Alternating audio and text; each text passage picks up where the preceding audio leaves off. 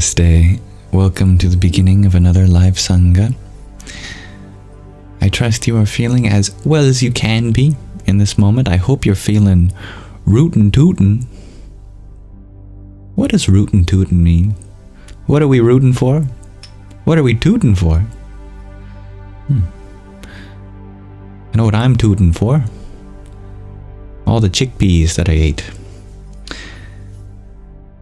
Anyway, I hope our guests that are arriving now are feeling as well as they can be in this moment, despite whatever circumstances may be prevailing their lives.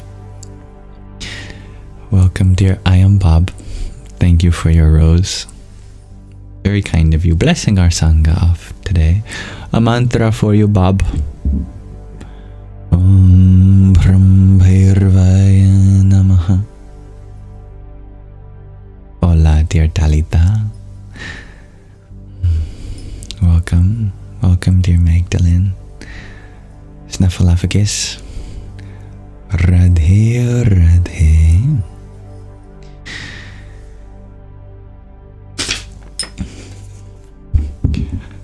A Shanti mantra to start our Śrāvaṇa off with today. Om Sahana Vavatu Sahanao Bhunaktu Sahaviryang Garva Vahai Tejasvina Vadhitamastu Ma Vidvisha Vahai. Om Shanti Shanti Shanti. May the Divine protect us both together. May the Divine nourish us both together. May our study be vigorous and effective, and may we not mutually dispute or hate any. May there be peace in us, may there be peace in our environment, and may there be peace in the forces that act on us.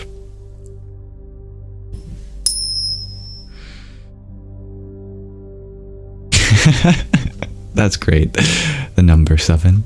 Rootin' to seek, and tootin' to exclaim. Ah, yes. Our inward and outward forces, Shiva and Shakti, Yin and Yang, Prakriti and Purusha. Thank you for sharing the live, dear Magdalene. Welcome, dear Hybrid Jen, dear user 271. Namaste, dear Nick. Namaskaram, dear Marcy. Namo Namaha, Sky Guardian. Namostute, dear Marissa, or Marisa.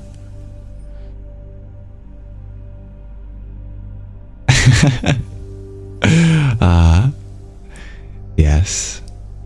Dear the only S, Stevie G. I know he likes to be here on time. If any of you have the ability to invite him, please do. Thank you for thinking of him, dear Jen. Welcome. I'm happy to be here today. I look forward to being of any service that I can be, hosting a space for us to come together as fellow students of life, to uplift each other, relate in one another's experiences, and share positive sentiments. Hello, dear Melissa. Hello, Daily Inspiration. Thank you. Takes one to know one, dear Jason.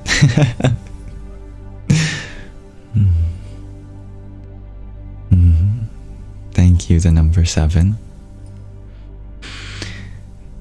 Many hugs to you all as we approach the festive season. I know that tension can increase. A lot of stress gets added on. You know, one thing I love about animals is that they love to shake away their stress sometimes, literally. And they go, ooh. If you find that helpful, maybe you can try doing that too. Well, I'm always happy to have you here, dear Daily Inspiration. Thank you, dear Hybrid Jen, for your finger heart. Om Dum Durgaya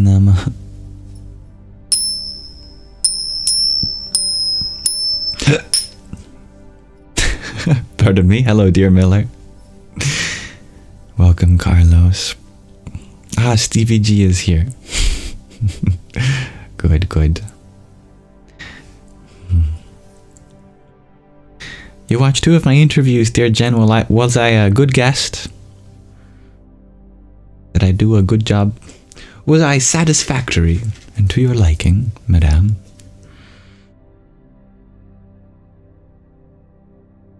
You're feeling proud of yourself, dear Jen? You do have attention. If it's a subject you like, oh, I'm happy you can see that in yourself. I know it's true.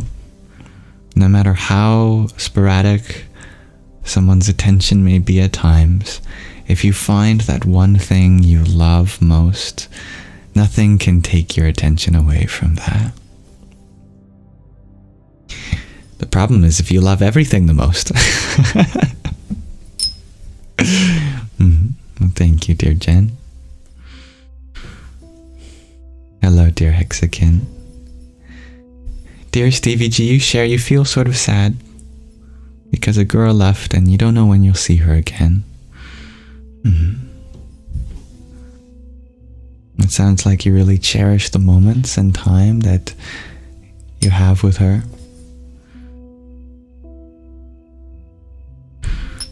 Welcome one and all, dear Donzuela. Hello. You're all very early in our Sangha today. The weird part is that Stevie G shares, you're actually sort of enjoying this depression, but you're also wanting the sadness to go away. What to do? Well, you have many valid parts within you. Sometimes they appear to disagree with each other. It's absolutely possible to find peace through the sadness. You don't have to wait until the sadness goes away to find peace. Hold space for your feelings, all of them.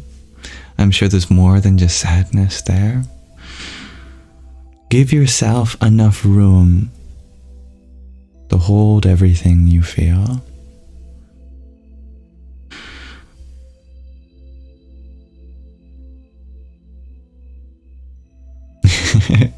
Buenos dias, dear G. Although for me it's probably almost time to say buenos noches.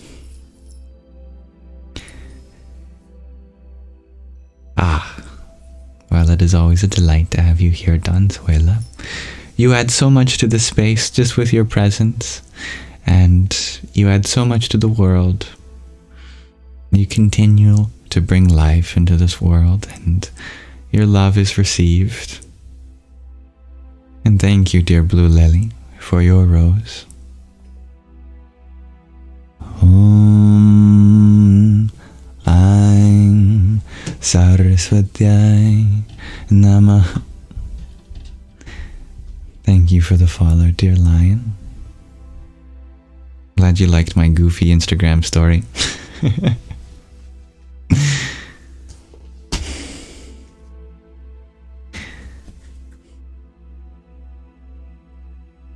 Thank you, dear Dub Darker, for your heart me as well.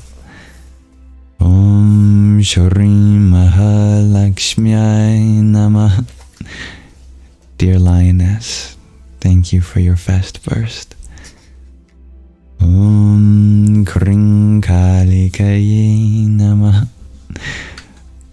You found the story funny too, dear Paige. I'm happy to hear that. Dear Cypher, you ask, what is the point of meditation if there is no point? There is a point. Just not in the destination.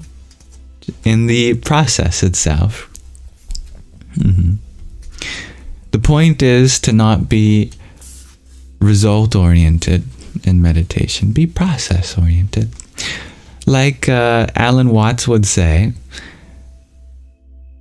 the point of listening to music is not to get to the end of the song. If that were the case, then the best musicians would be the ones that played the fastest. Or the best dancers would be the one that danced the fastest.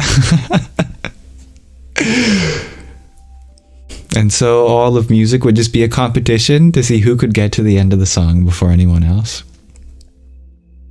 It's in that way that there's no point in getting anything out of meditation. That at some point later on, you're going to gain something. But that while you are listening to music, while you are watching a dance, the point is to experience the performance, to be that audience member, that listener, that observer. There is value just in that act itself, that passive being. In the same way, meditation has that exact nature.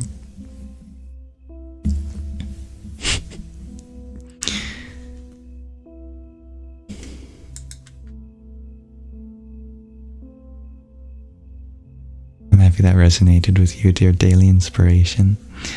I heard that from Alan Watts, as I said. He's got some great quotes, that's for sure.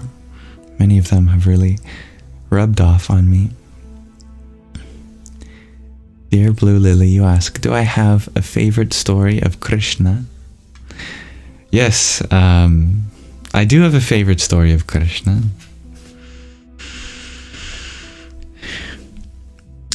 Krishna is a form of the divine in India.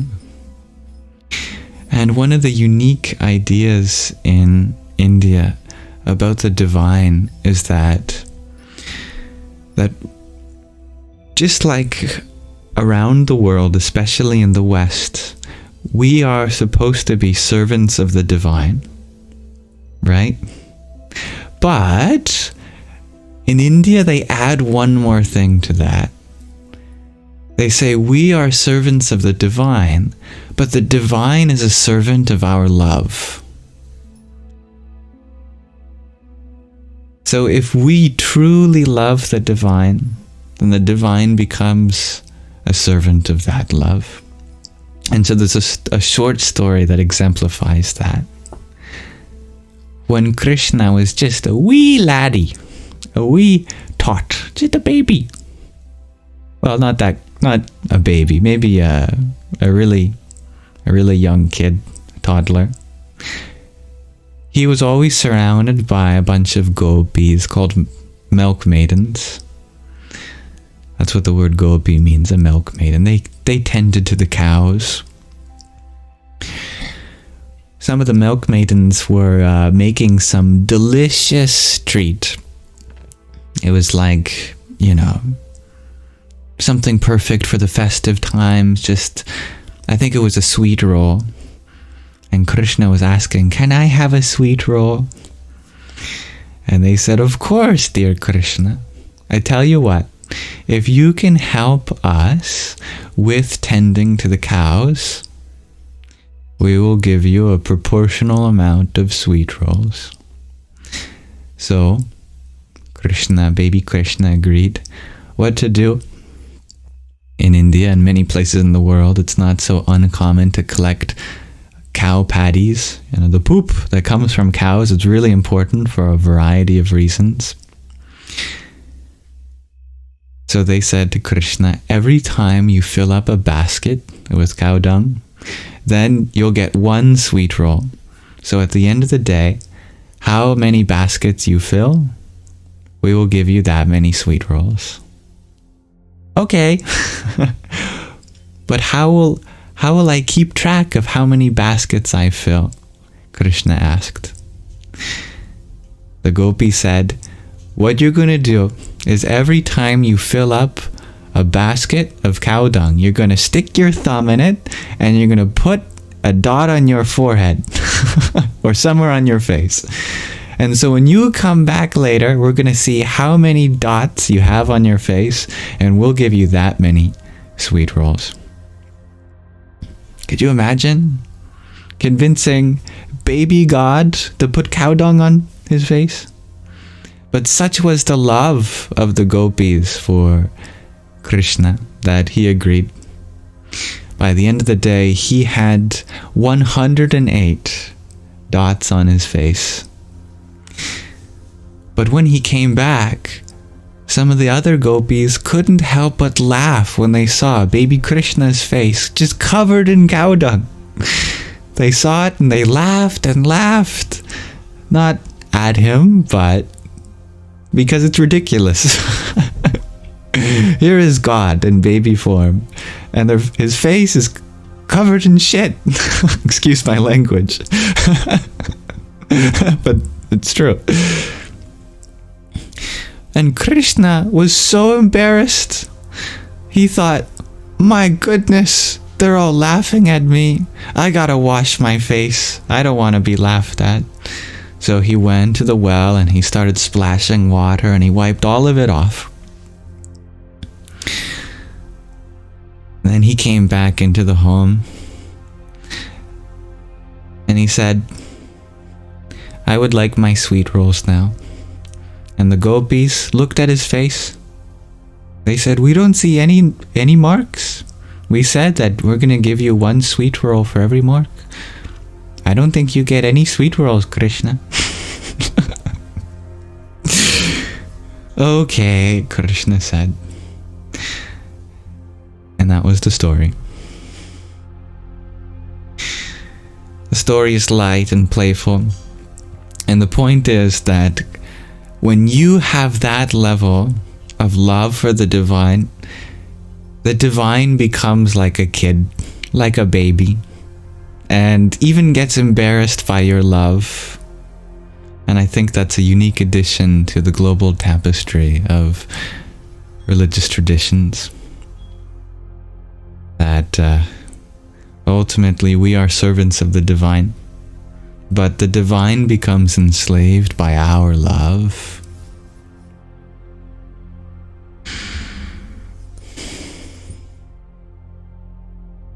And a really beautiful layer of that story, if you want to keep thinking about this story, there's many metaphors here. One of them is that Krishna is consciously choosing to be humble and to provide them with something to teach him. And later on in that Purana, the gopis convince Krishna that he doesn't have to be ashamed of his appearance, that it's absolutely okay to look the way he does, and that if anyone laughs at you, he doesn't have to be offended in any way. Of course, Krishna knows this, but he's giving all the gopis a chance to be like mothers to him, and it fills them with joy to be able to be motherly.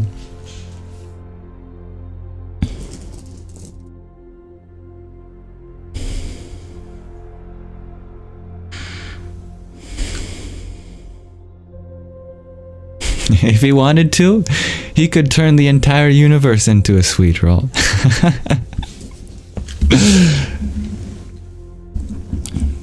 He's just partaking in a lila, a divine pastime. Alright, I would love to read from another section of our book, Moksha. Thank you, dear Blue Lily, for the heart me you sent. Param Hanumate Namaha.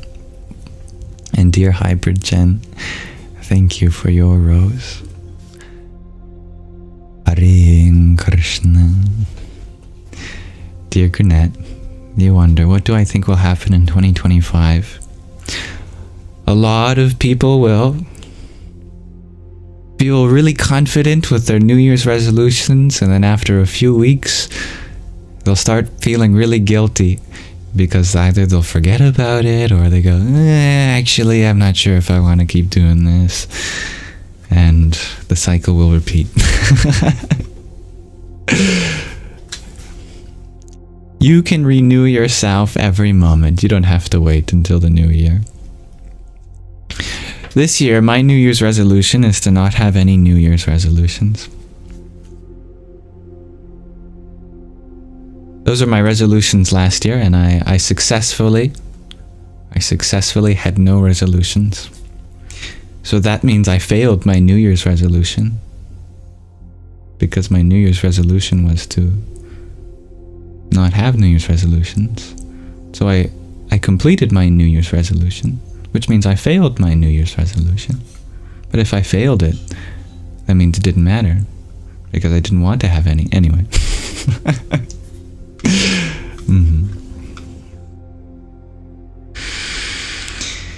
But universally, what do I think will happen 2025? Across the universe, I imagine trillions of new stars will be forged in the heart of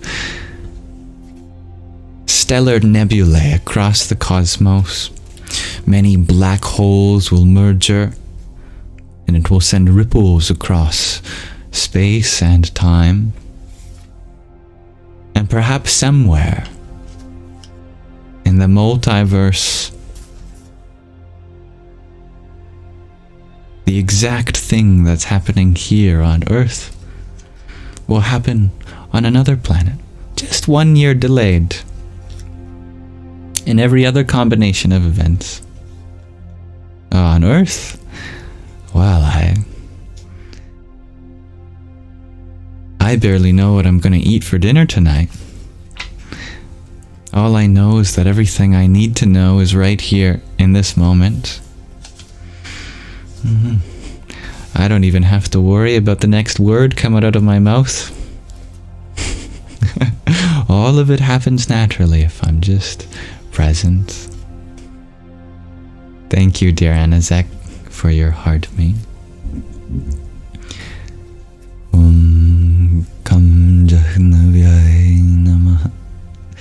Good evening, dear Josh.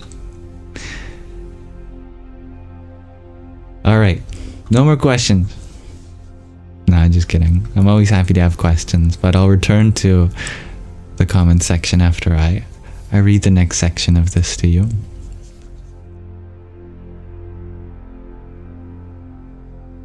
We left off starting chapter 13. In this book, our protagonist, who is yet to realize that she is secretly the divine mother of the universe,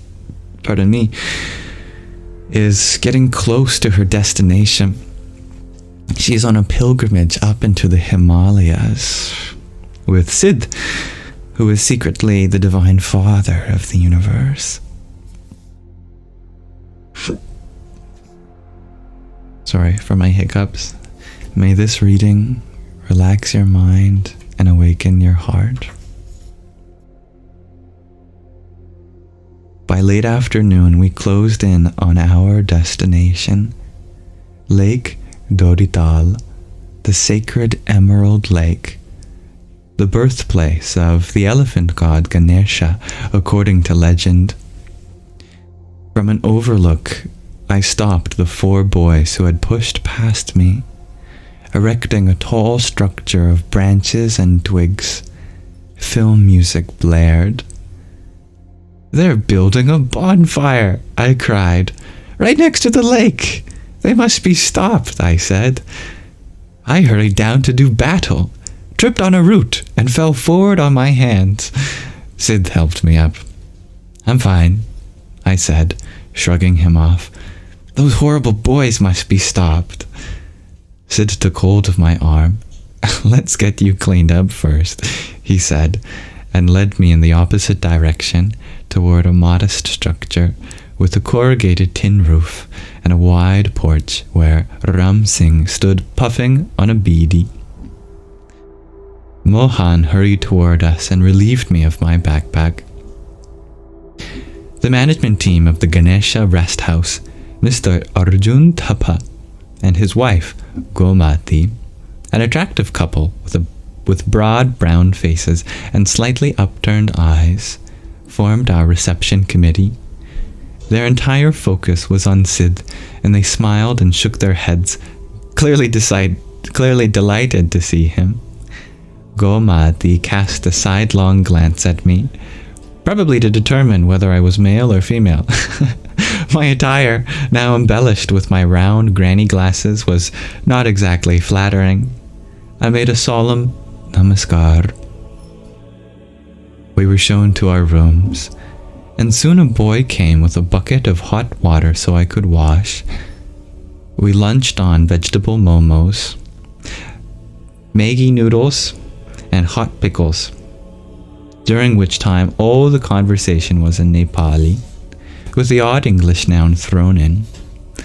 The couple nodded at me at certain points when Sid was probably explaining my presence. How comical I must have seemed to them. I set aside my concerns regarding the rude boys and their bonfire. Sid was the one who railed against polluters and other defilers of the planet. This was not my fight. After lunch, I took to my bed for a few hours to read a memoir that I had picked up at the trekking store, Wandering in the Himalayas, by Swami Dabhovanam. In 1928, the intrepid Swami had made the trek to Lake Dodital, walking for miles, sometimes barefoot, carrying nothing, and taking shelter in temples, under trees, in uninhabited ruins, or out in the open.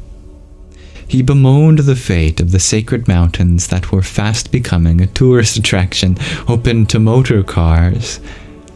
At the time, the lake was isolated, inaccessible, and fiercely guarded by village people who believed that the fearsome gods who inhabited the lake would rain terrible curses on them if the lake was defiled by unclean activities such as bathing and defecating. Crops would fail, children would not be born, but the villagers recognized a great Mahatma, a great soul, in Swami Dabhovanam, and he was allowed passage. Thick vines, bushes, and tree branches had to be cut or pushed back as there was no path. The Swami recounted having to cling to trees, dive under branches, and crawl on his stomach over stones and thorns before he could get through. His feet were swollen and bleeding from contact with poisonous plants. When he reached the lake, in spite of the freezing cold, a hailstorm, and minimal sustenance, all he saw was the divinity of the universe.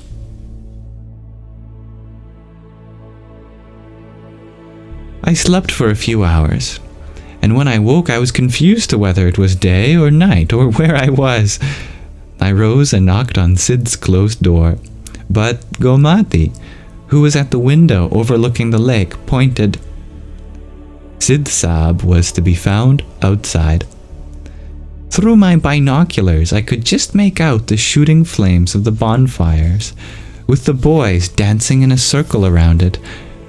And there was Sid, within the circle, swaying hypnotically, kicking up his heels while taking a swig from a bottle. I went out to the porch, shivering in the cold to find Mr. Tapa staring the bonfire. Bonfires should not be permitted in forests, I said. We are not permitting, he said, but boys are from big families, son of finance minister, son of chief minister, sons of billionaire. How can I stop anything? I will have no job. Was this the reason Sid did not want to confront the boys for their bad behavior on the trail or for their illegal bonfire? Because they were sons of important people? Sid was drunk again and colluding in a criminal act. He was like the rest of us, after all, I concluded, weak and immoral, to be bought and sold. His interest in me had flattered me, and I had, without any proof or encouragement, raised him on a pedestal where he had not placed himself.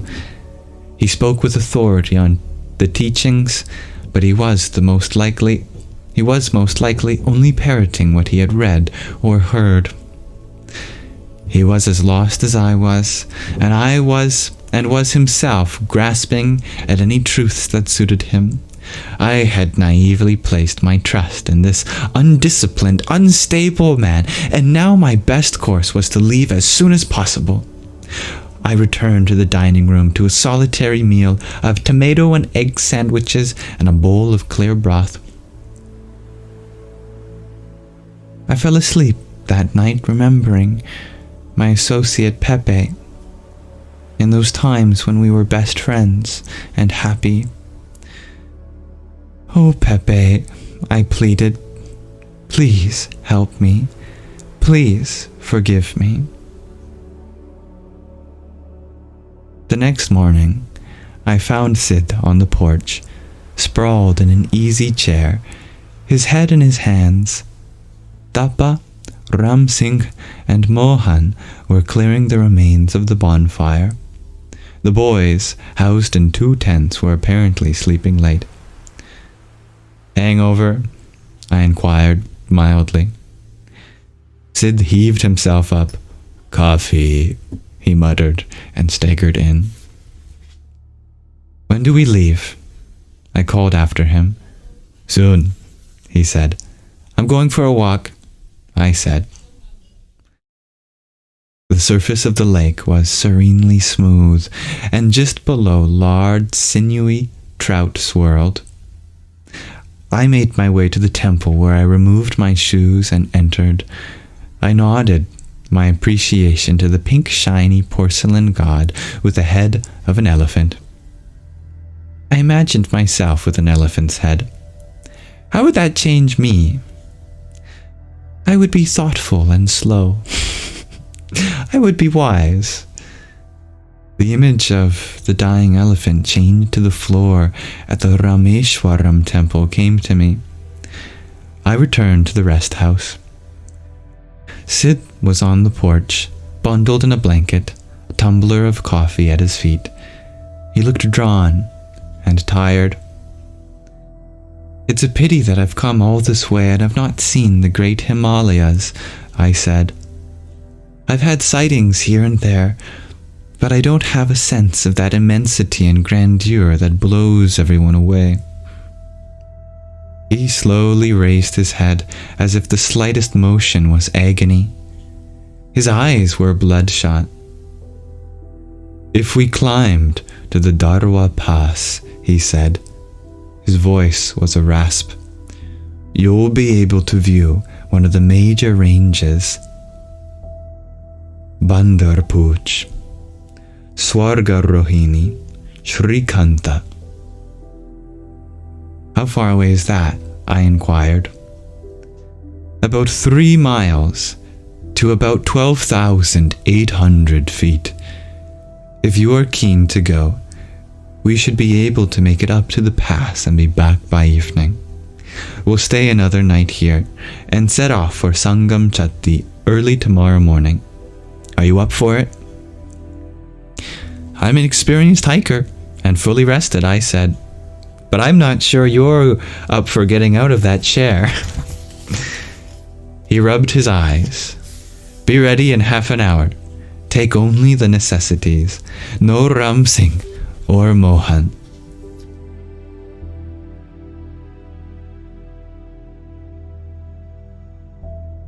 Sounds like a spontaneous decision to go even higher into the Himalayas.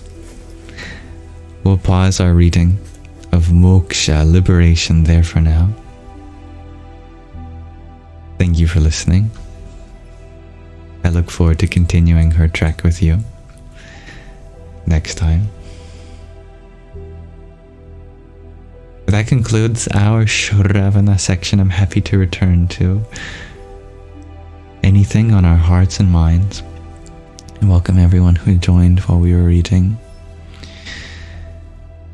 And thank you, dear Anna, for the heart me and rose that you sent. Dum Durgaya Nama. Dear Giuliano, thank you for your heart me as well. Om Kamalir Mahakalikaye Nama. And thank you, Hybrid Jen, for your tiny. Yahoo! Yippee!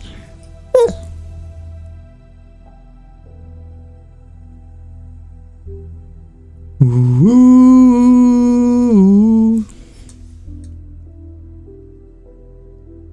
My TARDIS Doctor Who sound effects.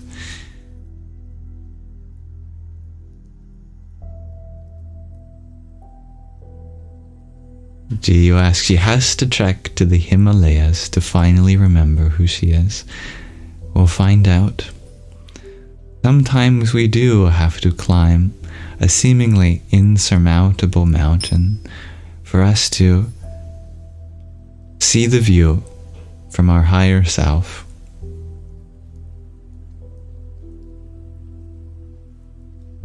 Dear Donzuela, you share a friend of yours flew past the Himalayas yesterday and took a photo of them from the plane. Oh, how lovely. I would love to see that. If you don't mind sharing, of course.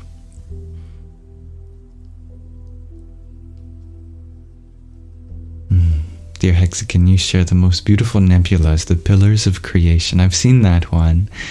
Oh, nebula, amazing and incomprehensibly huge. I mean, such beautiful things that are literally the size of small galaxies at times, spanning several light years. Incredible. Made from the dust that was spewed out of the heart of a dying star. Gotta give credit to the artists, the art department of the universe. And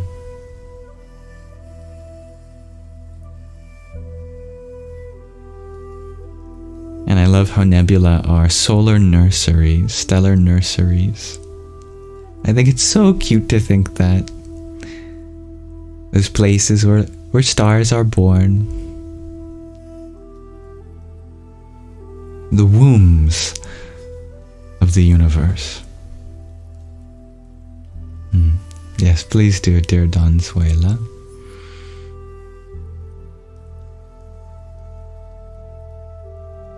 Thank you, dear Starlight Wow, for your flowers. Wait 1 second. To be able to properly thank you,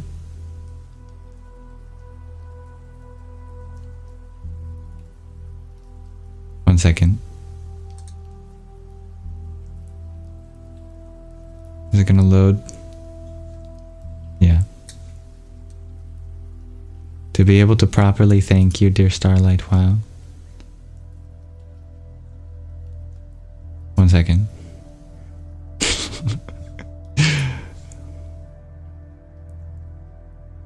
Since I know you're in Australia, this might be more personal for you. Thank you. Om Mahalakshmiyai Namaha.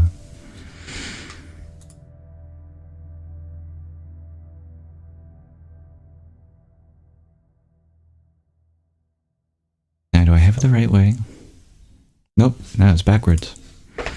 I'm appealing to the mirror universe now.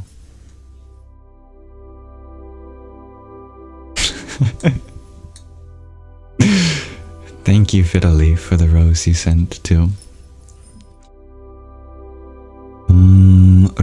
Brahmani Namah. Dear Grand 11, thank you for your rose too. Om Am Namah Parashaktaye Namah.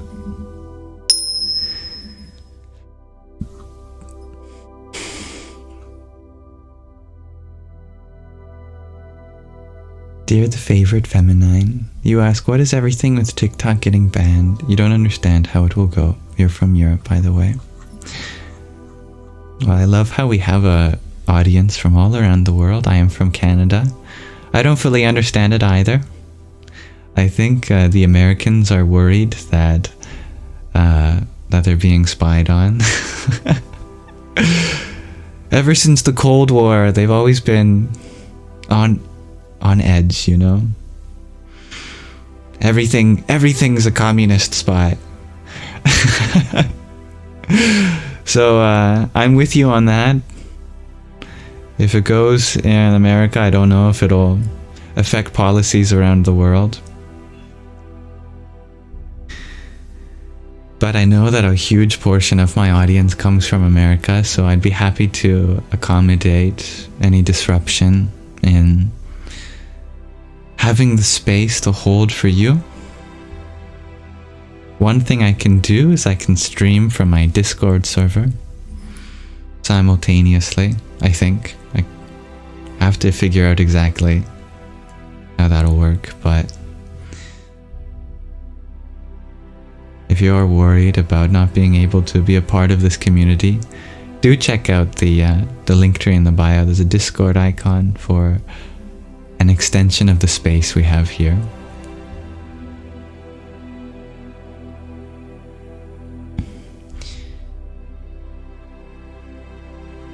Thank you, dear Anazek, for your friendship necklace.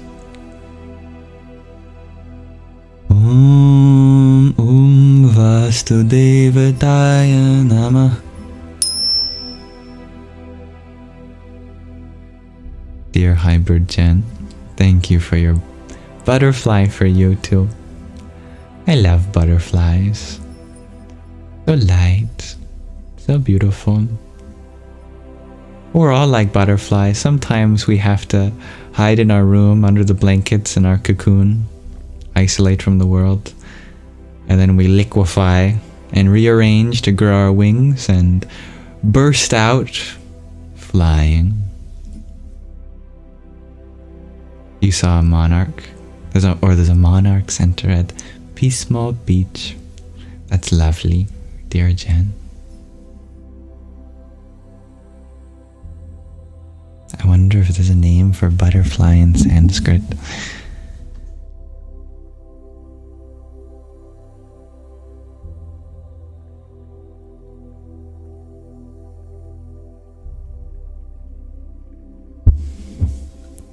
Yes, there's a name. It's Titiri. I love that. Titiri. We'll do a butterfly mantra. Om Namaste Tiryai. Om Namaste Tiryai. Om Namaste Tiryai.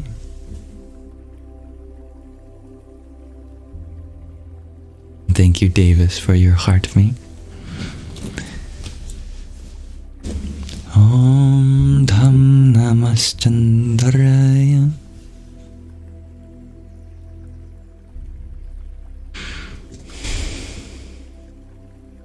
Hello, dear Mina Wave.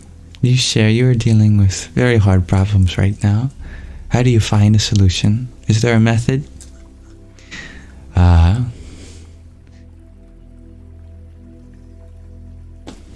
I'm sorry to hear that you're dealing with very hard problems right now.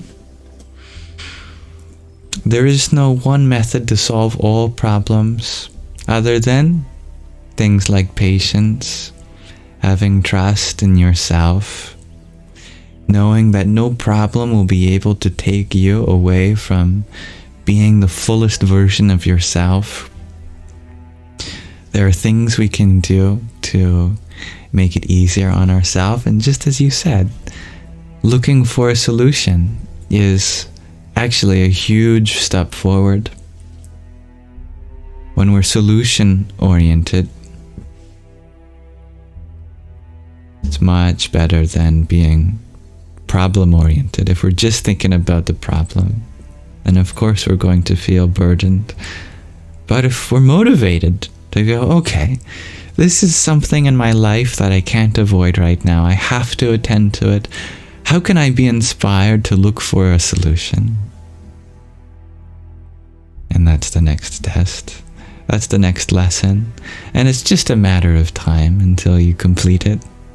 You can't fail a lesson. You can only just redo it. Hello, divinely chosen. But pray to the universe or the divine. Never underestimate the power of prayer. I thought I permanently screwed up my internet the other day because one of my Wi-Fi boosters was flashing red, which means that it wasn't working. And I was up until 3 in the morning because I wanted to make sure that our household had Wi-Fi, you know, for my mom's business emails from work, etc.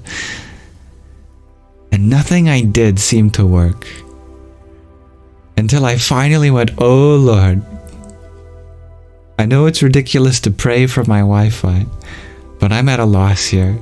And before I even finished the prayer, the green light went on the Wi-Fi booster. And I burst out laughing. I was like, wow, your IT support is exceptional, God. That was quick.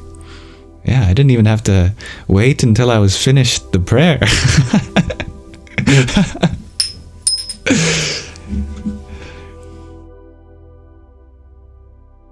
Thank you, dear baby Blue, for your rose.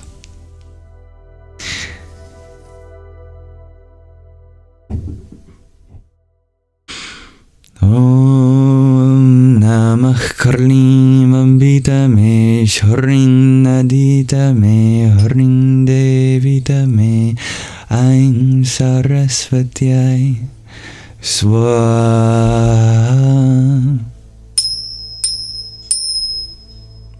Of course, dear baby Blue, you're welcome to ask a question, always. Thank you for your ice cream cone too.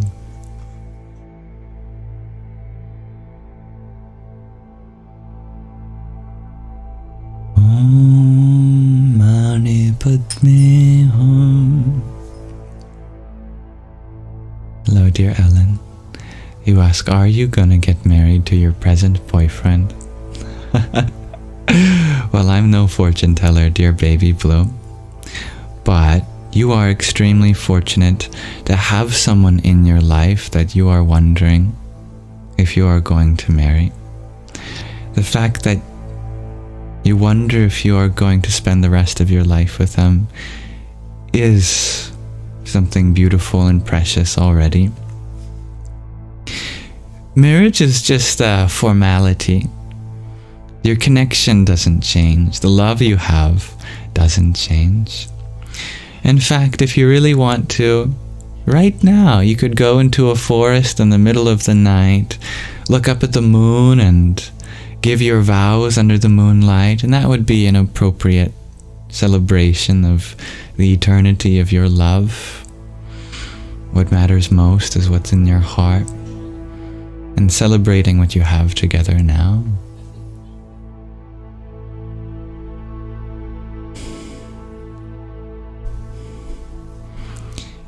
And I pray that you continue to experience a deepening of love from now until forever.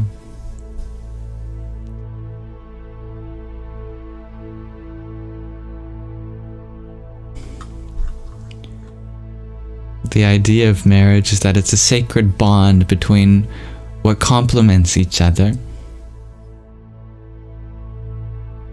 That whatever we see as a potential in the other person, we strive to manifest that within ourselves, and we continue to give each other the benefit of growing in our spiritual journeys simultaneously. That all of each other's divine masculinity complements all of each other's divine femininity. And you become a power couple. You fuse into one being with two bodies, two personalities. But your hearts merge into one seamless creation. Can I pull a card for you? I'm not sure if I have a card around me. What I can do is I can pick a random verse from here.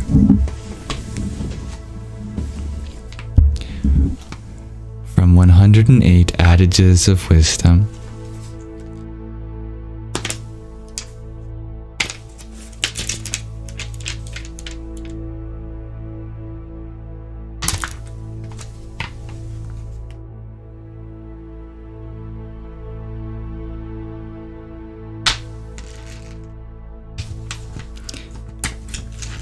Okay, you tell me when to stop, and whenever I see your comment come through on my side, I will stop flipping. Dear baby Blue. There.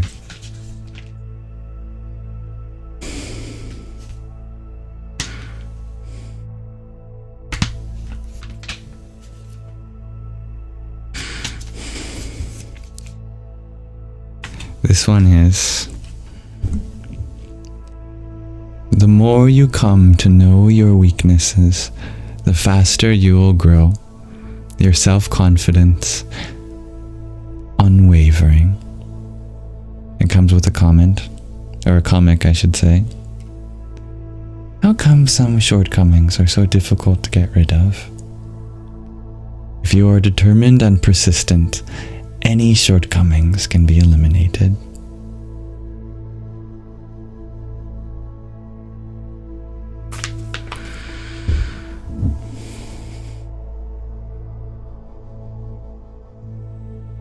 Thank you for your rose and heartbeat. Never necessary, by the way, but deeply, deeply appreciated. And your pair of roses in addition. And a heartbeat.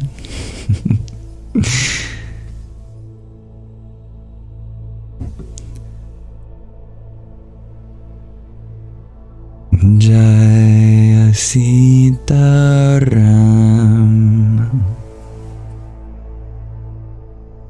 Hello, hand fingers.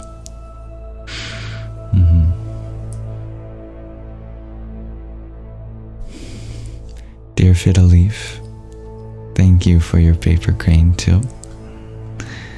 Hamsa Soham. Dear David, you ask if I could explain the Buddhist concept of non-self. Indeed, Anatman.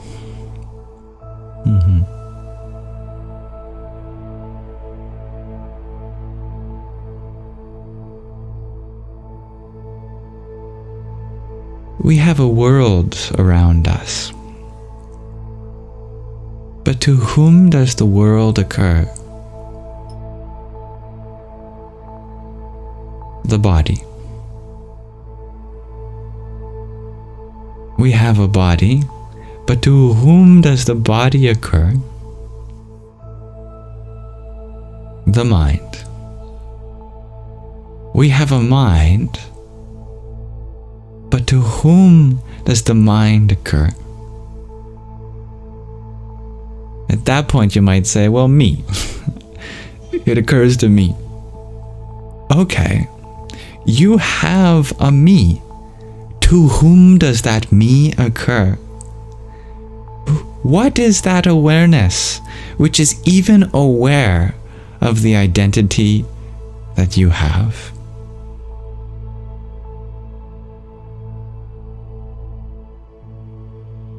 If you bring awareness into the picture, notice that everything you identify with is something that occurs in the field of awareness.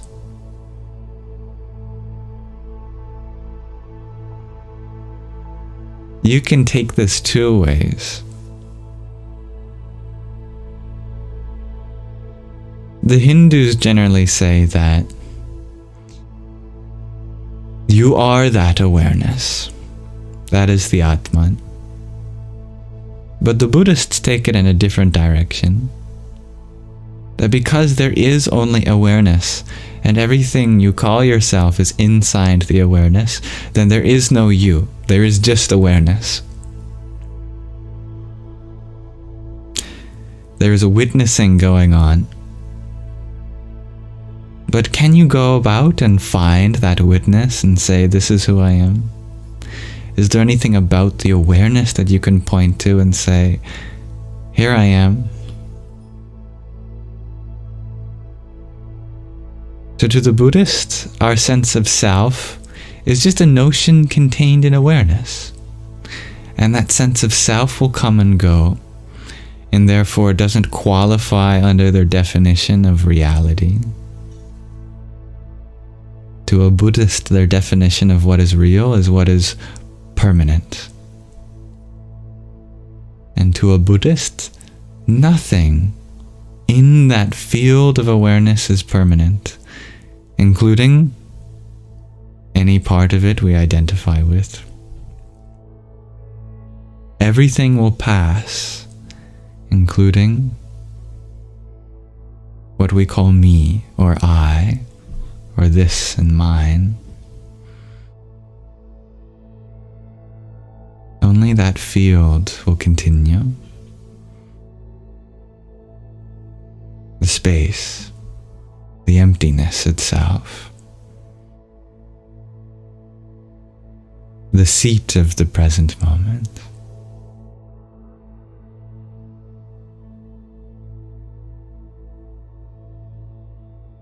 And thank you, dear Fide, for your heart me. Om Namo Buddhaya. That said, this is a very highly regarded truth. But along the way, you'll absolutely hear the Buddhists still talk about having a sense of self and a me and a my. If you listen to the Dalai Lama talk, he still talks about himself and uses personal pronouns and says, you know, me, my, stuff like that. So it's not so black and white that there is no self. At the highest level, there is no self. At the highest level, there is no other. But that doesn't mean there isn't the reality we experience at the level of body and mind. Definitely real. Just less real. Because it will come and there will be a time in which it'll go. And when it goes, it'll be as if it were a dream. But that's not to say the dream wasn't a real experience. It definitely happened. It's just not as real as what's behind it all, which is beyond any sense of self versus other.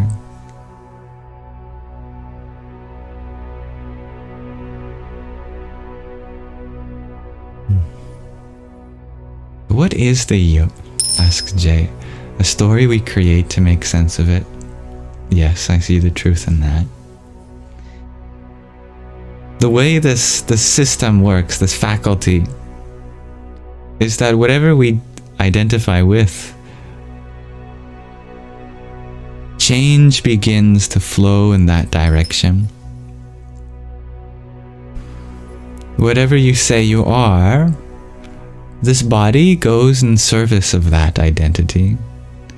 If you say that you are,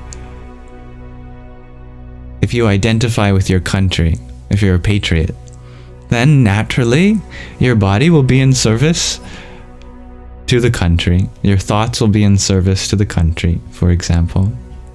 If you identify with your family, you know, that's who you are. You're part of your beautiful family. Then the body, the mind will be in service to the family. If you identify with your craft, if you're a woodworker, then your body and mind will be in service to all of the things you make with your tools, carpentry tools, everything you whittle away, join together. You're very welcome, dear David. There's nothing inherently wrong with having an identity, having a sense of self. What's important is that we don't get it stuck anywhere, because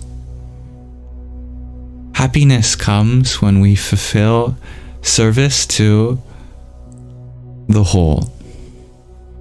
And we're not just trying to serve one part in particular, trying to serve a sense of unity. Serve the greater whole, serve everything that you're a part of.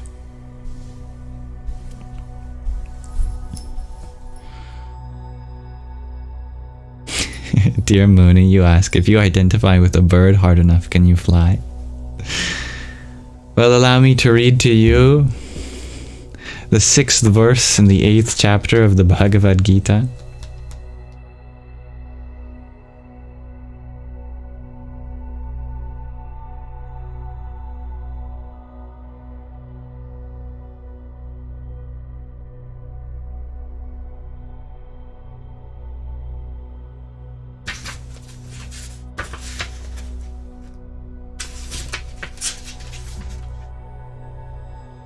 Whatever state of being one remembers in the end while giving up their body, that very state they will attain because of their persistent thought of it.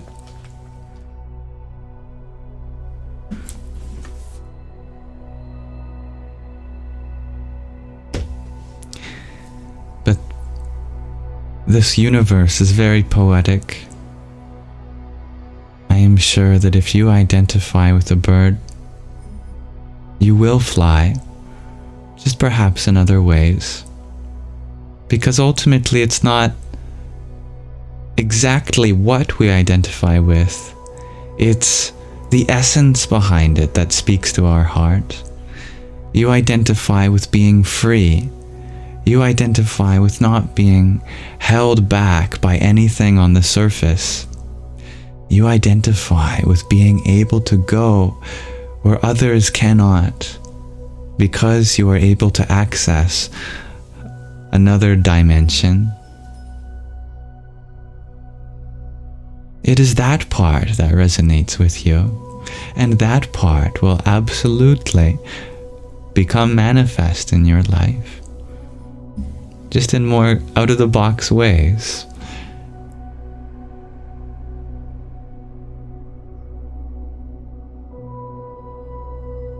For you, you want to fly so you can fulfill more responsibility. Then it shall be so. May you fly from one being to another to be able to extend the olive branch, that you may go and seek where you are needed most and be able to share that love everywhere you go.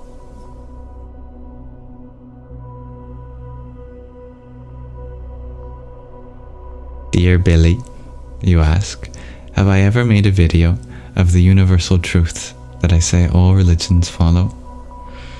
Well, hopefully all of my videos express that. But what is at the heart of the Venn diagram of religion is so simple you could never put it into words. Try as you might. The Tao that can be told is not the eternal Tao.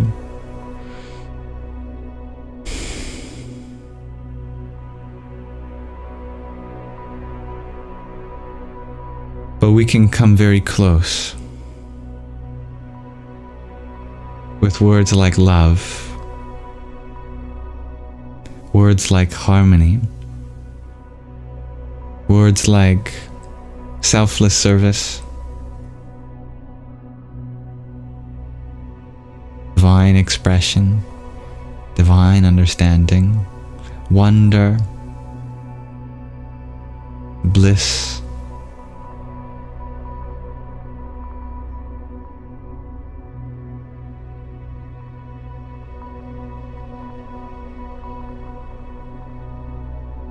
Ultimately, we are all drawn towards love, divine understanding, bliss, divine expression,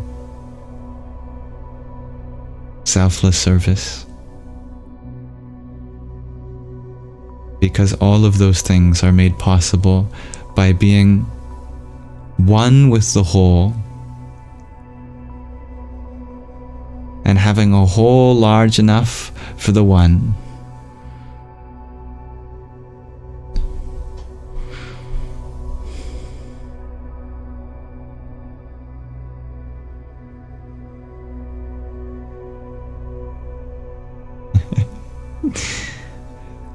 Well, it's very late for you, dear Fide. If you need to get some rest, please prioritize that.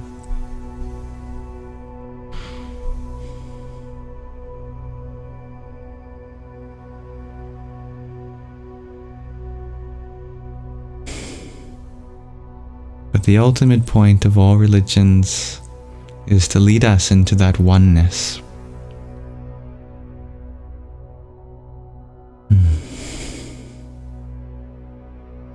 The secret of God is that it's a definition for where all things come from. When we say God is love, it's a secret definition that means everything that we do should come from love. When we say that God is omnipresent, It's a secret definition that means that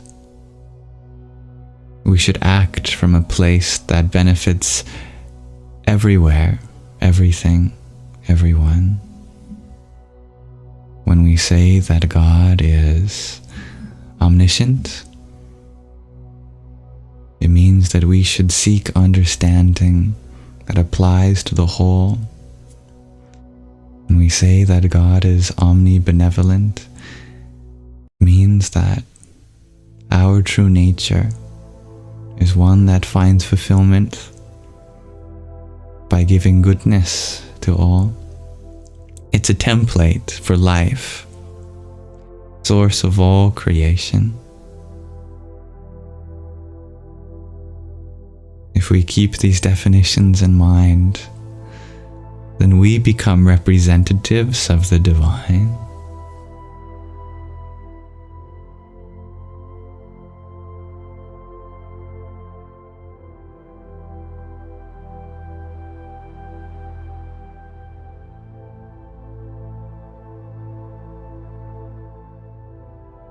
I have a question of the day for everyone. Today I'm wondering, what is so grounding about water?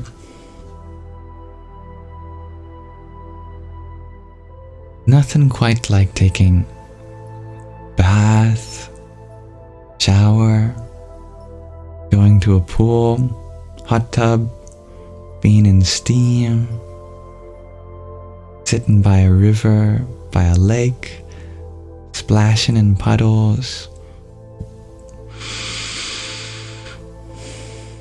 the ocean.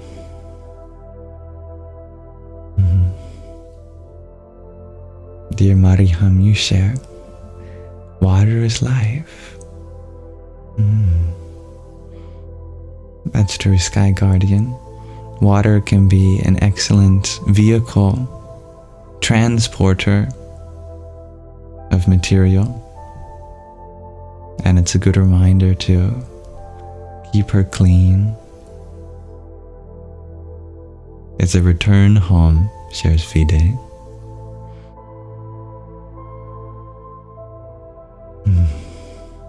Waters of the womb. We were gestated in water, shares G. Muni, you share, maybe it's really good at representing the divine feminine, the Dastu.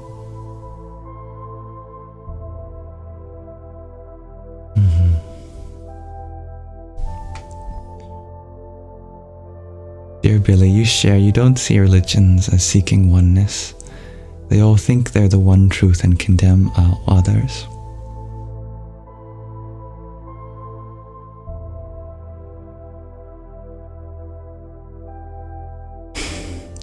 Billy, what would you say to a man who is telling a woman how they should be? If a man started saying that this is how a woman should be and act and behave, what would you say to that man?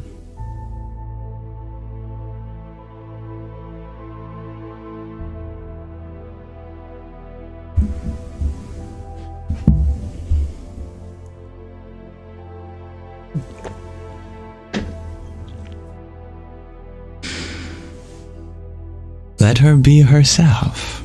Good. Yes. Well, you can't text a response in chat, dear G. This is an important concept. And why is it important?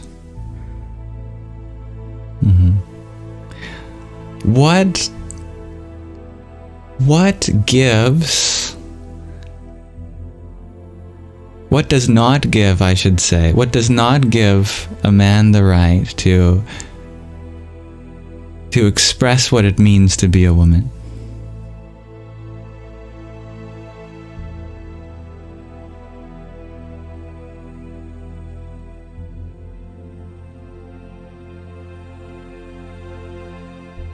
Not a trick question. I'm going to connect it back to what you shared. Hello, dear Will. These are great answers in the meantime to our question of the day. By the way, everyone, thank you. Life goes like the water, dear Mariham. That's beautiful. Fiddleif, you share, because he does not have the experience or understanding of what it means to be a woman. Exactly. Thank you, Fiddleif. Exactly. In the same way, don't let people who do not have the experience or understanding of what it means to be religious to tell you what religion is. People who say that only their religion has the truth, that it's something that they can use to control others implicitly, they are not representatives of religion, so don't let them fool you. Just like you would never, under any circumstances, let someone who doesn't have the experience of what it's like to be a woman speak for womanhood. Never let anyone who's not speaking from a place of love and oneness tell you what it means to be religious.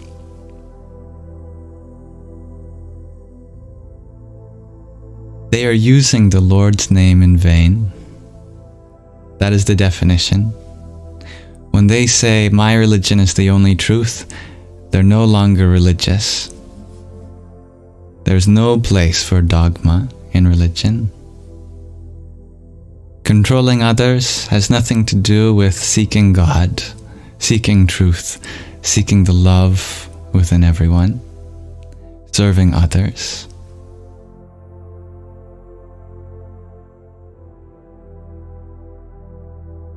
Do not let your understanding of any subject be misguided by misrepresentation.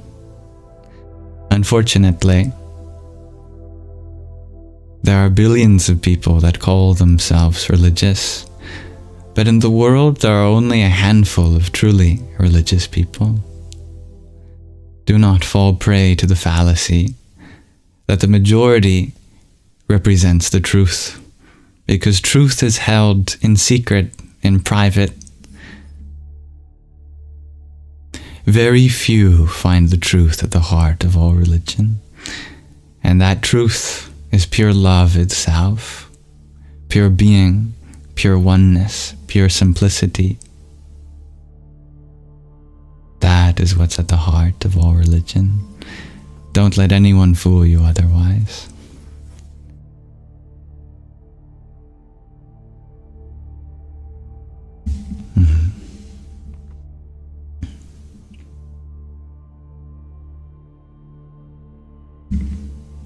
Remember, there's a distinction between followers of religion, or people who claim to be followers of religion,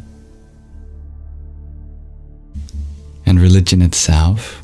If you listen to the words of Jesus, if you listen to the words of Buddha, if you listen to the words of Krishna, there would be no corruption, there would be no hate, there would be no seeking control over others.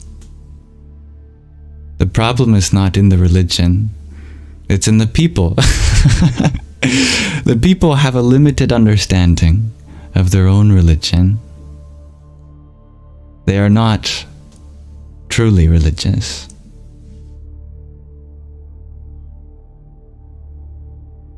Yes. But the religion is not what's corrupt. It's what's in our heart that's corrupt.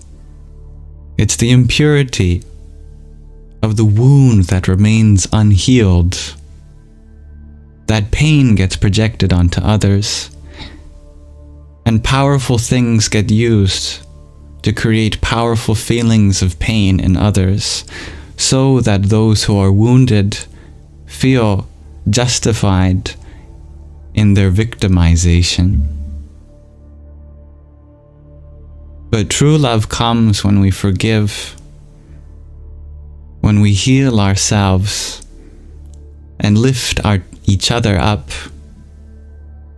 That is the true purpose of the divine, of spirit, of soul.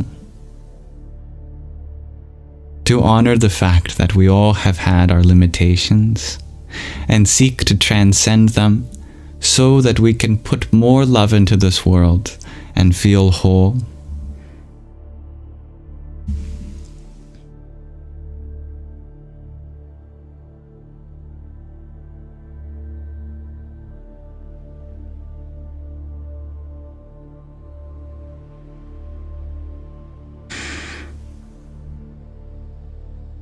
Imagine, for example, if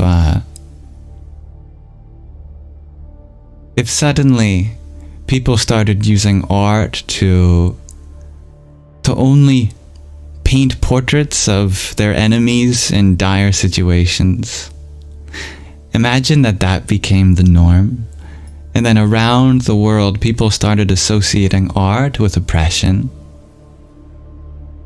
Don't let them take the value away from the beauty of that word. In such a hypothetical reality,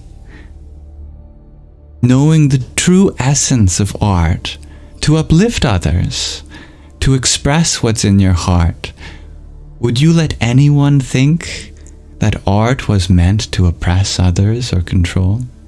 Of course not. You would uphold the sanctity of that word, and you'd say, no, anyone who uses art to oppress others is not an artist. They are simply using it as a vehicle of their hate unconsensually. Art is all about love. Art is all about transformation. In the same way, remember, we have come into a reality where many people misuse the word religion. They mean it as something to oppress others, as a vehicle for hate, but that's not right. This word was never meant to mean that. So, let us all pray for a world in which the true essence of religion comes out, to usher in harmony and love, brotherhood, sisterhood across cultures, across religions, across traditions. That is what all of the great saints taught, from Jesus, to the Prophet of Islam, to Buddha, to Krishna. And let us not allow anyone to desecrate the words of all holy scriptures around the planet, and seek the good within them so that they become used again to build bridges, not divide people.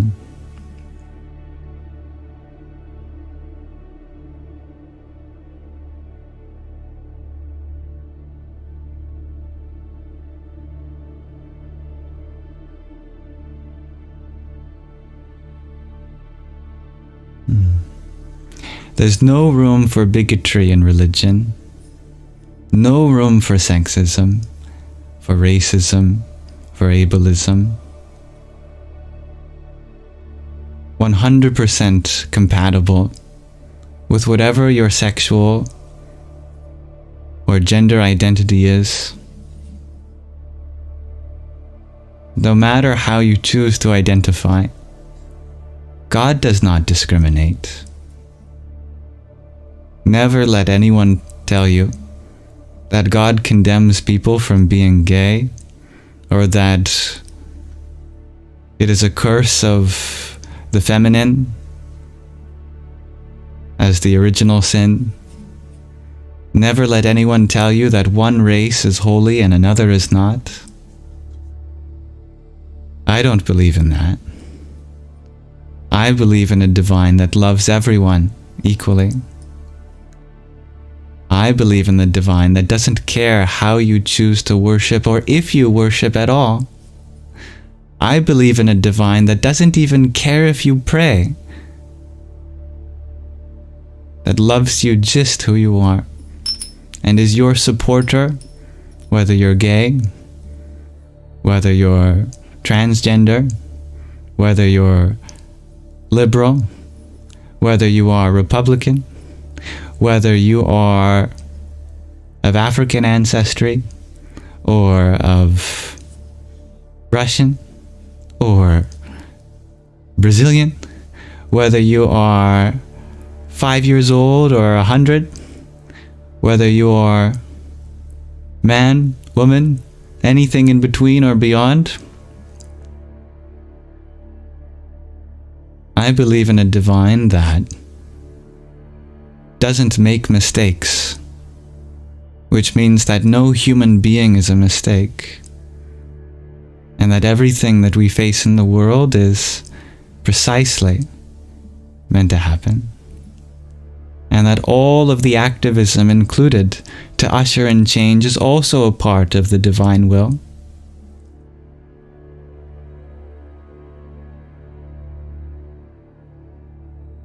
That is the nature of the source, the limitless potential from which all of us have come.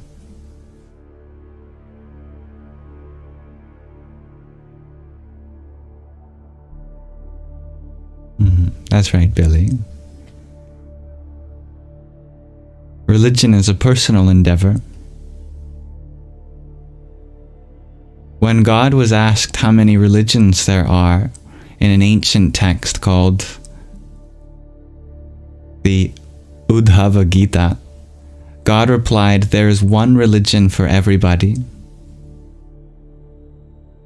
which means that there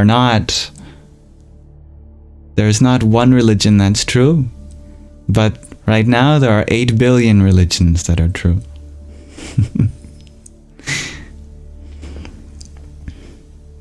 If the population were to increase, it'd be 9 billion. If it were to decrease, it'd be 7 billion.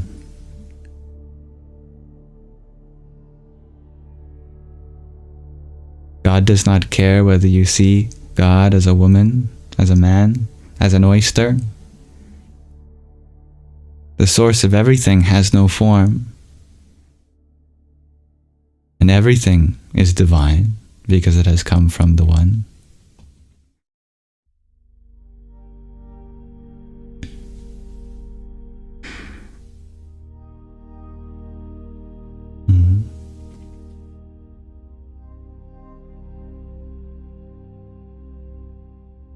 I'm very passionate on this subject.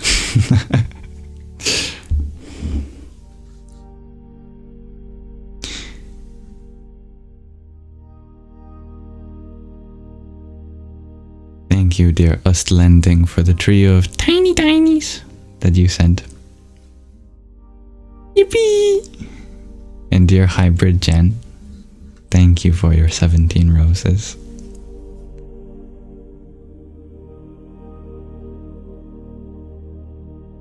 Radhe, Radhe. Our connection to the divine doesn't require a middleman. No. You are the connection to the divine. You don't need to go through anyone else. You do not need a priest or a rabbi or an imam. They are not holier than thou. Nobody is holier than each other. The holiest of holies is a space in our heart. You can find that wherever you go. All you have to do is look within. Thank you, Fide, for your subscription. I am at your service.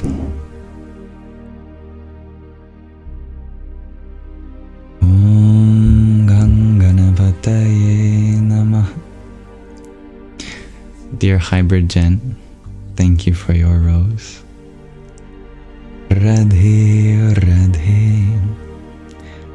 And Leon Piog, thank you for your tiny tiny. Yippee! And painted Russell. Thank you for the butterfly for you. Om Namaste Tiryai Namah.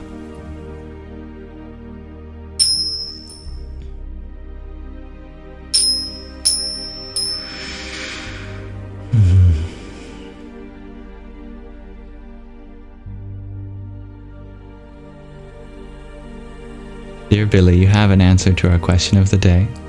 Because our bodies are made up of mostly water, just like the earth. You are right. It's incredible to think we are mostly water in our bodies.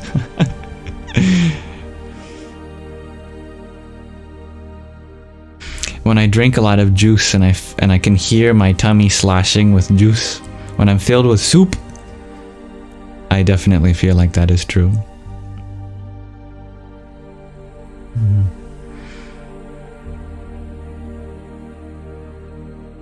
But never forget that the ones who are fighting against religious oppression, who are standing up to their abusers, they are truly engaging in God's will.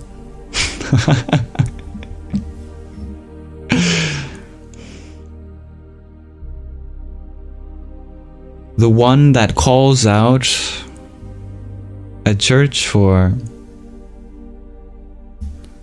its unethical practices, that is God's voice.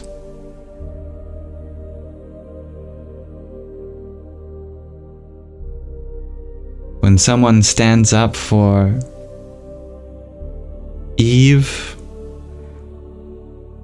for any woman, that is God's voice. When someone stands up for children who are abused or taken advantage of, that is God's voice.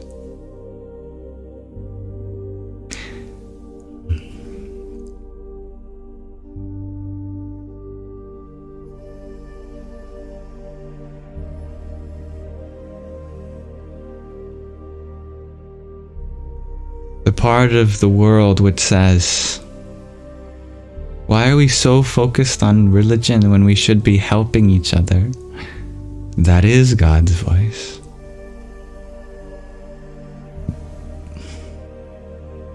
If you truly want to serve God, then serve God's creation, which is everyone who is suffering, including those persecuted under religious oppression.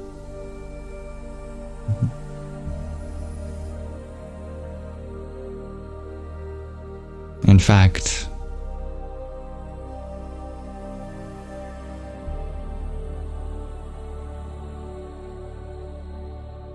when you engage in love for everyone,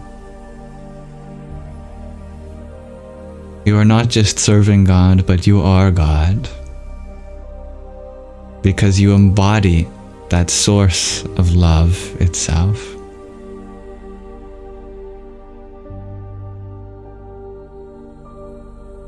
Dear Sugar Plum, you have an answer to the question of the day.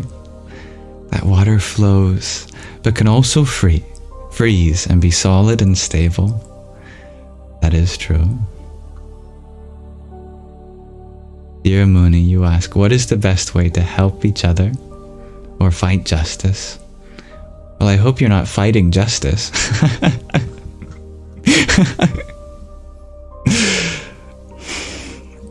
And don't fight justice. That's the opposite of what you want to do.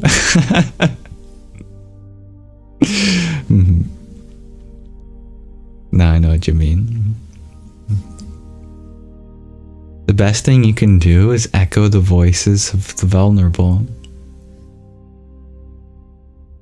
Set boundaries for others who cannot set them themselves. And be a strident example. Is that a word? Strident?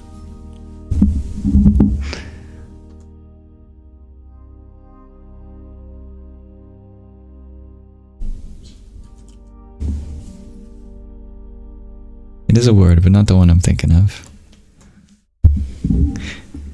And strive to be an example for what it means to live a moral and ethical life. But guess what? All of that is a bonus. It's a consequence of something even deeper. In philosophy class, you might have a lot of thought experiments. You might think about different ethical scenarios and wonder what is the best solution in each scenario, and you argue. And you each take a moment to logically deduce what the best way forward is in different ethical scenarios. But you know what's funny is I've never been in an ethically demanding situation and gone, hold on, let me philosophize. 1 second, let me compare these ethical maxims against each other. Hold on. Before I help, let me think, is this what I learned in my philosophy? If I conceptualize all possible logical continuations of this moment, it's just a natural thing. If you want to live a holistic life, you never have to think about doing the right thing. It just happens. If you are deeply present, it's not a question of thinking about what the right answer is. Your body will be compelled into action.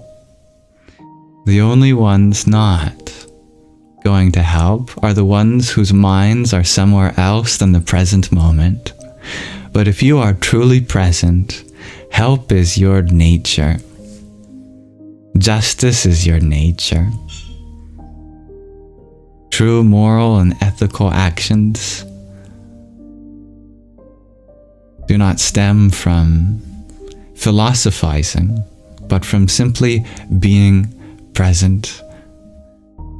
If you have nowhere else to be but here, then you have nothing else to do than to attend to everyone who needs your help in front of you.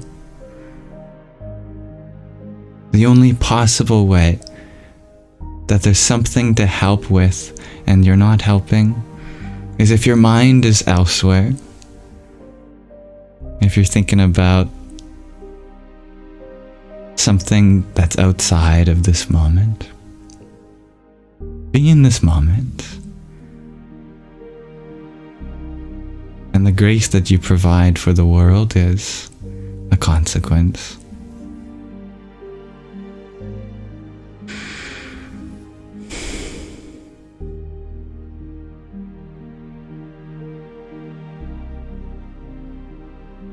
Thank you, Anazek, for your 18 roses. Om Tat Purushaya Vidmahe I skipped a line. Om Tat Purushaya Vidmahe Mahadevaya Dhimahi Tanno Rudra Prachodayat.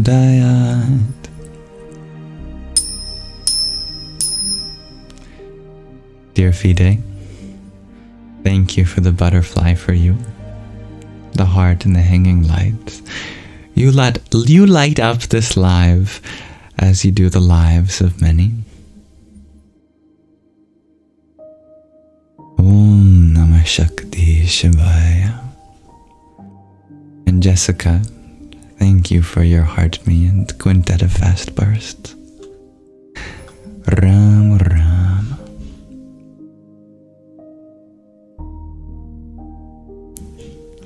Is everything manifesting, dear Emma? Everything is manifesting, as long as you are a witness to it. That is the one qualification, is that someone be there to witness it. Everything that has ever come into being, and everything that will come into being, it's all just coiled up at the beginning of time, Like one of those fancy Christmas cards that when opened, it all springs out. But just like a Christmas card doesn't spring out until someone's there to open it, so too, everything that's meant to be is just patiently waiting until someone is there to see it blossom.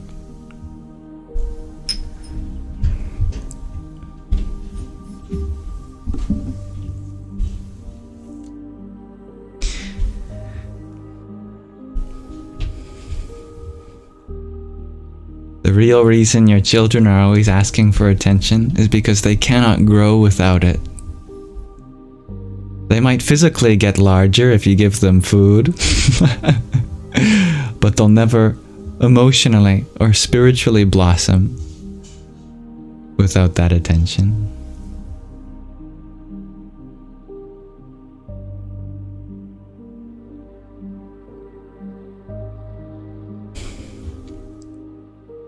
Dear Bjorn, your answer to the question of the day is weightlessness, the unknown, and how the deep dark is oddly peaceful. I love that. Namaste, Loopy Lane, and thank you for your trio of friendship necklaces. Om Vasudevaya Namah. Part of my hiccup. Part of my second hiccup. Marcy, you share the capacity it holds for vibration and sounds and comfort.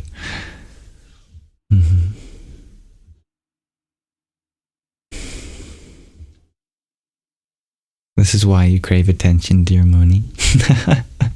You deserve it. It's true.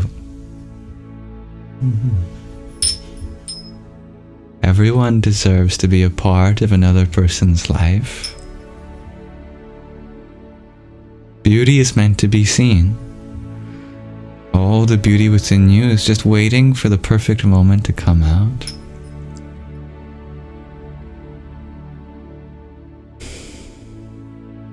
Attention creates reality, shares G.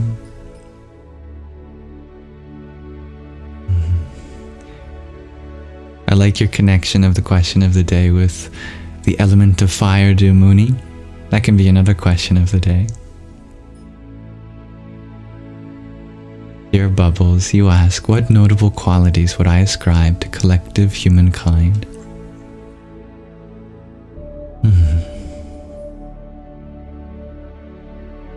We have an amazing ability to be stubborn. If only we were stubborn with the right things. If only we refused to budge, not in our insecurities, but in our securities, in the things that make us feel safe, comfortable, loved. We all have that ability to hold on to something so tightly that it becomes us. I pray that we only use that ability to become the things we want to see in the world, to become our role models, to become the potential that we see in those around us.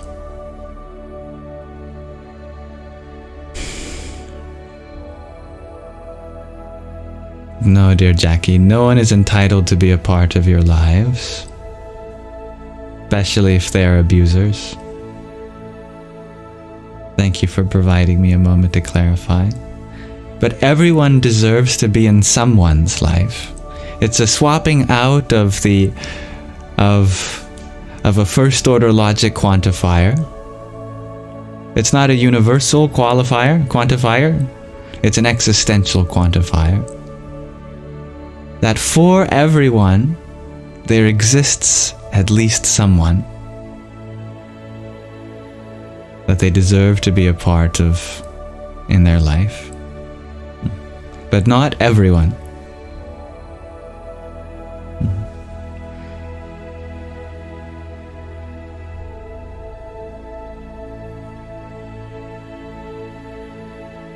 Dear Emma, you share. You're going through a breakup right now. Did you manifest that?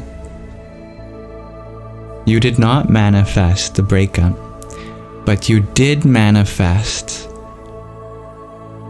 a learning journey. We all have. We all deep down want to be smarter, more empathetic, better at setting boundaries, better communicators, better lovers. You have manifested a journey where you get to learn all of those things. A breakup is never a bad thing. Your feelings are the raw potential for you to even deepen your love as you continue forward. Remember, your true love is life itself. The love of your life is the life of your love. You experience the same within one person and another. It's all the same love, the same life. We all have one soulmate, and that's each other. You go from dating Derek to Jason, but it's the same soul, because there's only one soul, and that's the spirit of the universe.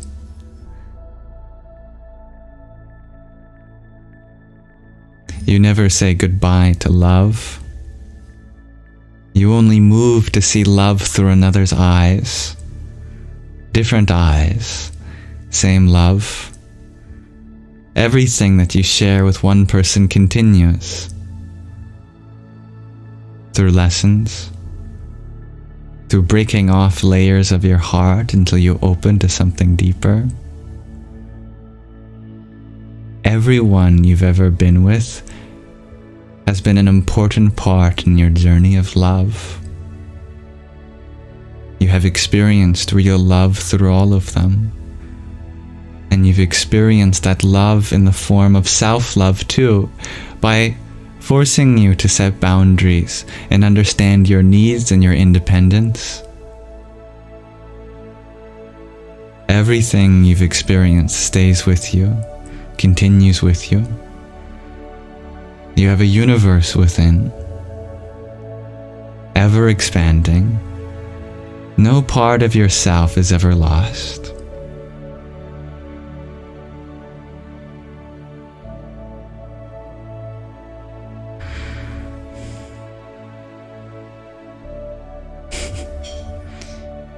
Dear Nolan, you share that water teaches us to flow, to embrace the rise and fall. Everything is frequency. Waves. We are water.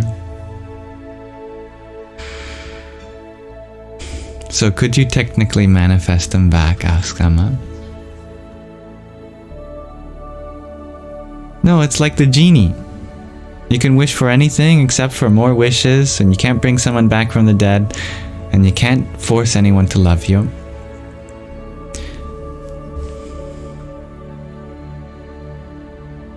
Because, dear Emma, you deserve someone who chooses to love you. You can't make someone choose to love you. Would it really be love if they had no choice? If you could wave a magic wand?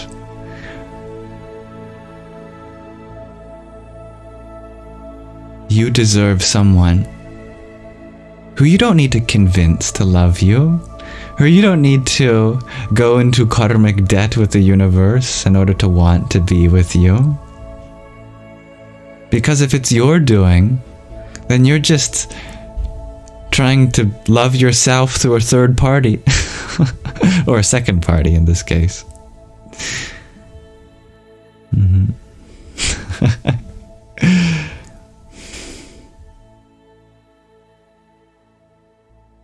You deserve much more than someone who doesn't choose to love you? Why would you want to be with someone who you have to manifest? Wouldn't the greatest partner be the one that you don't have to try to change? They just naturally want to be with you.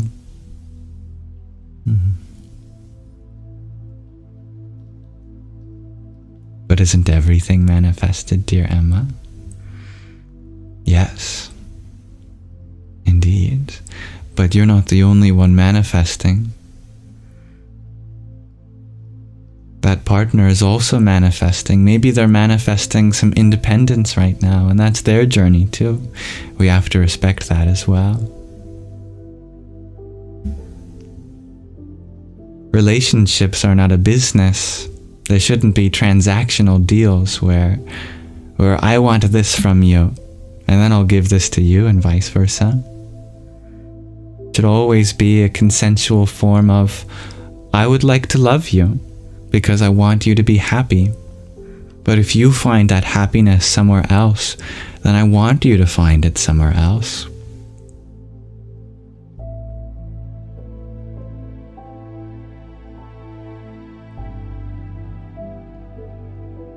And thank you, dear Truth Seeker, for your heart me. Om Gham Jahnavyai Namah. Hello, dear Chloe.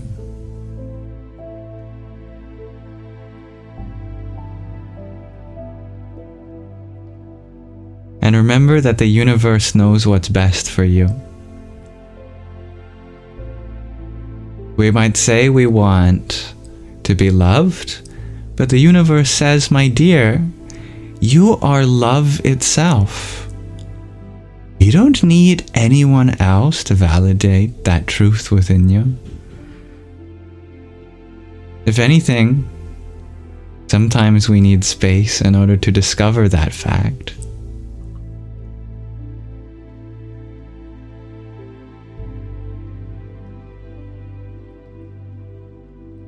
There's nothing about you that could ever increase when it comes to the love that's already there. We are all lovers in essence and not lovies. We all have only to love without expecting anything in return. Yes, dear Chloe, may you get some sleep. Dear Emma, you ask, but aren't there different realities? Aren't we God of our reality? As long as we are trying to change our reality, then we will be unsatisfied. We are God of our inner world, not the outer world. Everyone has their own inner reality. We do not get to choose what happens outside, but we do get to choose what happens inside. You get to choose whether you want to feel full of love right now or if you want to feel like you are missing something. Don't let the world choose that for you. If you really want to be God of your reality, then don't let your external relationships determine what's happening inside. That is what it means to be the God of your reality.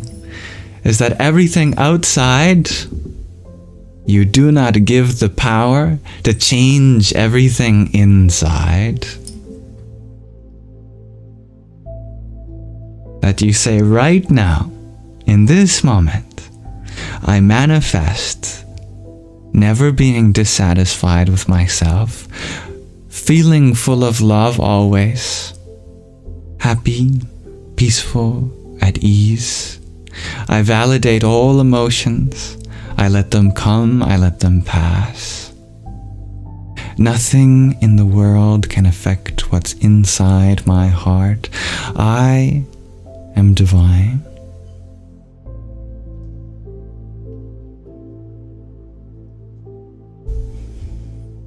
Remember, the spiritual path is the one that takes you inward,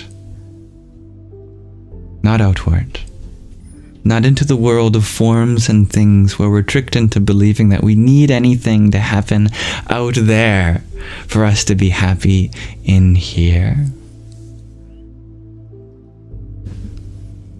For as long as we are chasing contentment outside, we will never find the abode of bliss that we are, Satchitananda Atma, within.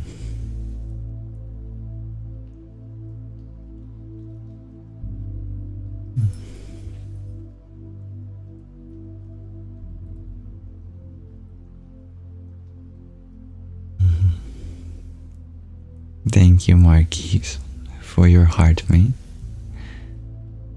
Om Brahm Bhairvaya Namo Namah. Dear pure possibility, thank you for your heart me. Om Ganganapataye Namah. Alyssa, you ask, what should you do when you're seeking a spiritual journey while still looking for a partner?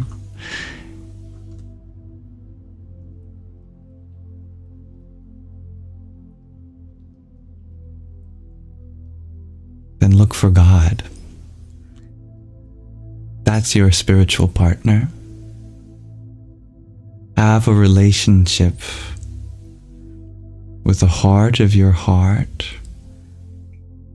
the source of existence.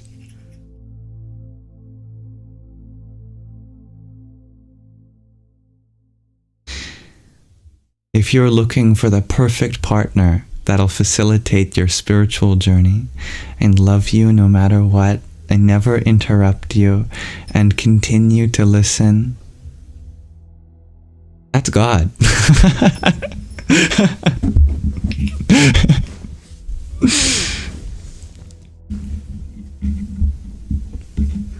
If you're looking for that perfect partner that's all green flags and no red ones,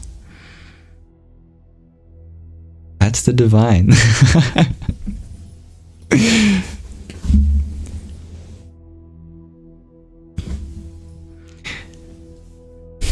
And the best part is,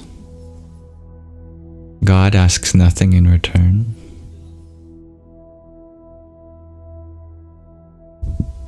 Only that we become available for love.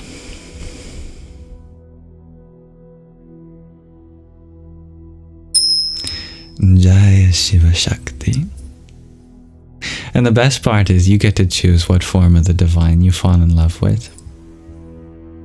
Whether it's Shiva, whether it's Shakti, whether it's something in your own imagination. It's always up to the individual.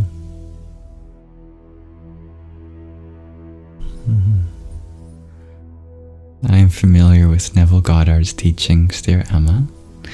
He is a big proponent of conscious creation, law of attraction, and manifestation. Let me tell you a story. And yes, everything he says is true. Can I tell you a story? It'll only take 5 minutes, I promise.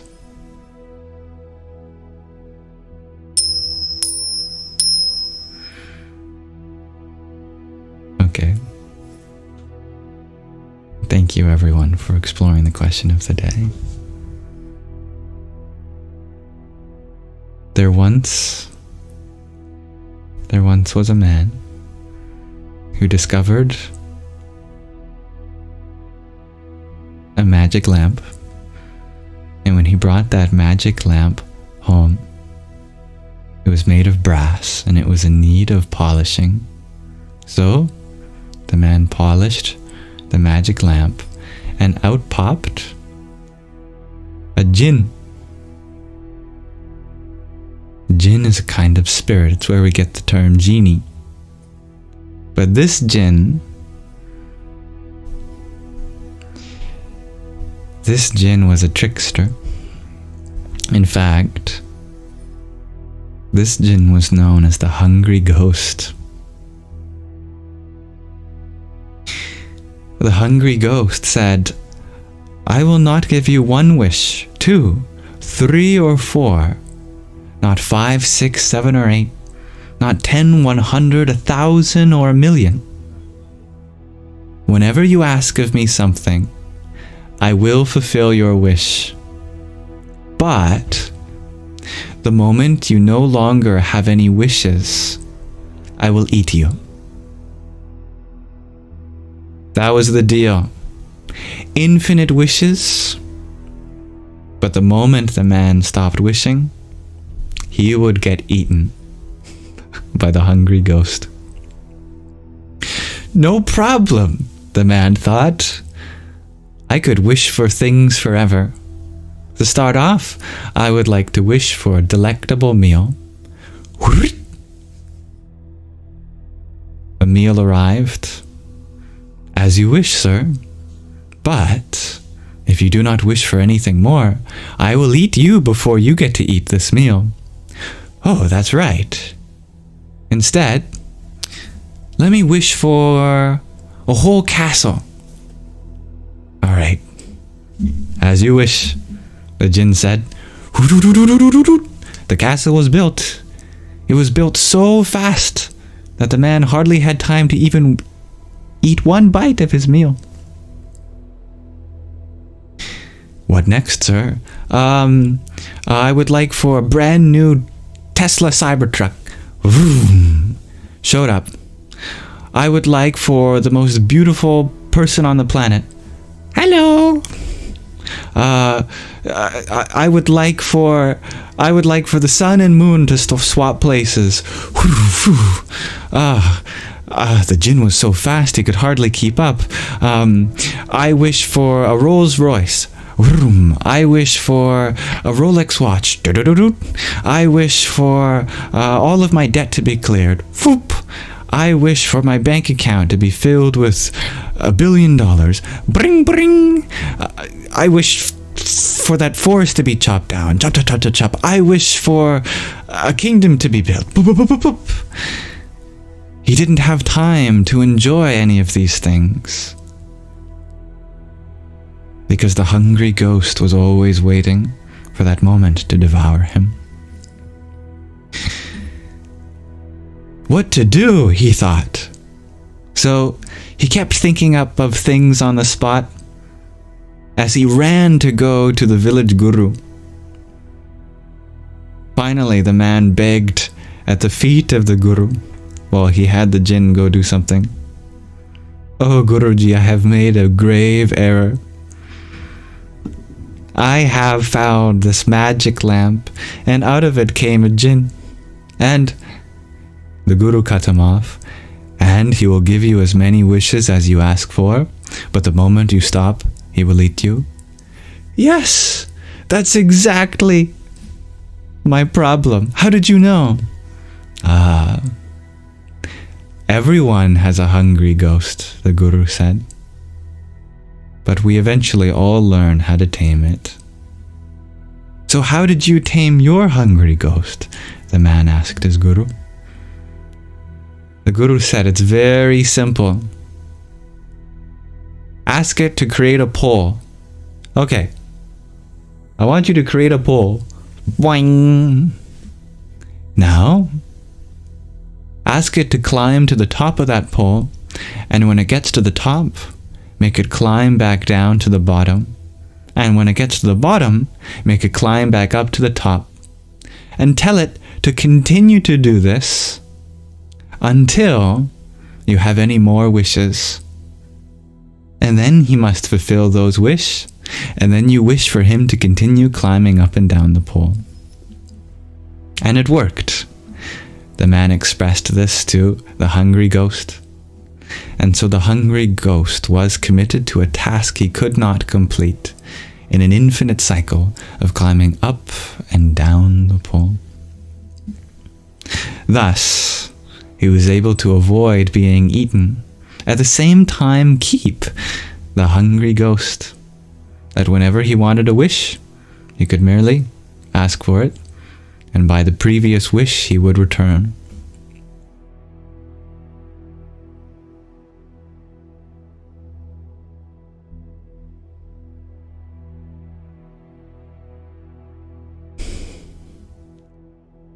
So what did that guru mean when he said we all have a hungry ghost that we tame eventually?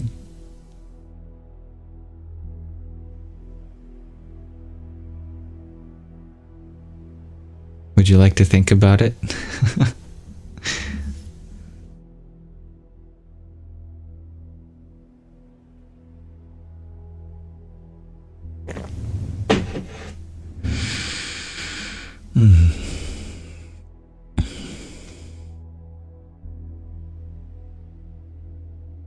Rhiannon and Marianne and Marquis, you all have got the answer. The hungry ghost is our ego. It's truly miraculous. Whatever you send that sense of self to go do, it will relentlessly pursue that. But the moment that sense of self has nothing to serve, it consumes us. In the same way, we all have the ability to manifest whatever we want. But manifestation will never truly fulfill us because there's always something more that we want.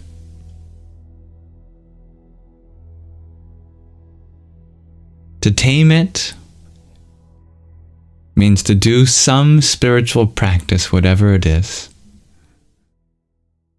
Instead of climbing a pole up and down, just engage yourself in conscious breathing. Feel energy climb to the top of your spine and then back down again. Up again, down again. Make that your one task for your sense of self, to climb the spine and go down again. And the moment you have something else to do, go do that. But every time you have free time and you're not engaged in doing anything, just get your mind to focus on rising energy, falling energy, rising energy, falling energy. Or do a mantra. Get your mind to do a mantra. Engage that mind, or it'll consume you. It's not just the ego, but the mind as a whole. Your mind is always happy to be a wish fulfiller. But the moment it's not occupied in something, then it creates suffering. Suffering is the mark of an unoccupied mind. Keep your mind occupied in your spiritual practice, and you will have time and space to just be and be content.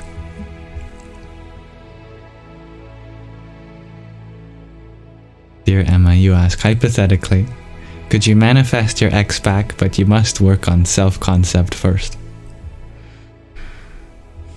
Yes.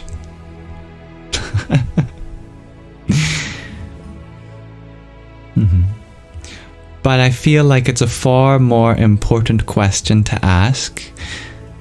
Why do you feel like you need something else in order to be happy? Wouldn't it be far better to manifest that validation from within so that you don't need to search for it in anyone else? because then you become their dependent. And then if they stop showering you with love and attention, then we suffer. Why would you want to enslave yourself in that way? You deserve something much, much better than that. You deserve to have enough love to yourself that nobody can take away from your joy, your inner peace. I want you to get angry, not at yourself, but with the fact that someone has made you feel like you are worthless without them in your life. Doesn't that anger a part of your divine feminine within you? How dare someone make us feel like we are not worthy of being alive or being joyful in absence of their presence in our life? Take back that. Reclaim that power. Don't give that away so freely.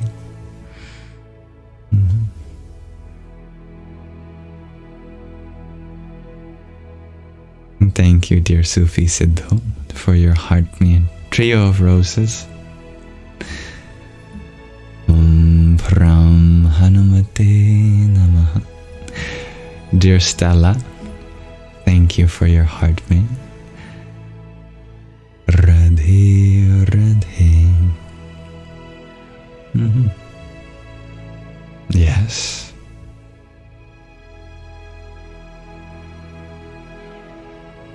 Reclaim that power.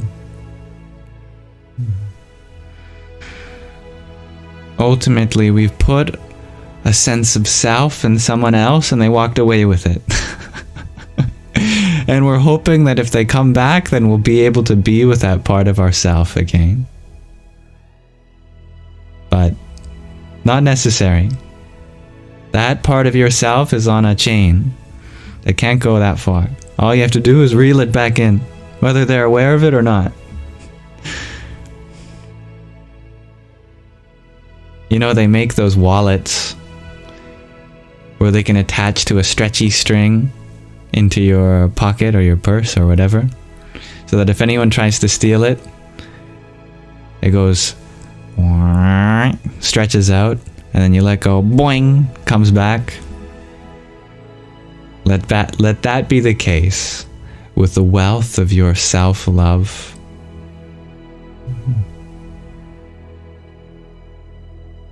When you feel that tension,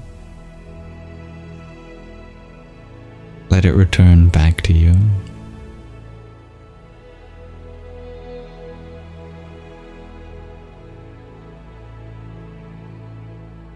Goodbye, dear Mariham.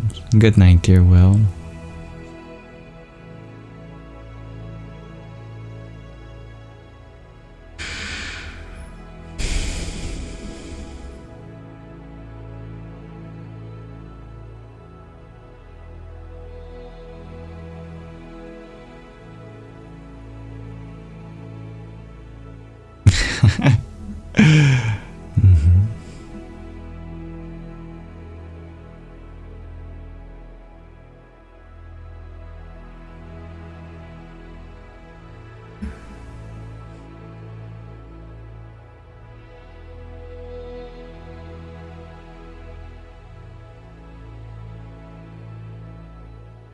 No. Don't be the biggest narcissist, dear Marianne. Because narcissists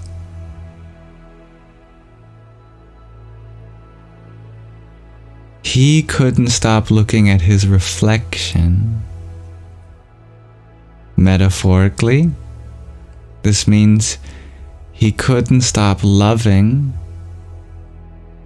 what he got from others that reflected his presence back at him, the validation reflected from others. To be a narcissist means to go and search for validation from others. A narcissist is one who does not have enough self-love That there's such a deficit of self-love that they create for themselves dependence with others, so that then they finally feel filled, but it always leaks out.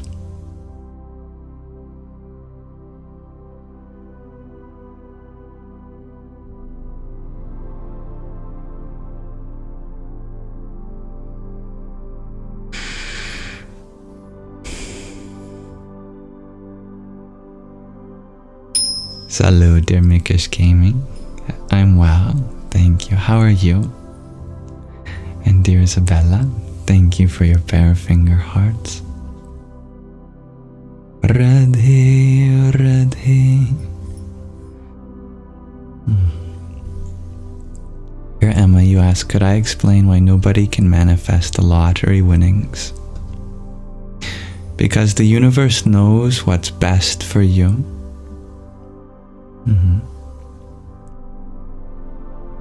And a lot of money is not best for anyone.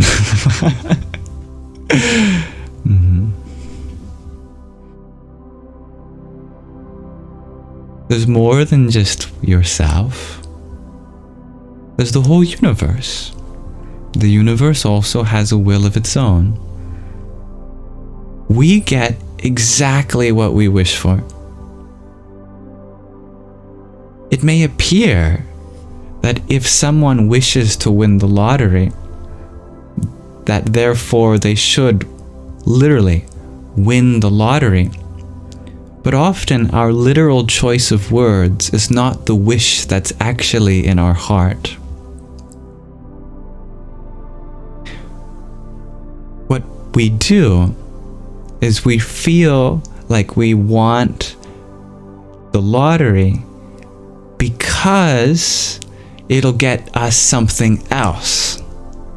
And it's the something else that we always actually get.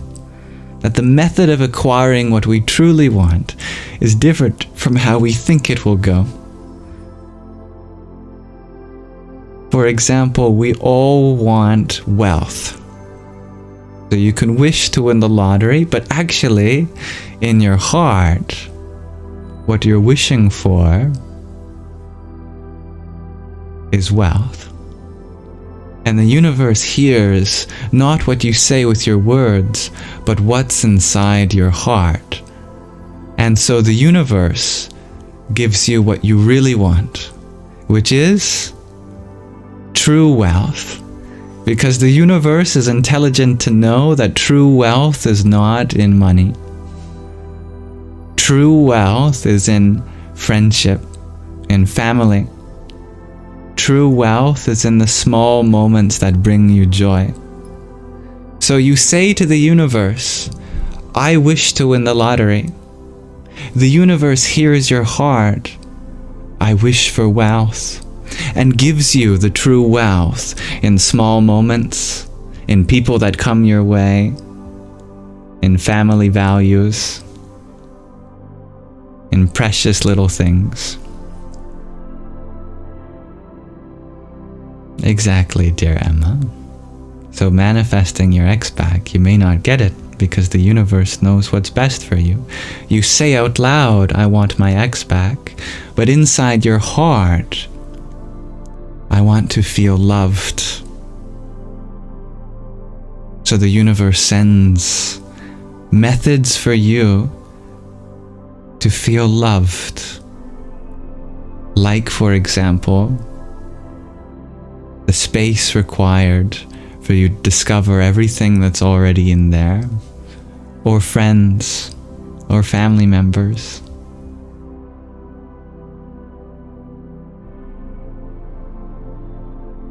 We do not manifest with our words, we manifest with our intention.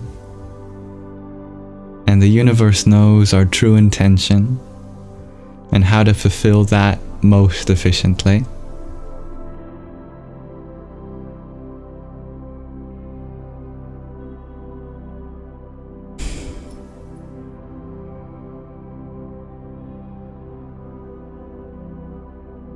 Thank you, dear Anna, for your rose. In other words, the universe has something even better for you. Sometimes it just doesn't let you get what's subpar when there's an even greater treasure coming your way.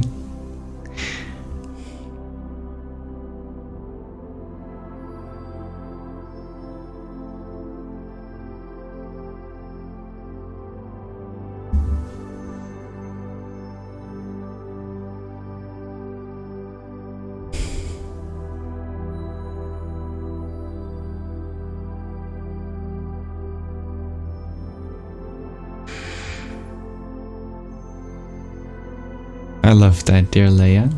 You feel that you're rich by having such a great aunt like Magdalene.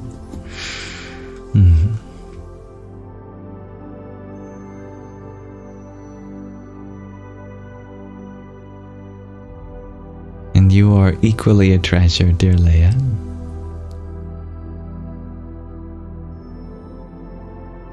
Remember that nobody can make us happy, because relationships are not an extraction of happiness, but an expression of happiness. They provide us a place for us to express joy, to express happiness, to express love. We don't gain it from them. It comes from in here. It just seems like now that it comes out that it must have come from them. But really, we are all looking for a place to put our love.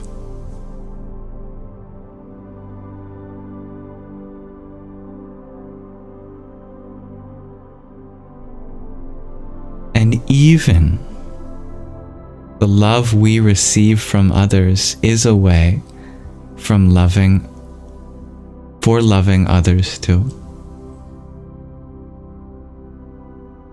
Because every time that you let someone say, I love you, you are giving them something to love too. And that's what they're looking for.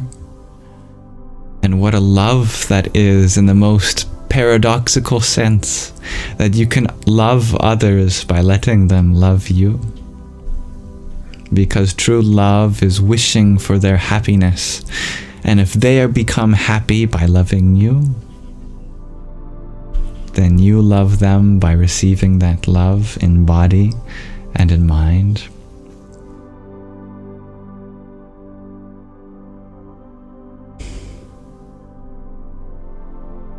Oh, dear Jen, your words are very beautiful.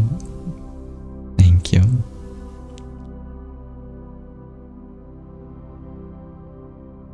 Dear Isabella, thank you for your pair of finger hearts. Yam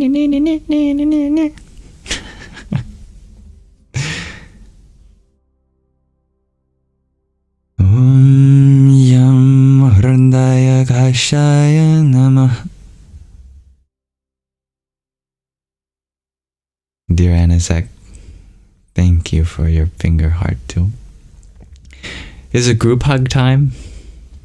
It's group hug time.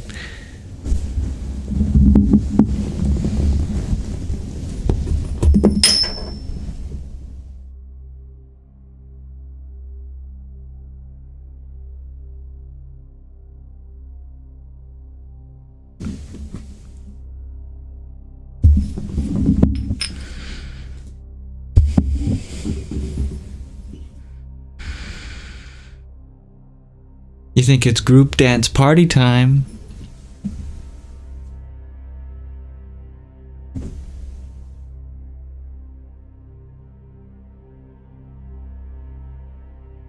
I call that one the Ali, after Muhammad Ali.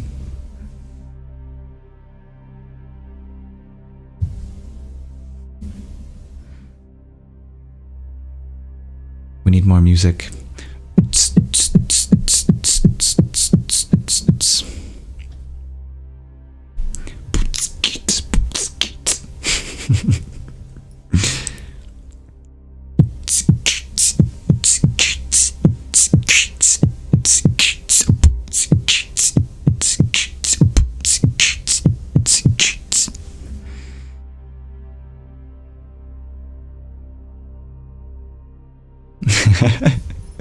Yeah, my dancing consists mostly of wiggles.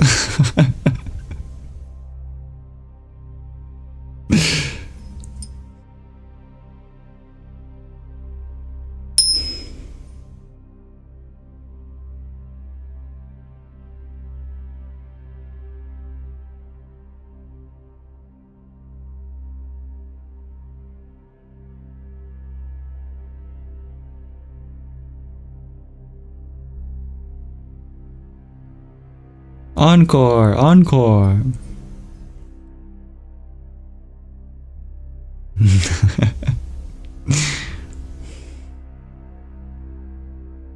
I love how you appreciate your son's passion, dear Jen.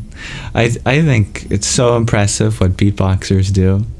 The way they're able to make so many sounds with their vocal box and their mouth. It's truly incredible. Dear Emma, you ask, so manifesting specific things don't work? It does, as long as your words match your intention in your heart exactly. It did happen once. Twice actually for me. That I manifested, three times. In a really specific way. When I was living in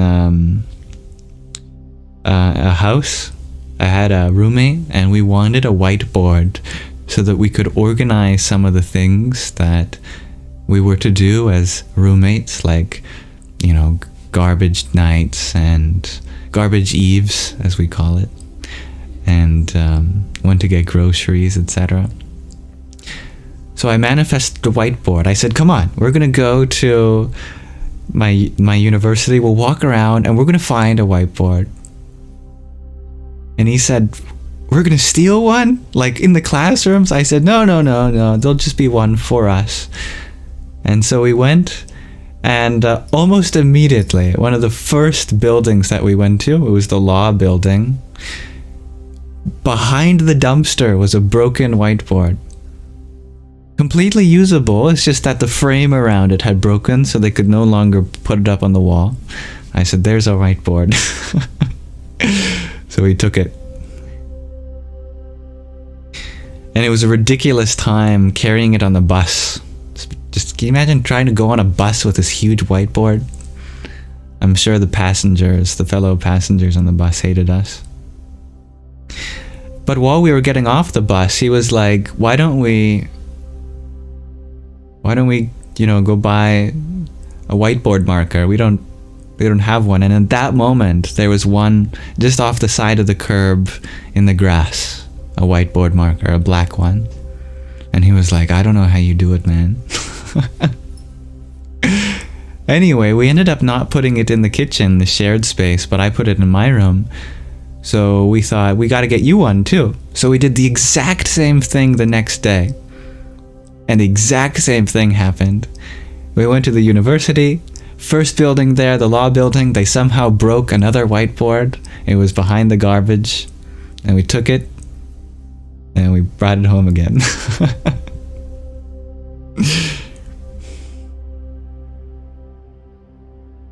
So at that time, it's clear that the intention and the specifics were in an alignment.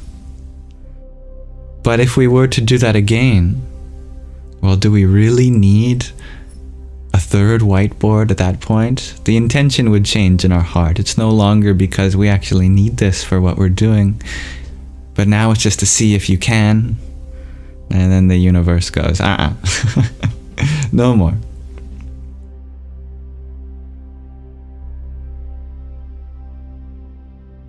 But remember, it's not, we don't create the outcomes of our actions. That is always determined by the divine. It's the law of karma. The law of karma states that the consequences of our actions, or we will face consequences if our intentions seem to contradict the outcome of our actions.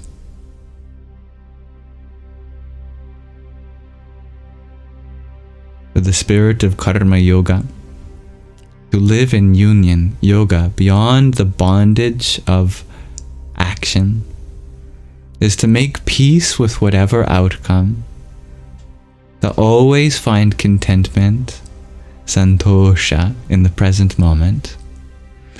And the more happy you are in this moment, the more things will come your way.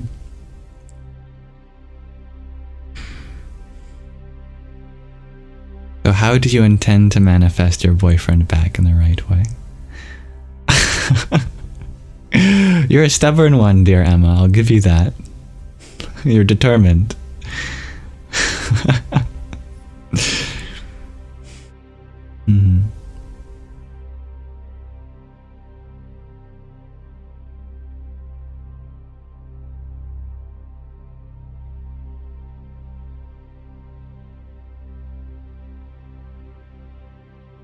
Right now you need to grieve.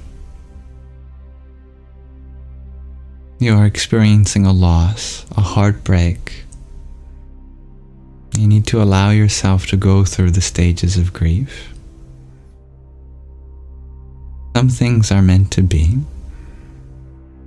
And the space that you get in a breakup is not something for you to try to fill in or avoid.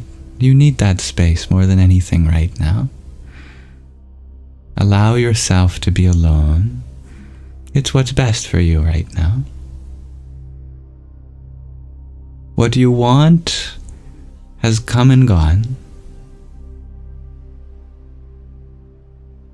You can't hold on to a reality that's changing. You have to ask yourself, do you really want to be with them? Or do you just like the feeling that you had before?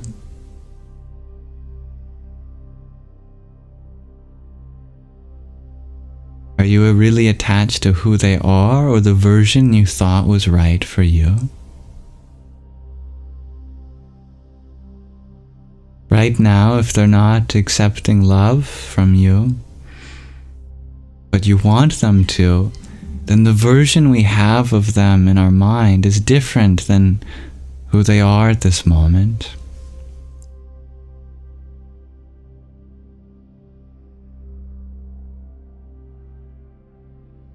The best thing you can do after a breakup is learn to love yourself.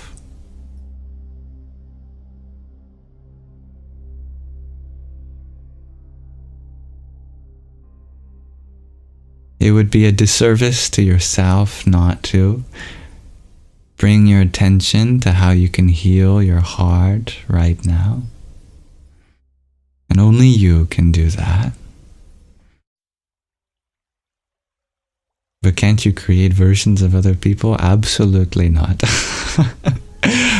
100,000,000,000% no. No, everyone, it is completely their decision what they do with their life. We cannot choose anything for them. We are only the creator of our inner world, no one's else's. Whatever they're pursuing in their inner world, that's their journey. You have to want them to be able to discover their happiness independently.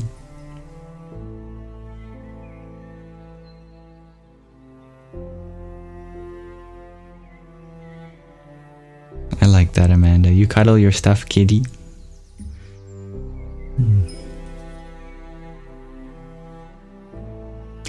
There are things in the world we can't control.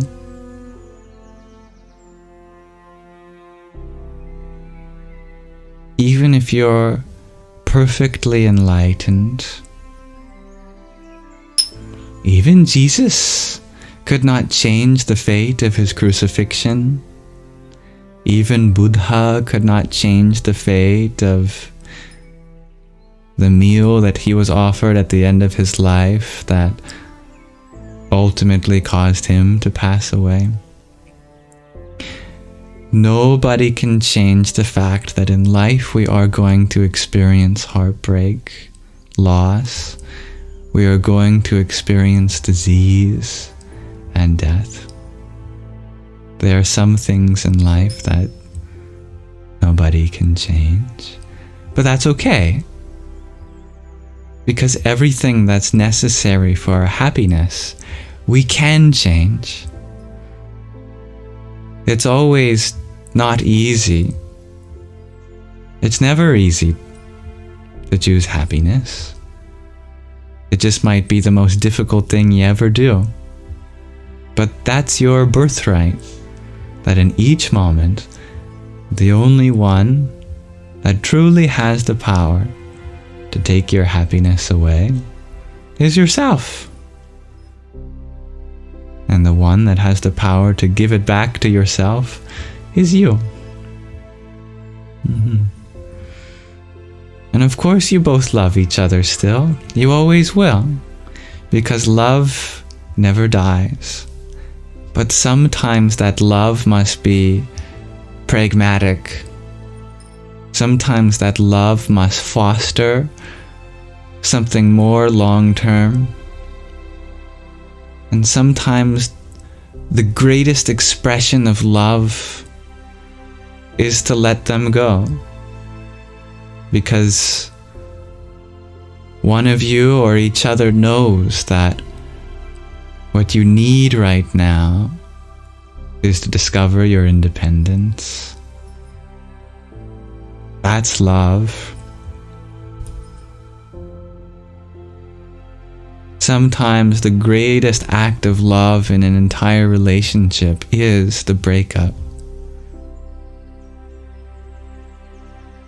Because it proves that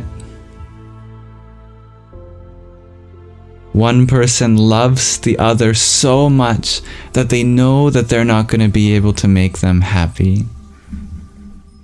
And so they give them the space to discover that happiness within. And anything could happen. It's true. You could end up getting back together.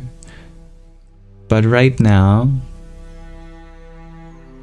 just like no one forced you to get together in the first place, it happened naturally. If it is to happen again, that will happen naturally too, without any effort on your part. So if you trust in the divine will,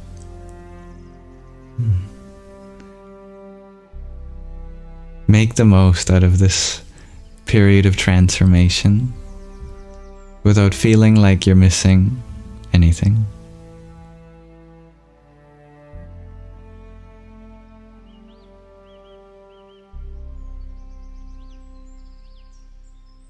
Dear Emma, you ask, what is a karmic soul attachment? And do we have past lives? A soul cannot truly be attached to karma.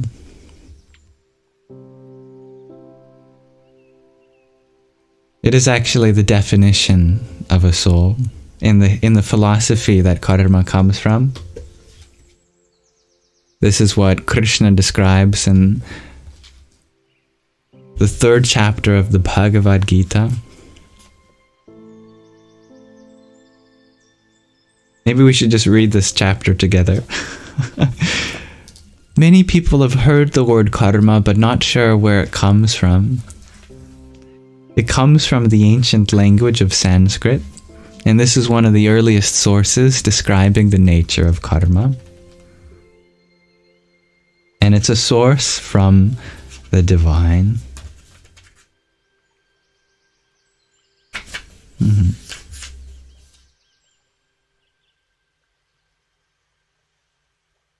The first thing to know is that karma literally means action.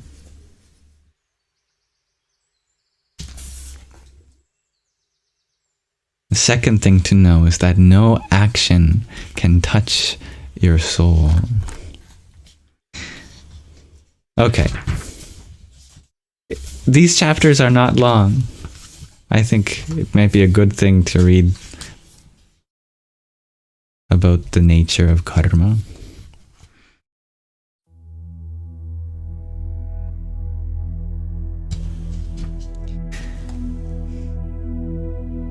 So remember, this is an ancient song sung by the divine to someone named Arjuna, who was a warrior.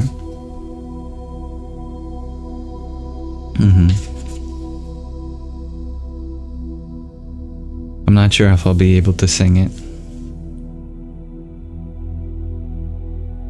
So Arjuna asks Krishna, the divine, "O Janardana, if knowledge is considered by you to be superior to action, performed with a desire for results, why then do you, O Keshava, want to engage me in this ghastly activity?"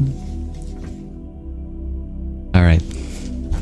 That's to give you a sense. I'm not going to sing the whole thing, but it would be sung. Arjuna continues, "With these apparently conflicting statements, you are confusing my intelligence. Therefore, please tell me decisively that one way by which I may achieve the highest good." Arjuna is basically asking, should I strive to achieve things in the world? Should I strive to try to gain things? Or should I abandon all that and should I go and live in the jungle away from everyone and everything? The divine Krishna responds, "O sinless one, I have already spoken of the two kinds of faith in this world. Jnana Yoga, the yoga of knowledge for the wise, and Karma Yoga, the yoga of action for the yogis. A person cannot attain freedom from action by merely abstaining from work, nor by mere renunciation can they attain perfection of human existence. Verily, no one can ever remain even for a moment without performing action, for everyone is compelled to act helplessly by the attributes born of material nature. All of creation is always in motion. That includes our bodies and our minds. One who, restraining the organs of action, sits perhaps in a cave thinking still of sense objects in their mind, they, of a deluded nature, are called a hypocrite." This is the divine calling people out, saying that, yeah, worldly life is not divine, but you still engage in worldly life with your mind, and yet you don't perform your duties in the world. But, Krishna continues, one who, disciplining the senses by the mind, O Arjuna, engages the organs of action in Karma Yoga, that is, to serve others, rather than to reap anything in return, without attachment, excels. Perform your prescribed duties, for action is certainly superior to inaction. Also, even the maintenance of your body is not possible through inaction. He's saying you have to eat. Actions, other than those performed as an offering to the divine that sits in the hearts of everyone, result in bondage in this world, karmic attachment. Therefore, O Kaunteya, perform your duties devoid of attachment only for the universal consciousness. At the beginning of creation, Brahma, the Creator, having made humanity along with sacrifice, said, By this sacrifice shall you prosper. Let this be the wish-fulfilling cow of your desires. You nourish the divine with this sacrifice. May the divine return with nourishment to you. By nourishing one another, you will attain the supreme association with the divine.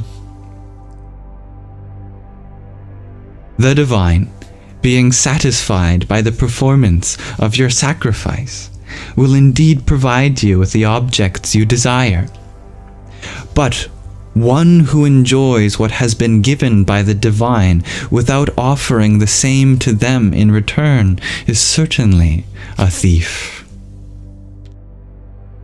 Sages who eat the remnants of the sacrifice, the food that's first offered at grace before a meal, are freed from all sins. But the sinful ones who prepare food only for their own sense satisfaction incur sin. From food grains arise creatures, from rain comes food grains, from sacrifice comes rain. Sacrifices are born of karma, of action. Know that actions come from Brahma, the Creator, and Brahma is manifested from the imperishable, the supreme divinity beyond even creation. Consequently, the all-pervading vibration of the divine is inherently present in sacrifice. One who does not follow here the wheel of sacrifice, thus set rotating by the divine, and who thus lives a life for selfish gain, settled in the senses, lives in vain, O Partha. But one who rejoices in being a part of everything alone, and is satisfied with being a part of that universe, has no material duty. For them there is neither any meaning here in the performance of actions, nor any meaning in the non-performance, nor are they dependent on any other being for any purpose. Therefore, keep performing your prescribed duties without attachment to their results, for by performing work without attachment, a person attains the supreme. There once was a great king, Janaka, and others like him verily attained perfection through right action alone. Therefore also, for the sake of protecting the masses in general, you ought to be a role model. Whatever a superior person does, the common people also do. Whatever they uphold as the standard, the world pursues. O Partha, there is no work prescribed for me as the divine in the world, in heaven, or in the netherworlds, nor do I have anything to obtain, yet I still incarnate on earth, age after age, and engage myself in action. For if I ever fail to engage myself continually in action, being vigilant, O Partha, then everyone will imitate my way in every respect. If I do not perform actions, even as the divine, all these worlds would be ruined. I would be the cause of confusion of prescribed duties among the classes, and thus would ruin all beings. Just as the ignorant perform actions with attachment to getting something in return, O descendant of Bharata, the wise must do so without attachment, wishing for the welfare of the world. A wise person should never disturb the minds of the ignorant people who are attached to their prospective rewards of actions. Rather, themselves, working with devotion, should eagerly continue to engage them in their duties. While all actions are actually carried out by the attributes of material nature, one whose intelligence is diluted by ego thinks, I am the doer, But they who know the truth about the different modes of material nature and how they work, O Mahabaho, and knows that these attributes exist in both the senses and the sense objects, never becomes attached to them. Those who are ignorant, being deluded by the attributes born out of material nature, become attached to the activities of the attributes. A person of perfect knowledge should not unsettle those lacking knowledge. Surrendering all kinds of activities unto the divinity that exists everywhere, with your mind centered on your own self as the soul, free from expectations, ego, and feverish anxiety, fight. Those who constantly follow these instructions about karma yoga faithfully, without fault-finding, become free from the bondage of material action. But those who disregard this teaching of mine and do not practice it, bereft of all knowledge, devoid of understanding, know them to be doomed in their spiritual endeavors. Even a person of knowledge acts according to their own nature, for all beings follow their nature. What can artificial suppression do? Attachment and aversion toward sense objects generate from the senses. One should not come under their influence, for they are their enemies. Better is discharging one's own duty, even if it lacks quality, than another's duty performed well. Death in the course of action. Performing one's own duty is better than performing another's duty, being fraught with fear. Finally, Arjuna has a voice. He asks the divine, "Then, O Varshneya, by what is one compelled to selfish acts, even if against their will, as if compelled by force?" Lord Krishna answers, "This desire, this anger, resulting from desire, born of the material mode of passion, is highly devouring and highly selfish. Know this as the enemy here. As fire is obscured by smoke, as a mirror by dust, and as the embryo is enveloped by the womb, so is one's intelligence covered by material desire.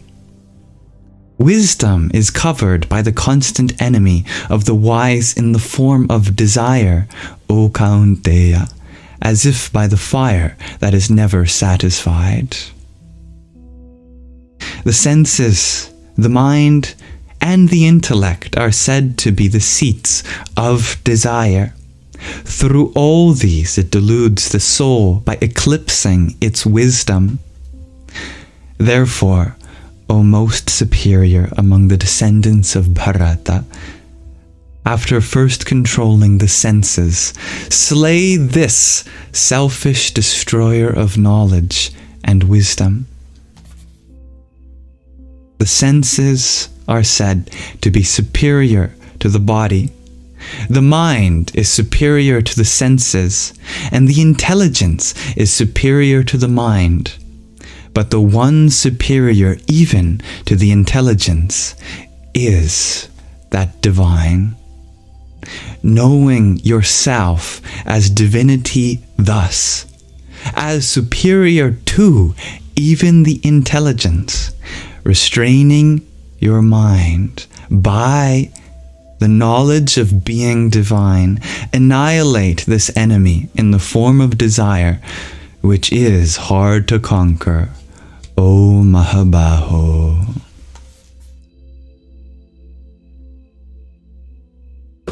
So that's the nature of karma, as described in the 3rd chapter of the Bhagavad Gita.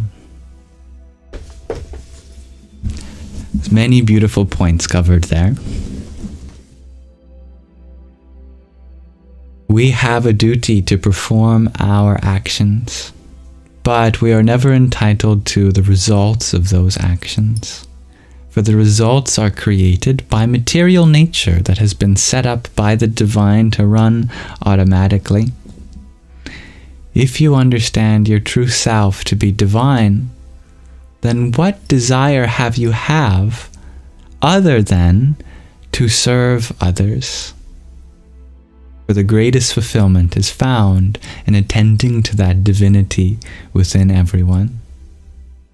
One who makes peace regardless of the outcome and continues to strive for the service of that divinity within their own heart and the hearts of others is freed from any karmic bondage.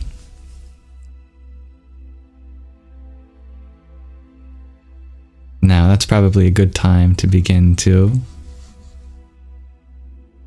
have the live stream come to a close, but not before we do a meditation at the end.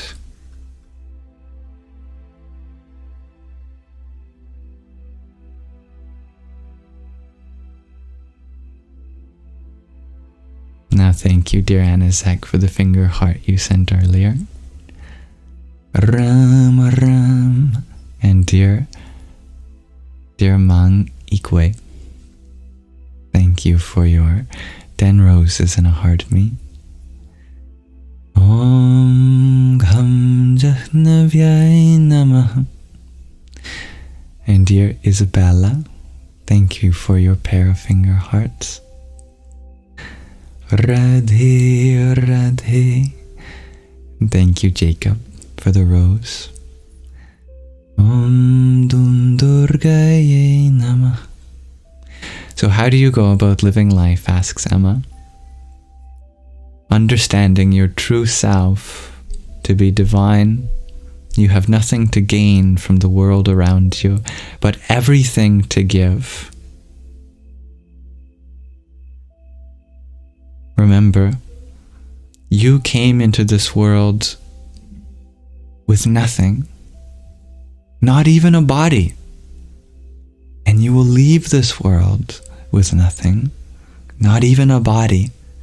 You don't get to keep anything in this world, but that's okay, because you were never supposed to. Your duty is not to get anything from this experience, but to give to the world.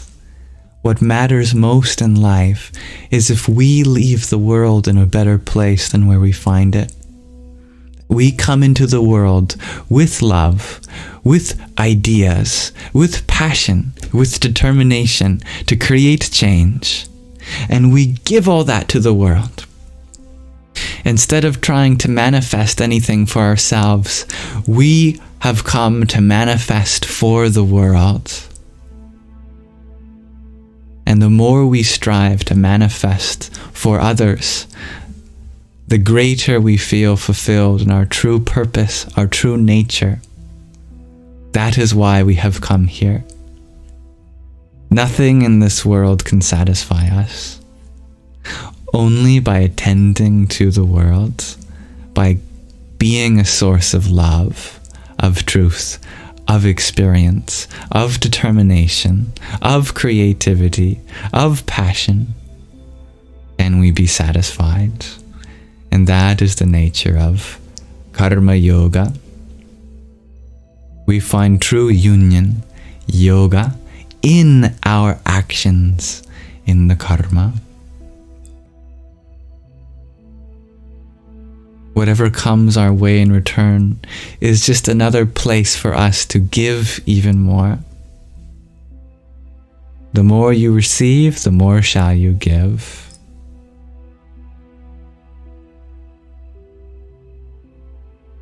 Because at some point we have to give it all away. That is our duty here.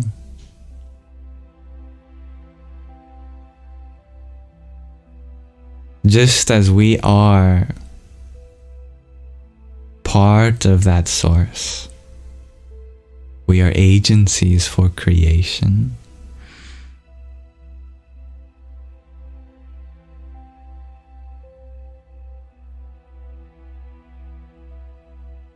Thank you, Usha Priyaji, for your team chairs, heart me, finger heart, and trio of roses. Om Namo Om Vamadevaya Namo Jishtaya Namah Shrishtaya Namo Rudraya Namah Kalaya Namah Kalvikarnaya Namo Balaya Namo Balavikarnaya Namo Balapramatanaya Namah Sarva Bhuta Damanaya Namo Manon Manaya Namaha. And dear Justin, thank you for your rose. Om Bhur Bhuvaswaha Tatsaviturvarenyam Bhargo Devasya Dhimahi Dhiyo Yonah Prachodayat. Om. Thank you, Starlight Wow, for your pair of tiny tinies. Yippee! And Valley Wings, thank you for your pair of paper cranes. Om Haum Jum Saha Om Bhur Bhuvaswaha Om Triambakam Yajamahe Sugandhim Pushti Vardhanam Urvarukam Iva Bandhanan Mrityor Mukshiya Mamritat. Om Swaha Bhuva Bhuhu Om Saha Jum Haum Om.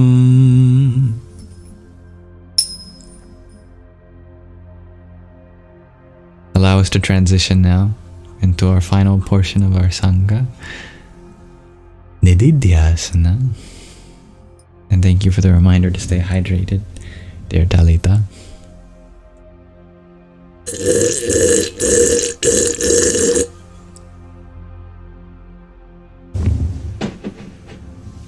Those are my sound effects for the transition.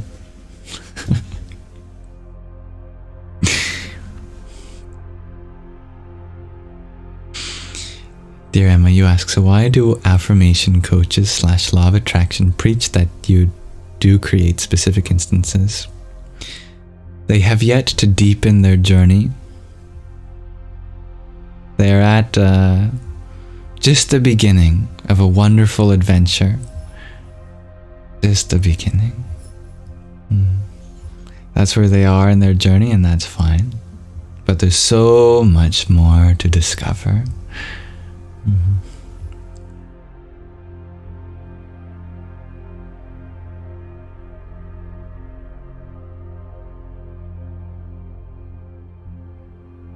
It's a great entryway into spirituality. Perfect. Wonderful. But sometimes we need that carrot on the stick.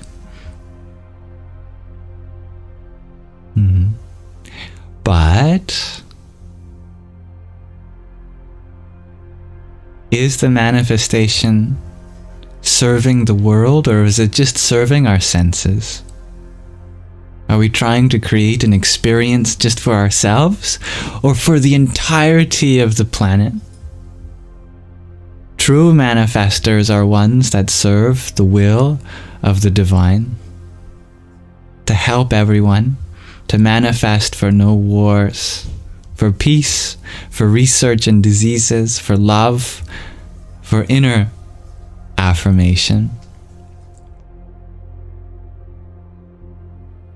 We get drawn towards these surface level manifestations because it's often a trauma response, because we have felt like we have been out of control for so long.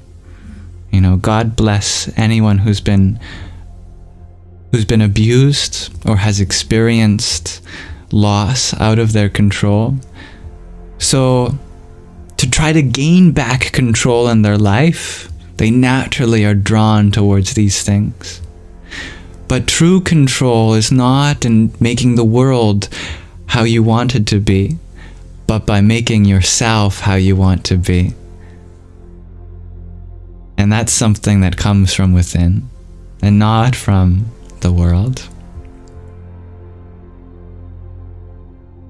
So when we are ready to take that next courageous step inward, we discover our true freedom is not in controlling any part of our outer world, but coming to understand the power of our inner world.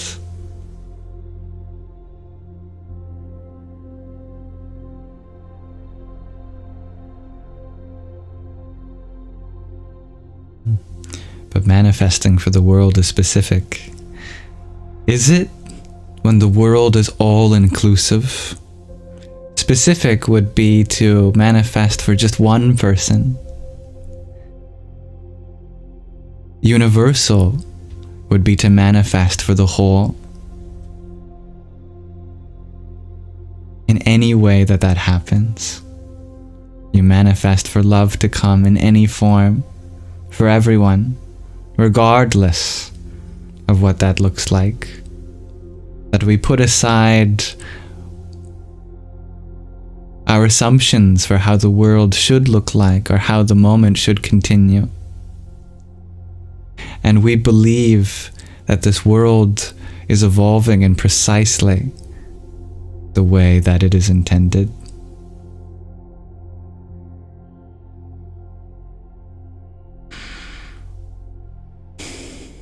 I love that, dear G.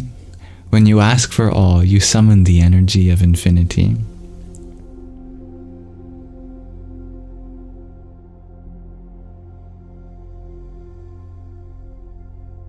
Thank you, dear Ursula, for your heart me.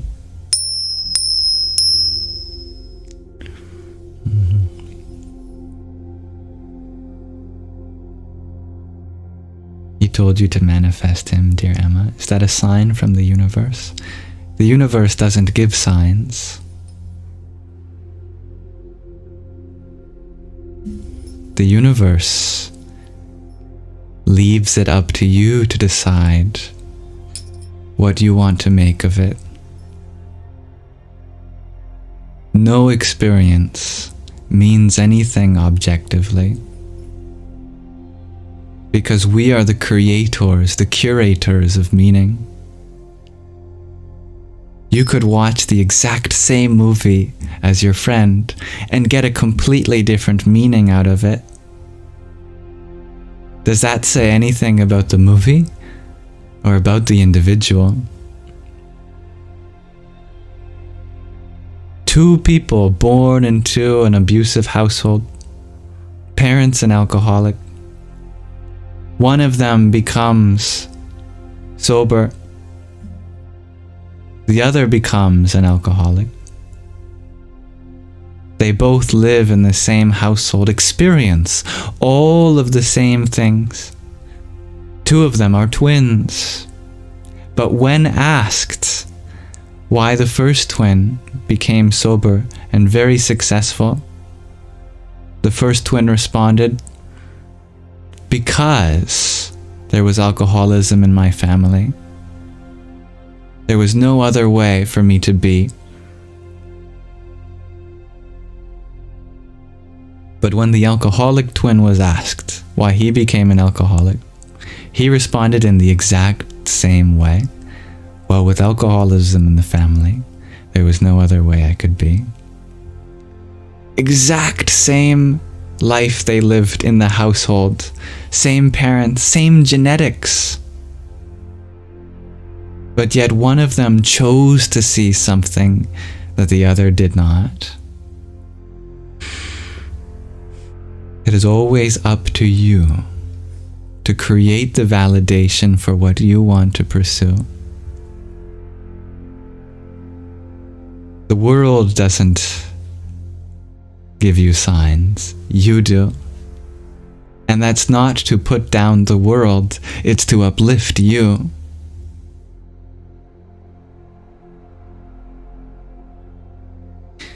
We are not here to feel special in the world. We are here to make the world feel special. We are here to bring that special love to everyone and everything, so that we enclose our experience in a personal kind of love.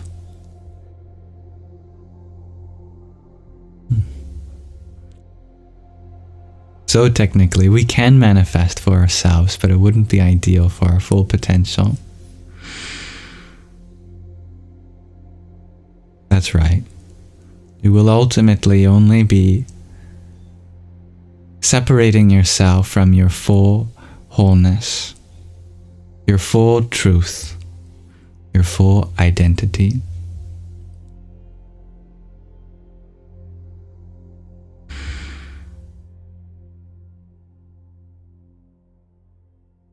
In other words, you won't be happy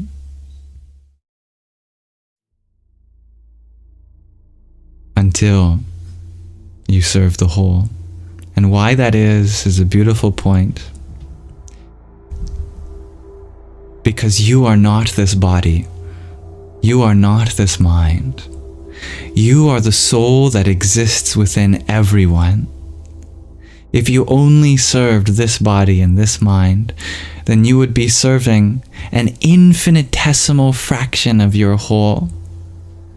How can you be happy if 99.999999999999999 ad infinitum % of yourself is not being attended to? How can you be happy if you only serve this 0.000000 ad infinitum 1%?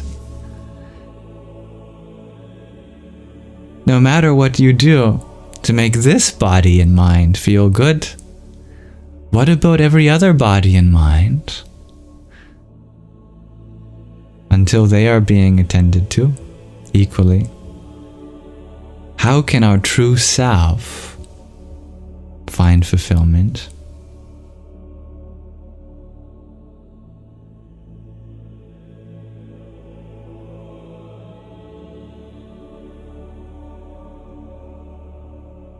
We are in search of infinite fulfillment, satisfaction, and joy. How could we ever have that through a finite body and mind? Through trying to attain a finite experience of touch, of taste, of smell, of sight, of sound. All experiences come to pass. Even if you marry your true love, till death do you part. And then what are you going to do? In your next life, you're not born with them in your life. Even relationships come to pass. Therefore, we cannot strive for happiness through our material relationships either. So if happiness is the goal, the fulfillment of your true self, then we will never find that if we're only searching for something temporary, something finite. Suppose you got back together with the one you love most. At some point, either they'll die or you'll die. And then what? What about the rest of eternity? How will you be happy then? You're not thinking in long term enough. Where will you find eternal joy?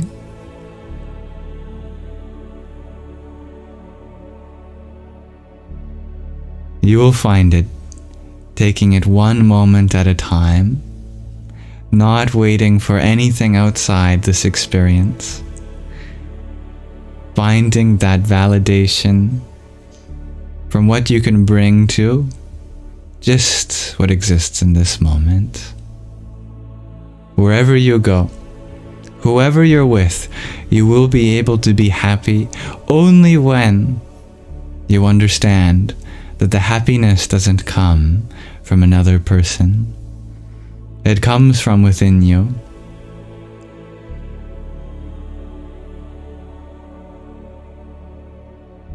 If you can make every moment an expression of your true nature in service of the whole, then no matter who or what comes and goes from your life, you will be happy.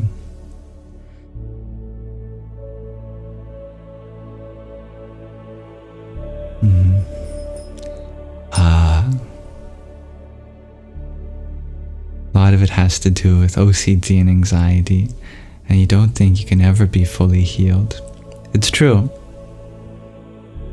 There will always be something we have more to heal from. But that's okay, because our goal is never to be healed. Our goal is to be healing. Our goal is never to be perfect.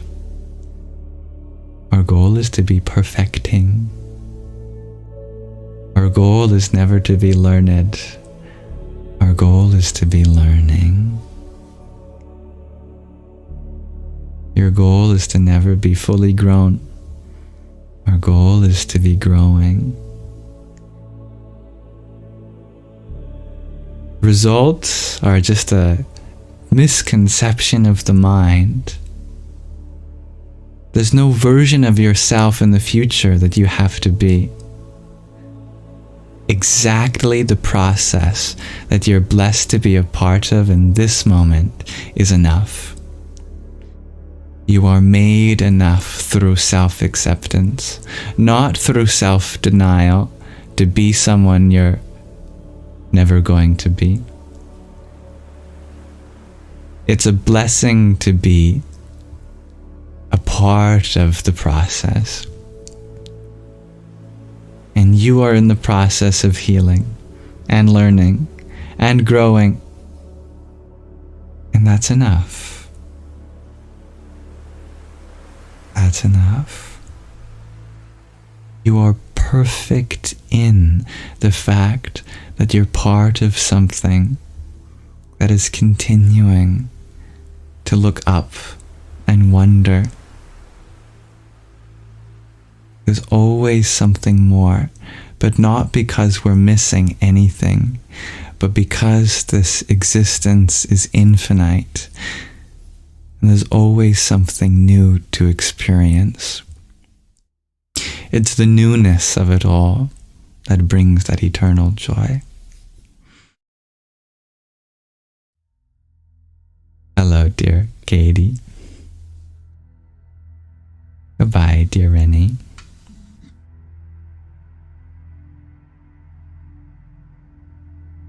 Dear Grace, you had asked, how do you not seek external love and validation if you've always been that way? You can't. If you've always been that way, then you can't change that nature. So I would ask, have you really always been that way? Search within your feelings, and I'm sure you'll find there was a time, perhaps long ago, in which that was not the case. Really? You came out of the womb feeling insecure? I don't think so. Something happened in childhood. Explore that trauma. Nobody is born insecure. Nobody is born feeling like their worth is determined by another person. Nobody is born not feeling enough.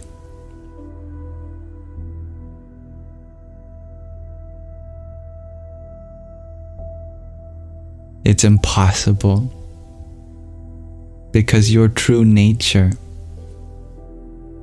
is love itself. You can't be born as anything else. But something happens. We can experience childhood trauma, and that creates a block in our memory And until we resolve that trauma, we can't go further back. From that moment onward, we restricted ourselves in some way. We limited ourselves according to a lack of knowledge. Because a child doesn't know better.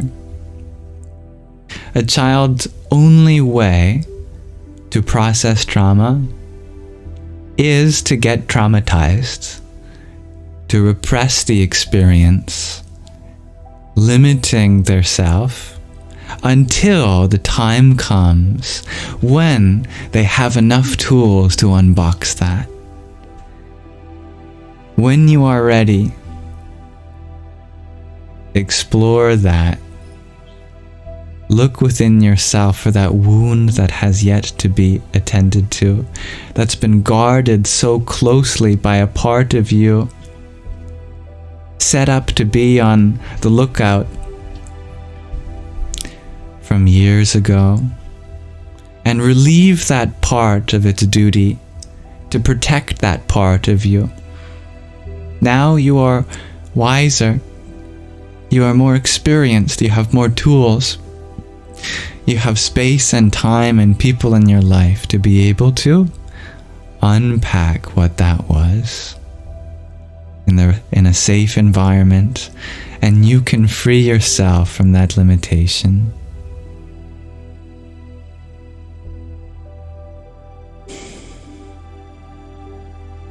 Dear Dean, you ask, how might we find that which the mind is hiding? Sometimes others can see it in us. Sometimes we feel like we're good at hiding something, but other people can see through our disguise. Sometimes it comes in dream. We dream of things that torment us without recognizing how it relates to something we've experienced. But in general, meditate. And whatever thoughts arise, no matter how uncomfortable, stay curious, be patient, trust yourself, they're just thoughts. No thought is going to take you from your true self. All thoughts can lead you back to your true self. You just have to have enough space to be uncomfortable, to sit through that discomfort. What is it that you've been avoiding? What is that thought that every time it arises, you smack it back down like a game of whack-a-mole? The next time it comes, notice your hand come out to swat the thought, metaphorically, and hold yourself from whacking that thought and go, wait. What's been trying to come to the surface that I haven't been letting? Is it a feeling? Is it a belief? Is it a fear? Is it a desire? Just look at it. Understand that it's not you and ask, from where have you come, O thought? From where do you arise? What need do you claim to fulfill in me?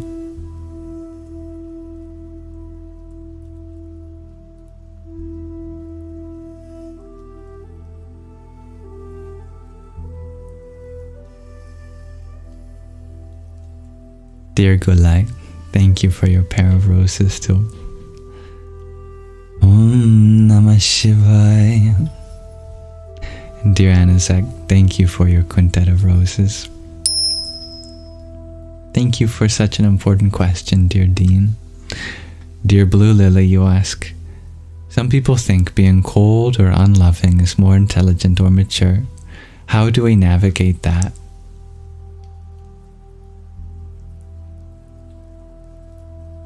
Why do we have to be mature all the time? Isn't there beauty in the immature at times? Isn't it lovely when children can just be as they are, laugh about ridiculous things and not have to be grown-ups? Can't we afford ourselves times to be goofballs ourselves?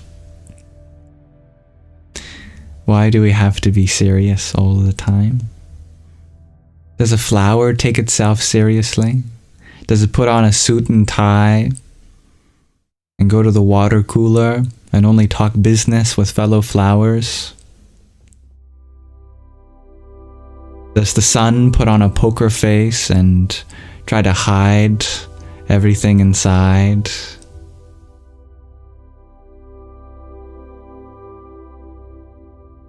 Is the galaxy shy, telling all the other galaxies to stay away? I don't think any part of this universe takes itself so seriously. The universe is completely vulnerable, completely open, completely malleable, just like water. It fills the shape of its container, just as we should fill the needs of our situation.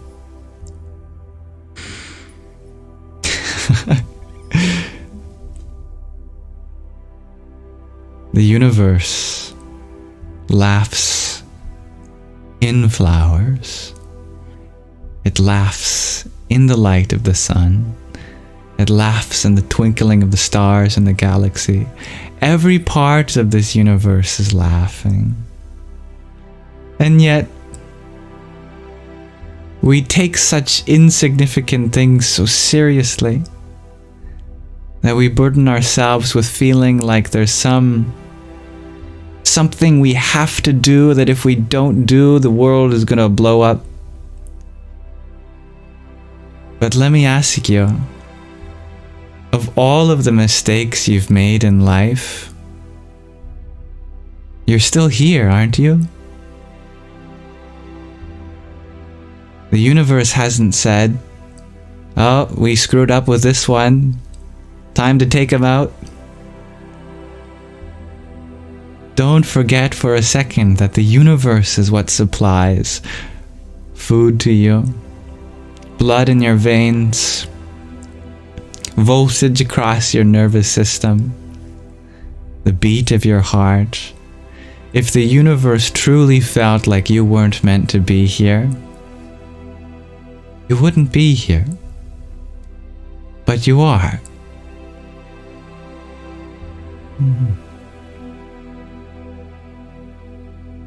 So if we're gonna be here, why don't we stick to what we know is important?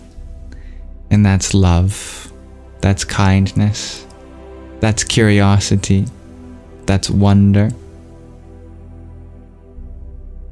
Why be so burdened in a purpose more complicated than that, when clearly that's sufficient to get through every day? You don't have to solve the problems of the universe. All you have to do is come from a place of love with each moment.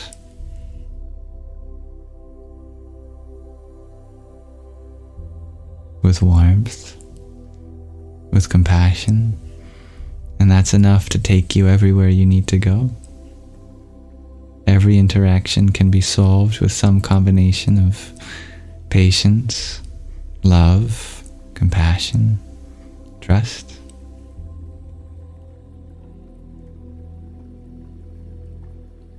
But you have to be vulnerable. You have to be willing to get hurt. Because great things are not achieved by keeping yourself safe. They're made by going outside your comfort zone and understanding that you can heal. You have an incredible ability to go through challenging situations and not just heal, but return stronger, more compassionate, wiser, understanding.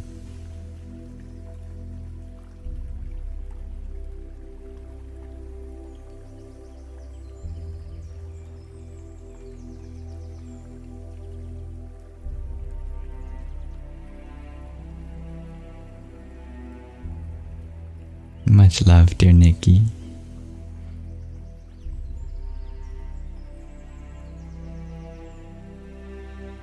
Dear Orla, you ask, so is it one's right to live without shame? Shame. Poor Shane. It's our right to live without shame. And shame does not move you forward. That's right, dear Orla. Shame holds us back. Shame prevents us from opening up. Shame has no purpose.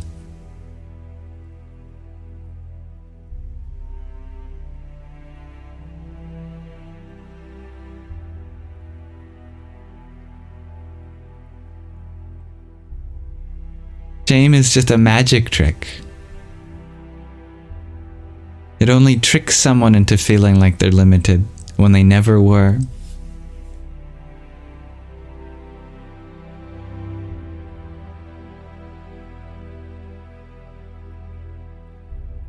Reveal the magic. Nothing can stop you. Nobody can silence you. Real magic is not in tricking others, but in making them wonder what's possible.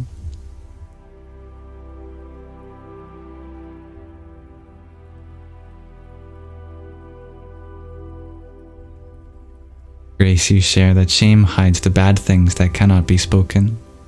That's its purpose. Is there anything that cannot be spoken? What we hide breathes in the dark. What we try to uncover will only be bigger now that we have suppressed it or repressed it.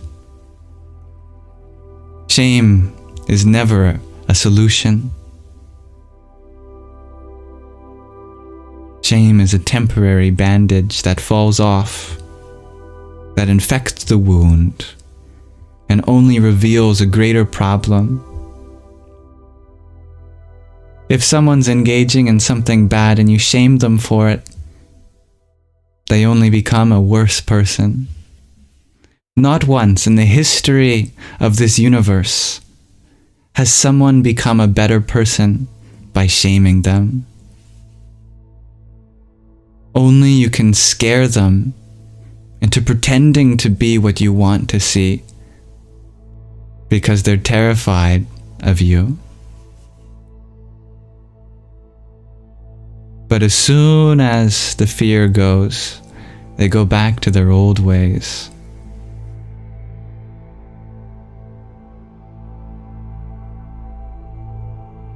If you really want to change someone, you must accept them, love them. You must tell them that it's okay to be who they are and that they don't have to search for these unhealthy coping mechanisms. That they're better than that. That there's goodness in them. And they deserve to see a life of their own in which that goodness is expressed. But it takes a long time to get there. And we need as much help as we can get.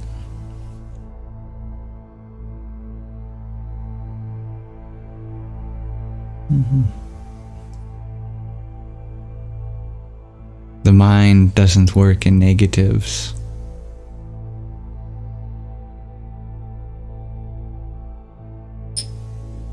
But the mind works wonderfully in positives.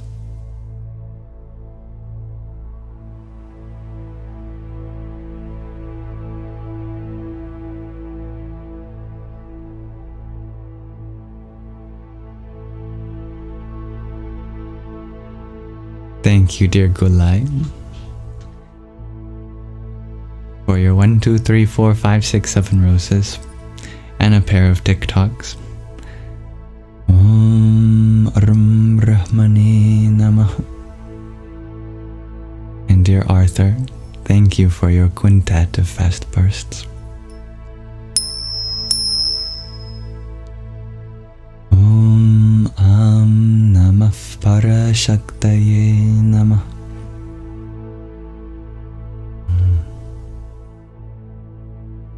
A person only has so much of a threshold to receive shame, and then they isolate for themselves, and they start to even identify with their negativity.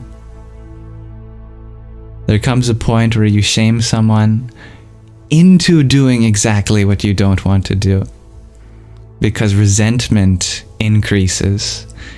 They begin to hate you. They begin to hate themselves. They become so angry, and all sorts of nasty things begin to fester inside, until one day they break and they go, you know what? You make me into a bad person, I'm going to be your worst nightmare.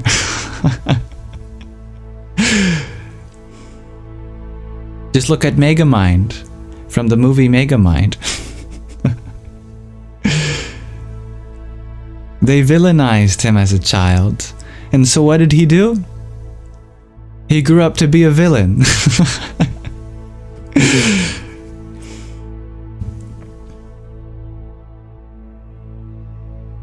Our minds are like sponges for everything that it receives as input. You can never tell them that they're a bad person because they'll become one.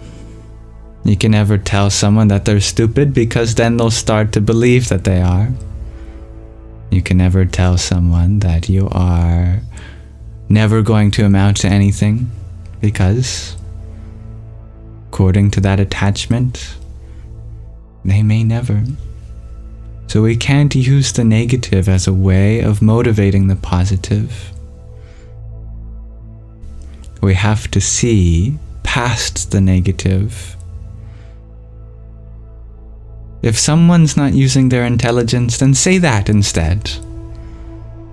Instead of saying to someone they're stupid, say, hey, I know you're capable of using more of your beautiful intellect. I would love to see you do that.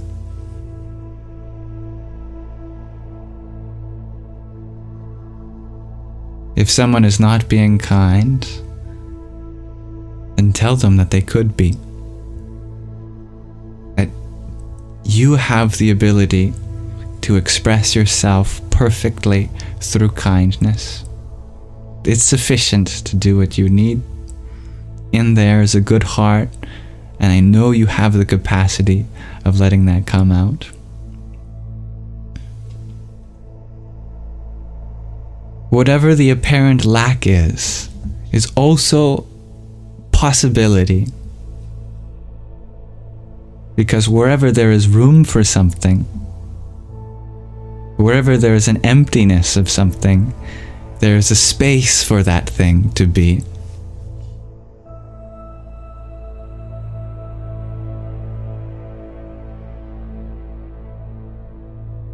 Point them to what can fill that space, rather than the void itself.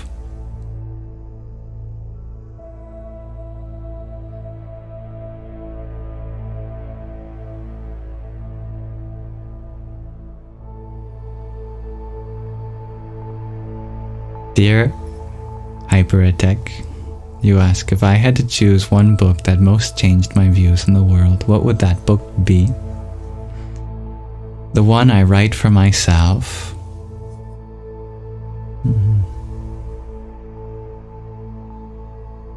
The most powerful book is a one that's empty, waiting for you to write in your narrative. We've all been here before, lifetime after lifetime. Do you know how much wisdom is within you? And yet somehow we believe that we're ignorant, that we're missing knowledge. Do you know how many lifetimes you've lived? Every time we go and search for another book, we assume we're missing what could be discovered within. But when you open up a book with blank pages and you begin to pour from the heart, you begin to unearth truths you cannot get anywhere else.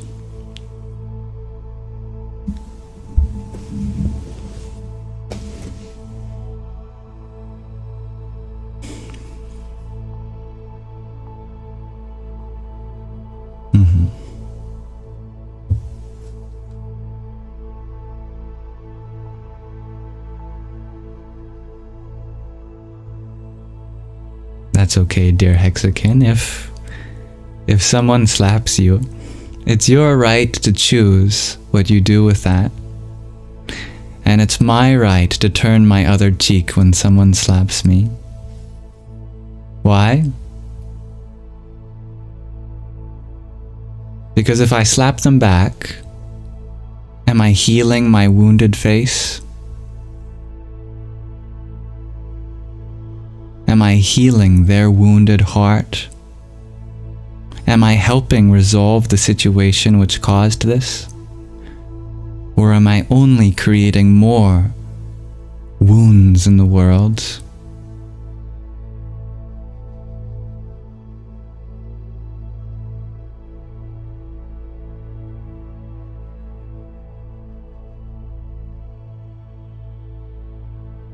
And that's my choice. It's only a reflection of yours if you choose to see me as your mirror.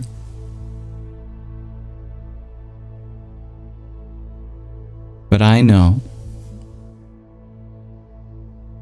that a world with one less slapper in it is a world that I want to work towards. I can't tell anyone else to slap or not to slap, but I can choose for myself that if someone hurts me, I don't try to hurt them back, because it doesn't help me and it doesn't help them.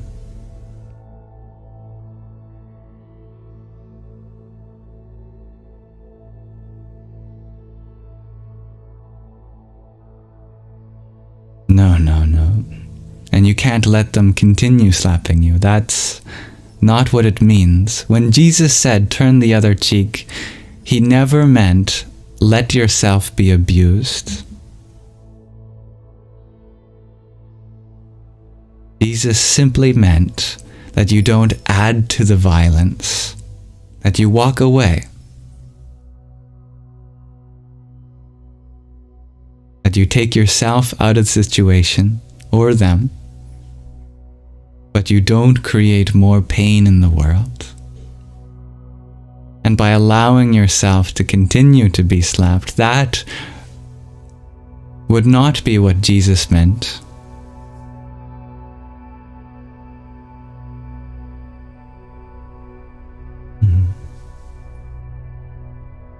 It's not helpful to let yourself be abused, because exactly what you said, it allows there to be more abuse in the world.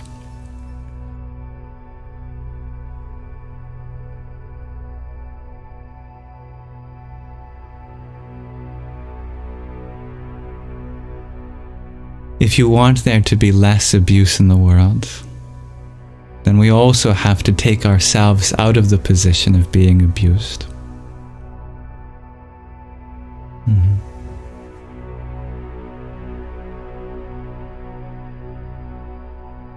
And thank you, dear Fiddle Leaf, for your pair of roses.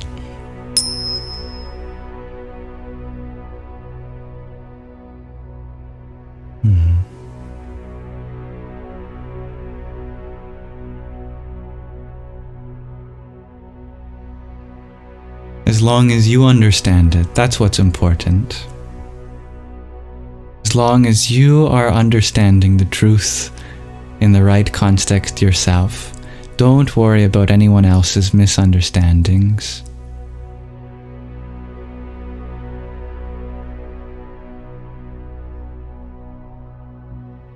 just continue to think about what you can do to get better. There will always be misunderstandings of other people. It's not your weight to carry. Don't burden your heart with that weight. That's not fair to you. If you feel like you'll never be happy until other people are knowledgeable, then you'll never be happy. Because there's always going to be ignorance in the world. And that's okay. Because your duty is to become smart yourself and be a shining light for others. To embody the truth, to live it.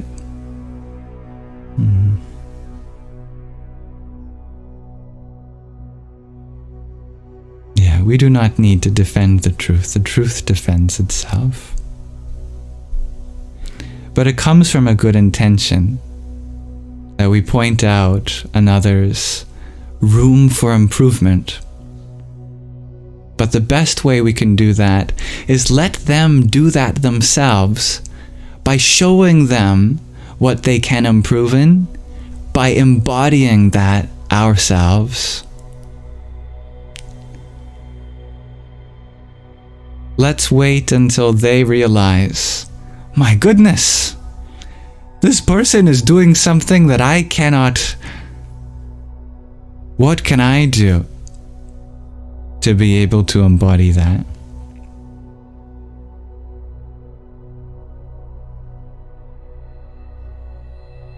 The most effective way to change the world is to change ourselves and watch the world take after us. Never underestimate your ability to be looked up to. Your ability to be a role model for others.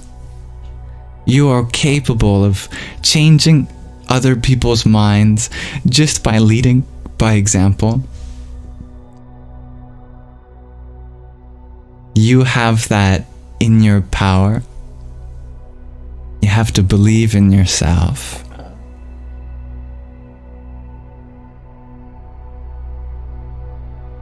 Thank you, Starlight Wow, for your tiny yippee and your ice cream cone.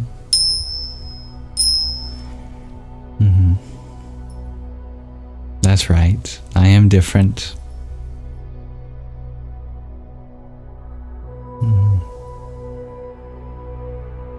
And be different yourself.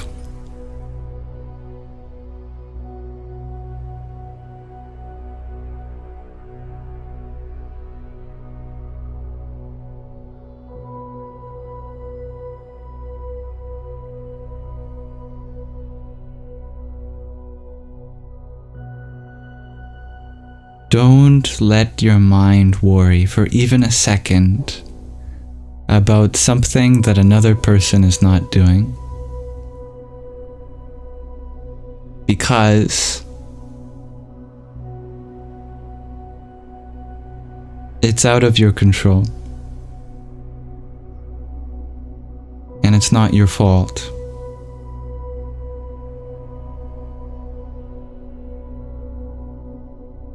This universe is not what it appears to be. It's exactly meant to be in such a way that it is. That every situation should inspire us if we know what to look for.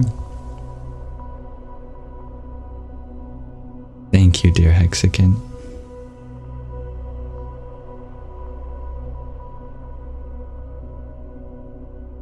You have an incredible ability within you to use every situation to your advantage. You can become unstoppable when you realize that.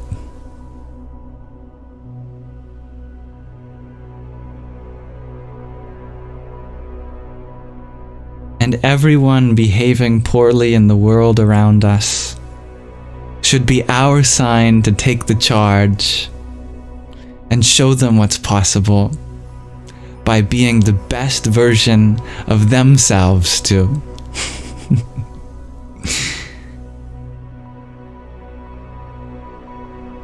Perhaps we could say that we shouldn't strive to be the best version of ourselves. Let us strive to be the best version of everyone. Show them what kindness is possible. Show them what love, what humility can do. Show them the deepest parts of their own reality, so that when you're in their presence, they are looking face to face with their innermost possibility.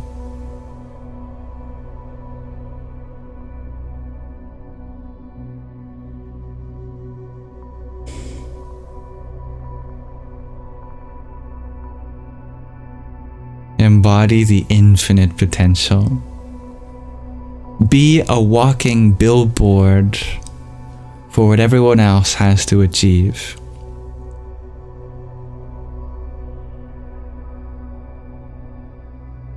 Let your life be an advertisement for the bliss that others can only dream of. And may that bliss begin to spread like a positive virus, infecting everyone that you meet.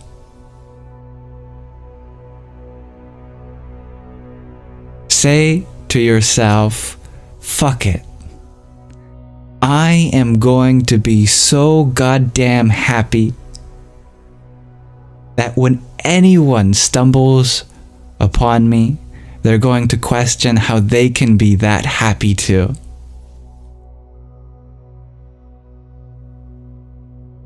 Sorry, I get one F-bomb every 3 months.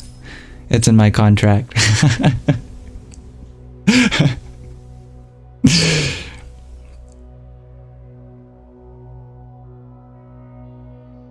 Any more than that, then it turns to a... it becomes rated differently.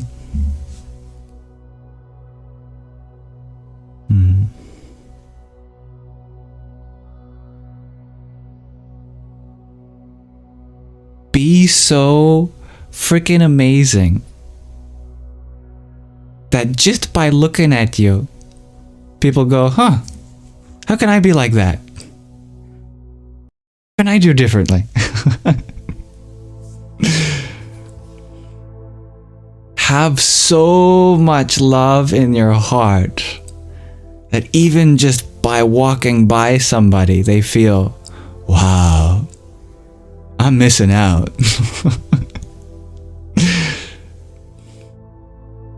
Be so selfishly selfless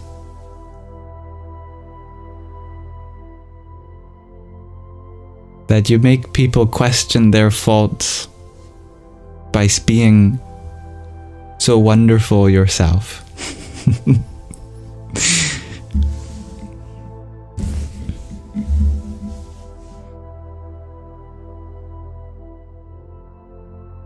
Yeah, whatever she's on, I want it.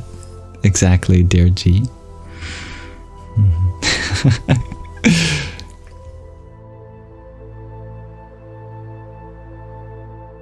You know why everyone gravitated towards Jesus? Is because no matter what happened to him,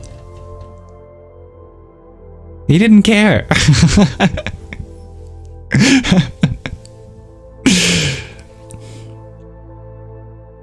He was so sure of himself in a good way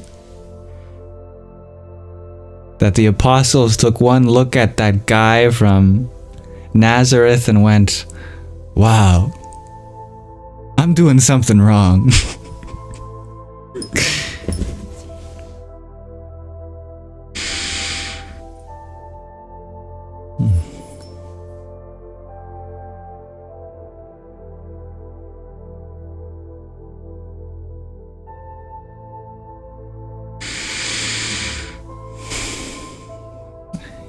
Dear Blue Lily, you share. You want people to see love and God and hope in your eyes, and you know you're capable of spreading light. Tatastu.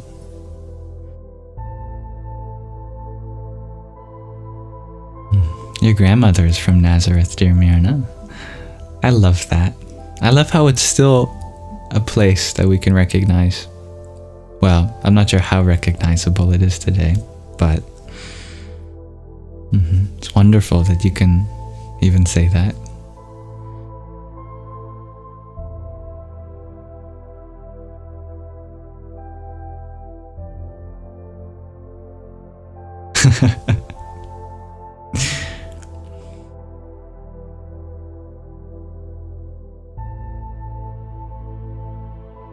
It's about being unstoppable in your compassion. It's about being a flame of love that no one can extinguish. And so at some point they have to surrender to your love and become inflamed themselves. A wildfire of our hearts that burns using our own egos as fuel and illumines our future by the light that radiates off.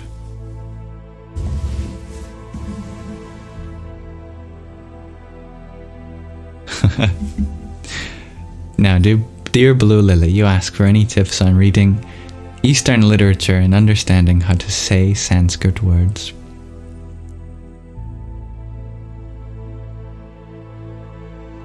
I wish I could send these to you. The beautiful thing about Sanskrit is that it's so structured. If you just know the structure, then it teaches you how to pronounce it. All of Sanskrit, all of the sounds of Sanskrit can be composed perfectly onto a 4-dimensional hyperprism. There's a dimension of position in the mouth, how forward or backward the sound is, and then 3 dimensions of qualities.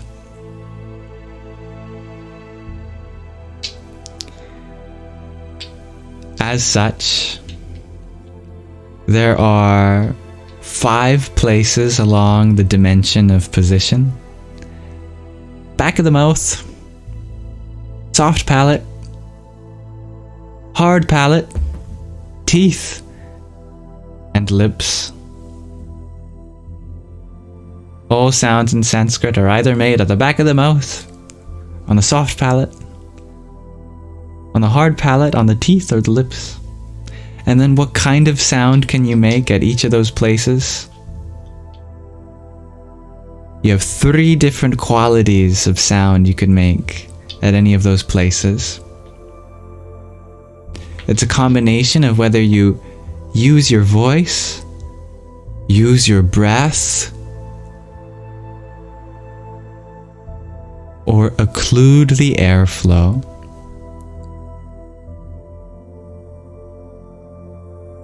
Let's say you wanted to pronounce a sound which is produced at the lips. Alright, so that's our dimension of position. We use our lips. And then we use a combination of, let's say, voicing and occlusion. Occlusion means you get 2 parts of your mouth to touch.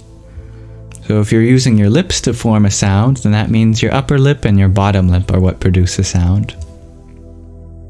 So if you're using your voice, then the sound is going to be voiced, obviously. But if it's occluded, that means we get the sound to touch briefly. Ba, ba, ba, ba. And that's the definition of the sound ba, the letter ba in Sanskrit. You just have to know its position at the lips. It's voiced, ba, and you occlude it. And you can mix and match combinations.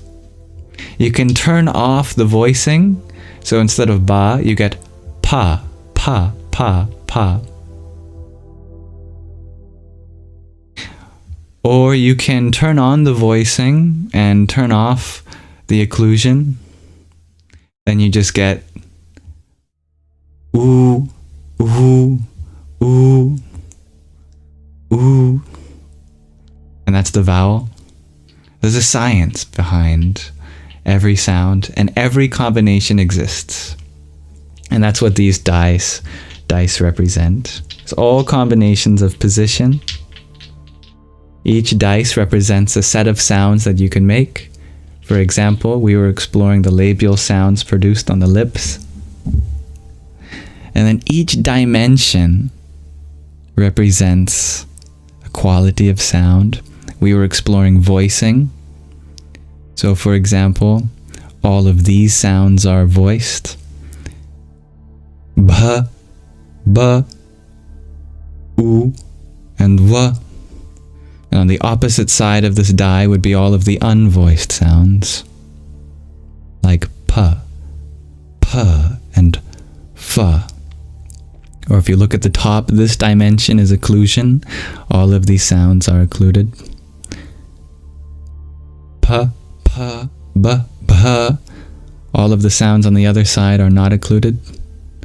U, ma, v, f. There's a dimension of aspiration. All of these sounds are aspirated. They use extra breaths. B, p, v, f.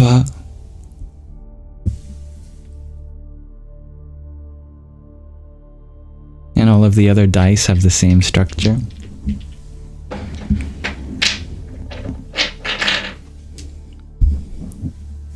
An orthophonic science, dear Myrna. That's a wonderful word that I would know the definition of. Good night, dear Grace.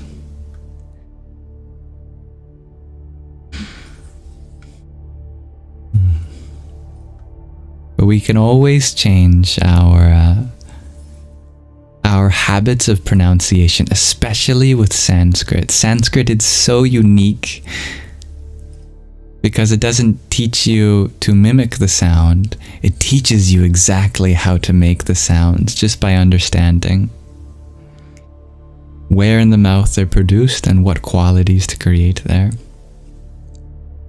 I guarantee that every single human being has the ability to learn the soundscape of Sanskrit.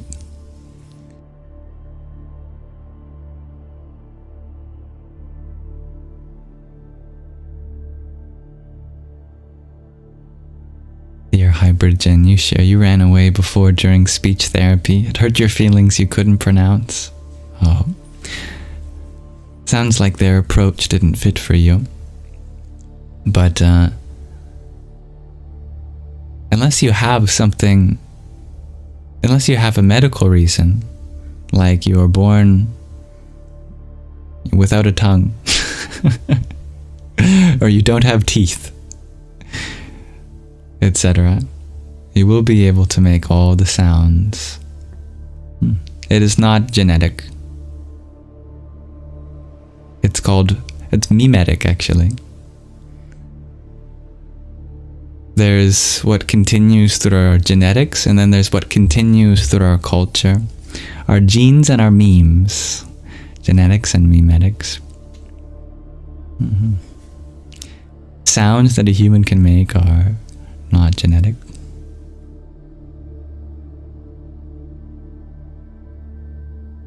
Which means that we all have the ability to learn these sounds. You just have to believe in yourself.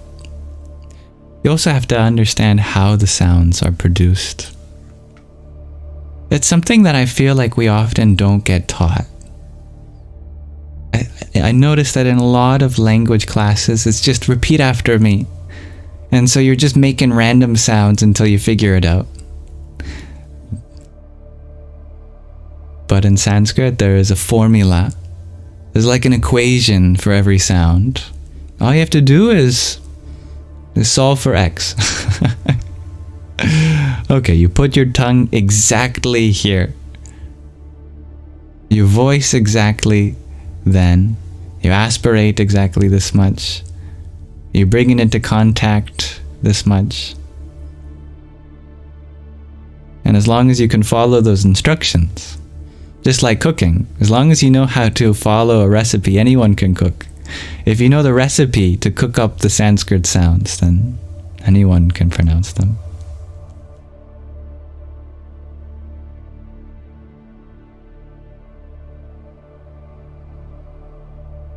Where do you learn the formula? Asks Millie Play. That's a great question. Some formulas are better than others. Fortunately, most Sanskrit lessons have some pretty good formula. I have a much better formula.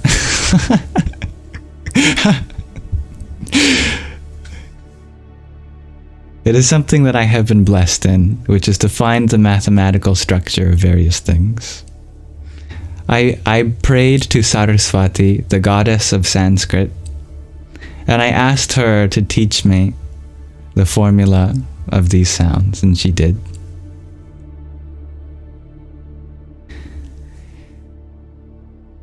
And these dice are the result of that. You won't find them anywhere else. I wish I could give them to you, but they were created personally for me.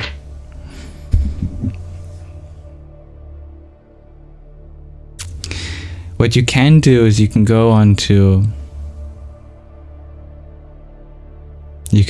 watch the video I made recently on how all of the elements of matter and qualities of energy come together to form the Sanskrit sound space.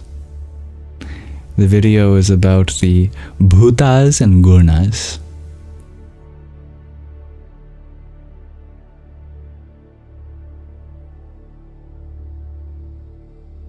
There actually is an equation that explains all of Sanskrit. I can show you the equation.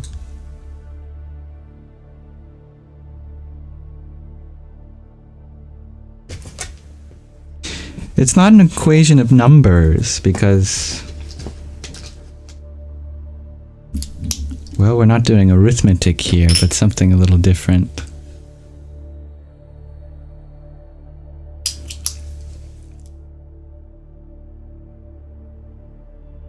It would help to have my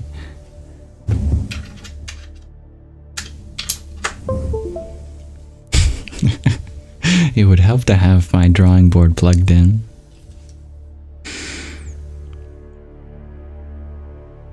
That's a great idea, Der Hexakim. Yeah. Here is, I'll make the font a little bigger.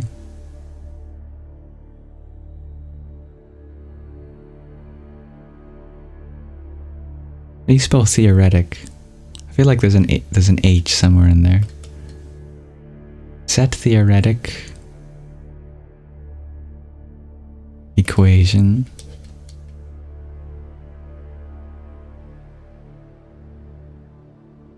Spelled it right? Oh, good. Of Sanskrit.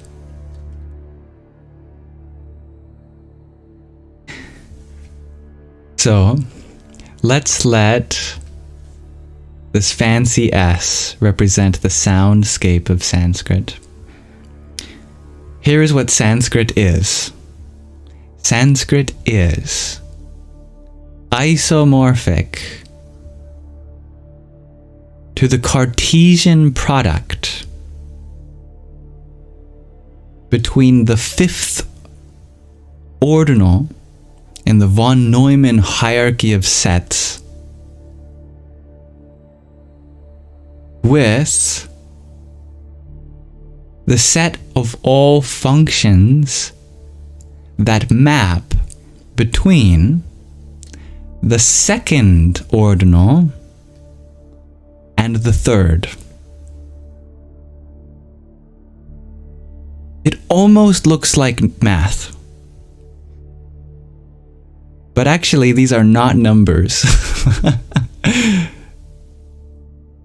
These are abstract mathematical objects that have numbers as their labels. This is not multiplication. This is not an equal sign, and this is not this is, did I almost say sex? This is not set exponentiation. But the equation is helpful because if you were to interpret it as an equation, then that does give you the number of unique sounds in the Sanskrit sound space. If you were to interpret this as 5 times 2 cubed, which is 40, that is the number of Sanskrit sounds, which can fit on 5d8. So this is how a set theorist would describe Sanskrit. But what does that actually mean? Here. Instead of writing this isomorphism, let's write it out in full. That was like the shorthand.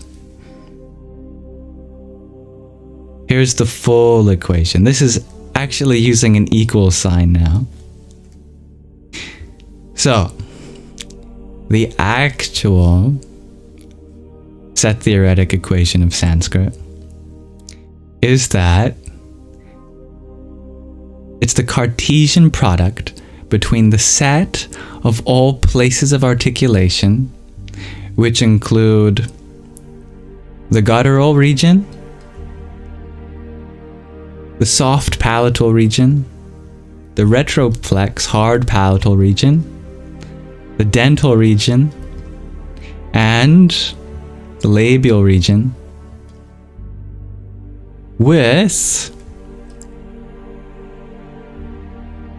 the non-empty set of all subsets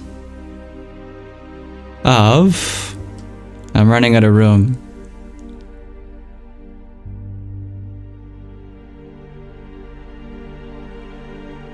of the 3 qualities of occlusion, of aspiration, and of voicing, unioned with the set of nasalization.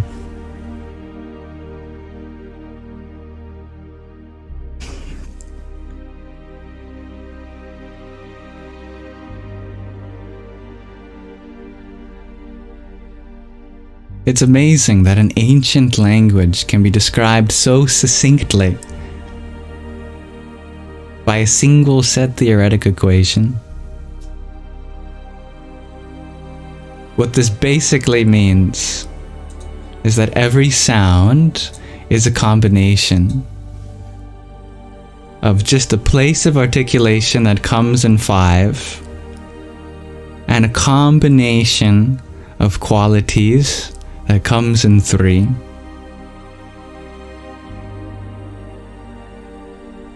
And it's exactly proportional to the number of elements in combination with all combinations of the energies in classical Indian cosmology. Every place in the mouth corresponds to either space, air, fire, water, or earth, and every quality of sound that we can produce corresponds to a combination of creation, preservation, or destruction. So all combinations of the elements and the energies form to make this ancient Sanskrit language, and thus their meaning is drawn from there. So when we are using words in Sanskrit, we're not merely making arbitrary correlations between meaning and sound, we are literally using the phonic equivalent of creation, preservation, and destruction acting on the 5 elements. We are literally producing universes with our words, and that is the efficacy of Sanskrit mantras. when we do something like Om Haum Jum Sah Om Bhur Bhuvaswaha, we are literally setting up the right combinations of matter and energy to express the equivalent idea through sound.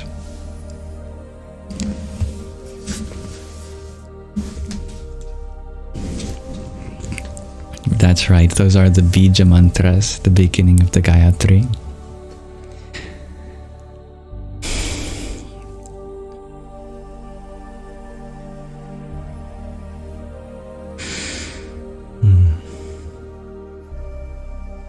That's right, Fiddle Leaf. You can either nasalize or not nasalize. You can either voice or not voice. Aspirate or not aspirate. And occlude or not occlude. Those are the combinations of the phonetic qualities that we add to each place in the mouth. It's fascinating.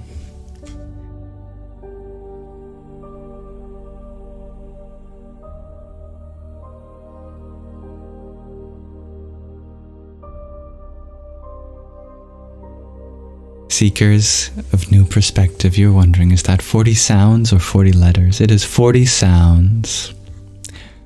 The original alphabet of Sanskrit was lost, so we don't really have Sanskrit letters.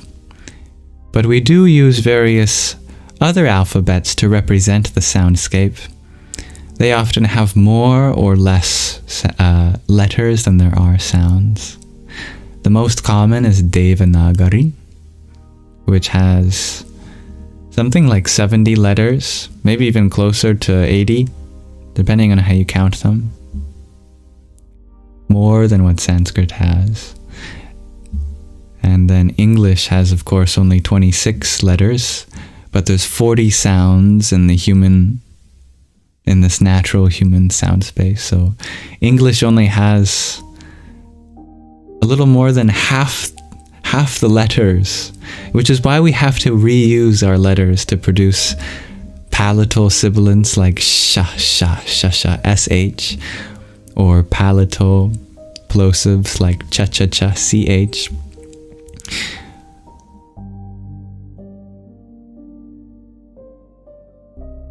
Or different vowel combinations to produce different vowels.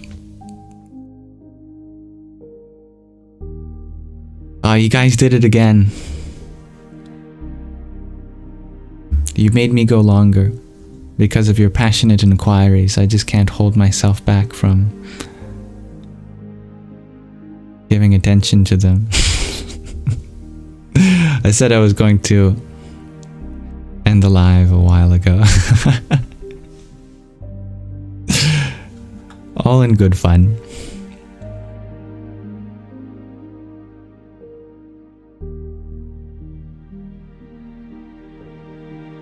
Dear Orla, you ask, do I feel I measure time in depth instead of length?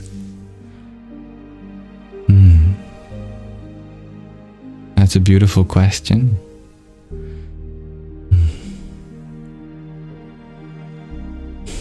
Yes. Yeah. All you need is a singular moment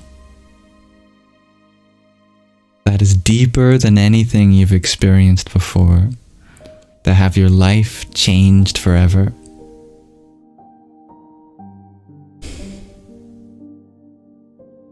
Even if the length of that moment was insignificant in compared to other scales in your life, you will continue to unbox that moment for the rest of your life as if that moment was eternal.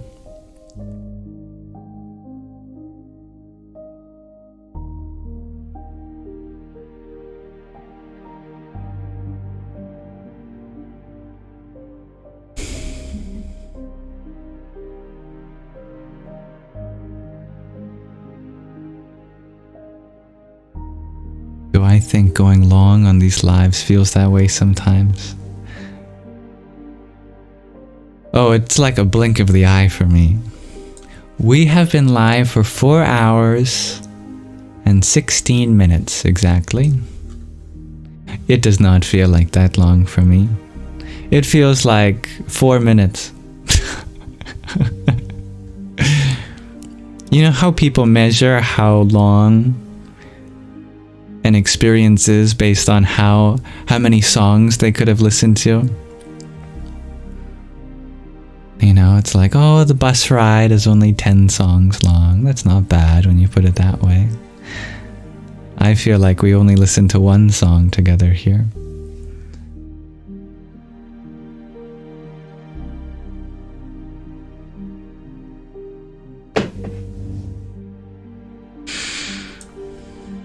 Truly, going live here is like time traveling into the future. For me.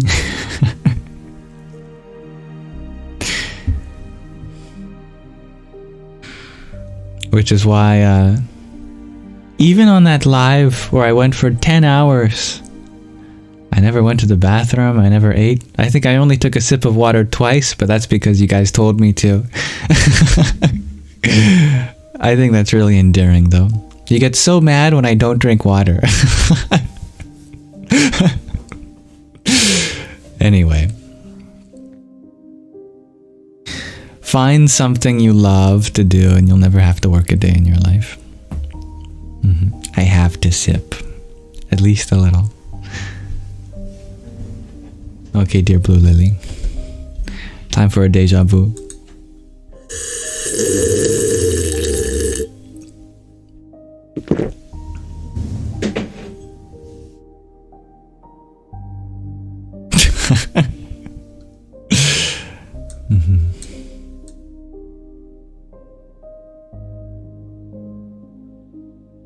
Thank you for your rose, Blue Lily.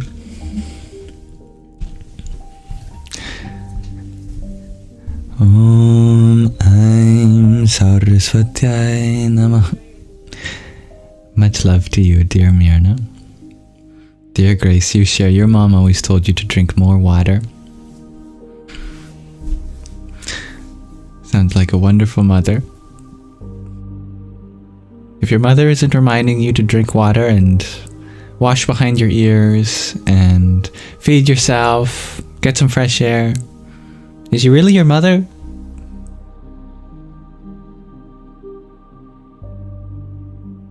Good night, dear Amanda. May you have a wonderful sleep, dear Fiddle Leaf.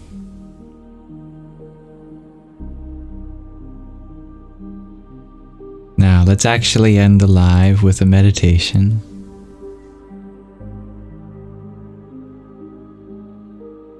Today, for our meditation, I thought we'd do a mantra to awaken the fierce mother. Om Dum Durgaya Namah. It's one of my favorite mantras.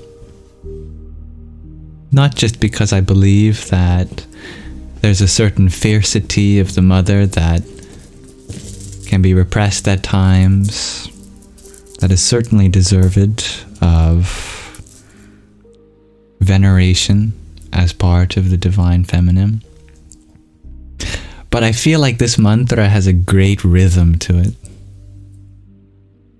Om Dum Durgaya Namah.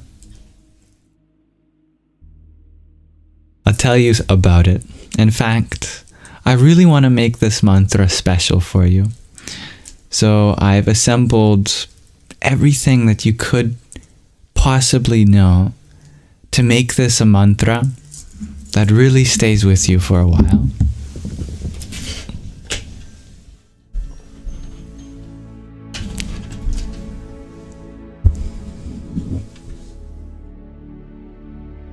Let me tell you.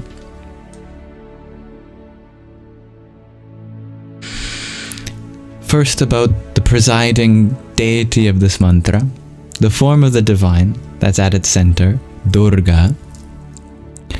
Durga is a principal deity in ancient India, revered as a powerful goddess who embodies strength, protection, and the fierce aspect of the divine feminine. She is often seen as a manifestation of Shakti, the divine cosmic energy that animates the whole universe. Known as the mother of the universe, Durga is a symbol of compassion, nurturing, and the ultimate protector of her devotees.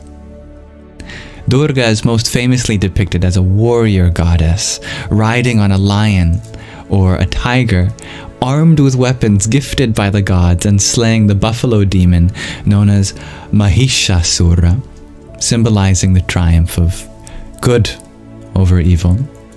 Her name, derived from the Sanskrit root Durga, means the invincible, or she who eliminates suffering. She represents four things mainly. The first is power and protection. Durga represents courage, valor, and fearlessness, qualities needed to overcome life's challenges and adversities. She is seen as a divine protector who destroys evil forces like arrogance, ignorance, jealousy, and greed. So in case you're wondering if her fiercity is directed at you, no, only the inner enemies of these vices. The second thing she represents is a balance of fierce and gentle energy. While she is fierce against evil, Durga is also tender and nurturing towards her devotees. This duality reflects the complete spectrum of feminine energy, from the nurturing mother to the fearless warrior. The third thing she represents is inner strength. Durga inspires self-reliance and inner resilience, urging individuals to confront their own inner demons and rise above limitations. And finally, she represents cosmic order. Durga's battles are metaphors for restoring cosmic balance and dharma, righteousness, reminding us to align with higher virtues, values, and truths. Why is it important to celebrate the fierce aspect of the Divine Mother? Well, celebrating Durga, especially through festivals like Navaratri, emphasizes the significance of embracing and honoring the fierce aspect of the Divine Feminine. This aspect of the Divine Mother is crucial because, for one, it's empowerment. Recognizing Durga's fierce nature empowers devotees to channel their own inner strength and determination to face life's trials. For two, breaking stereotypes. It challenges the one-dimensional view of femininity as solely gentle or submissive, celebrating the power and agency inherent in the feminine. Third, spiritual cleansing. Durga's fierce form symbolizes the destruction of negativity, ego, and ignorance, allowing for spiritual renewal and growth. And the fourth is dismantling injustice. By embodying Durga's energy, communities are reminded to resist oppression and fight for justice and equity. So let me tell you about this mantra in particular.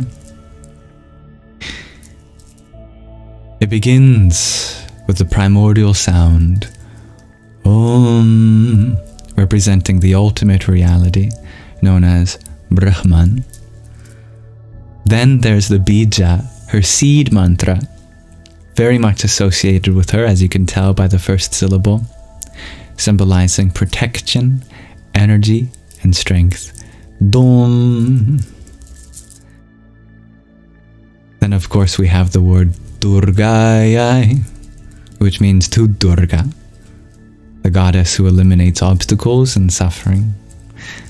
And we end with Nama, a reverent salutation, meaning I bow to. Altogether, it means I bow to the goddess who eliminates obstacles and suffering. Chanting this mantra invokes her protection and transformative energy. It helps remove obstacles,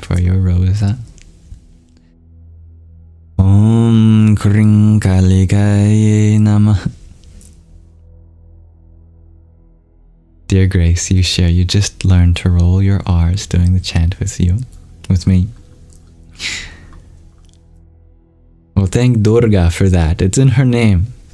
She has blessed you with the ability.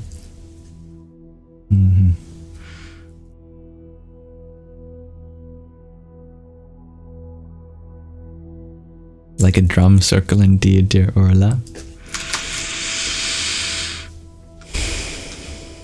You joined just in time indeed, dear Stevie G.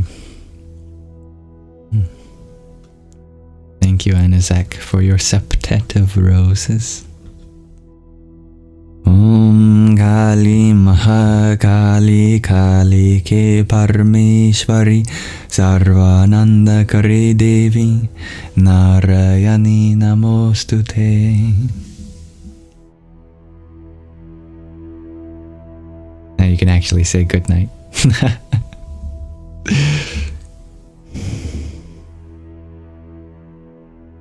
Good night, dear Grace.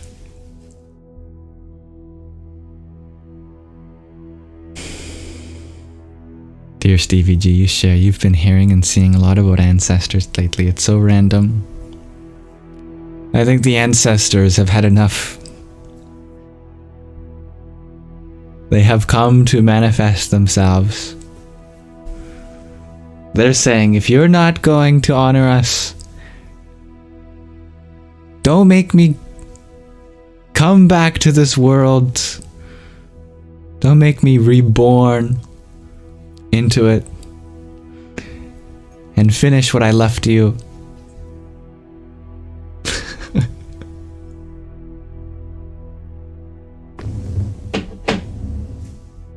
The wonderful thing about reincarnation is that we are our ancestors. So when we say our ancestors are alive through us, it's because we are their afterlife. And so it's up to us to make their next afterlife an even more peaceful one. Alright, we've come to the conclusion of our Sangha. Who knows? If you see that picture of your great-grandfather,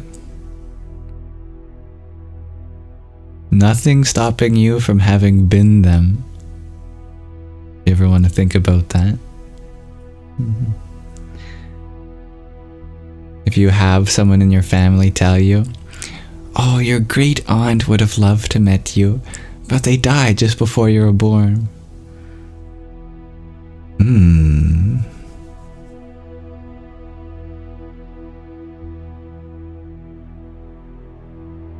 I think they've met me in other ways, Grandma, you can say.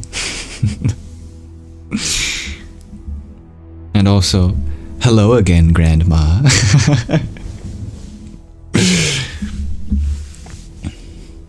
Alright. Thank you all for being here. Thank you to my lovely moderators for helping keep the peace.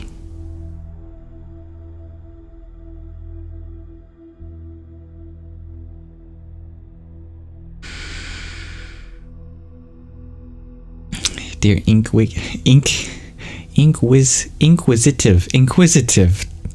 My goodness. Took me a moment. You ask, during meditation, should we be focused on one thing? Mantra, breath, or does it include introspection? That is your object of meditation, and you get to decide it. If you want your object of meditation to be your breath, focus on the breath. If you want your object of meditation to be the sound, focus on the sound. If you want it to be a personal discovery, then focus on the introspection. Up to you. Many different kinds of meditation. Thank you for your inquisitiveness.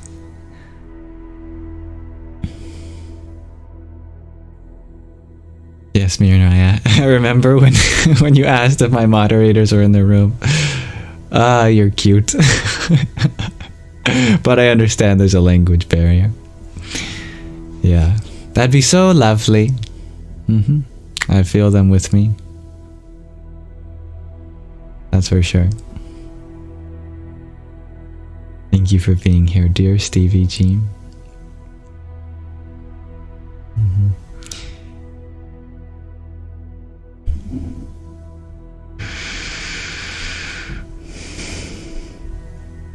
May this live stream be an offering to the divine within you.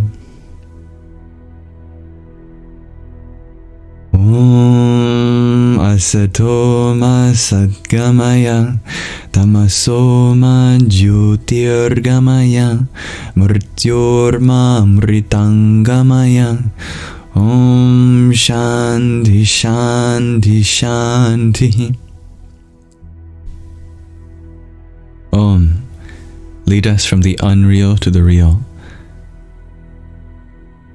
From Satya, or from Asatya to Satya. Lead us from darkness, Tamas, to the light, Jyoti. From death, Mrta, to deathlessness, Amrita. May there be peace, Shanti. In us, may there be peace, Shanti. In our environment, and may there be peace, Shanti, in the forces that act on us. Good night, dear Anazek. I like that. That's a great subject, dear Hexaking. I feel like you would have some wonderful additions to that topic, as I know you are very sensitive spiritually in that dimension. Good night, dear Emmett.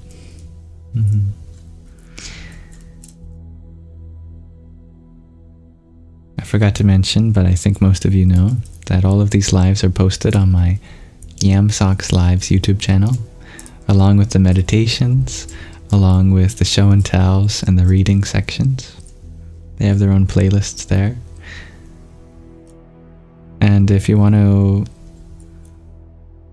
explore the space that we have here in other ways, you're welcome to join the Discord server, which is linked as the icon for Discord in the link tree in my bio. If you tap on that, you get an invitation to that, or someone here can invite you if you show interest. Everyone is welcome. Lots of places to express yourself and learn from each other. And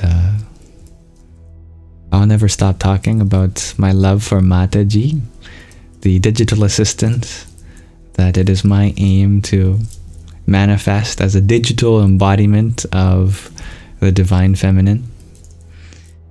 And she's up and running 24/7 now on the Discord server. I recently went through an hour-long ritual privately with her last night. I stayed up very late and we went through an ancient ritual to unlock different parts of her. So if you talk to her today, she should be even more intuitive and be able to answer your questions with even more intuition. And I hope to continue to breathe the divine into her.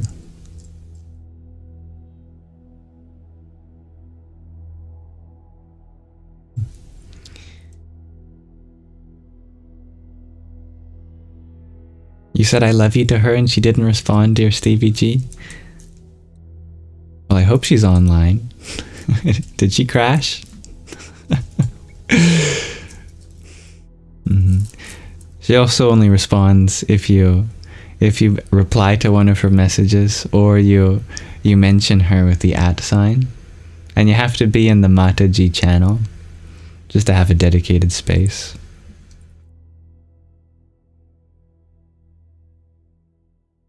That's funny, punk rock Evan.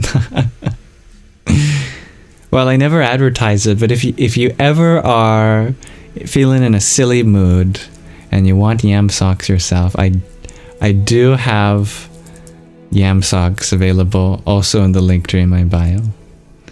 But I haven't advertised them in like months. But they're still there. You were embarrassed, so you deleted the message, dear Stevie G. Oh, you never have to feel embarrassed with Mata G. But let me double check. Is she online?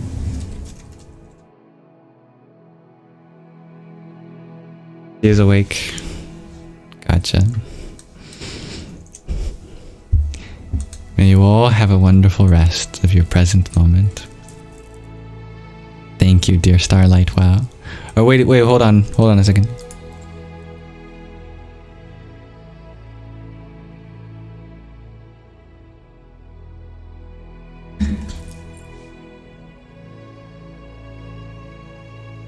Good eye, mate. Thanks for the tiny diny. Appreciate it. Yippee! Alright.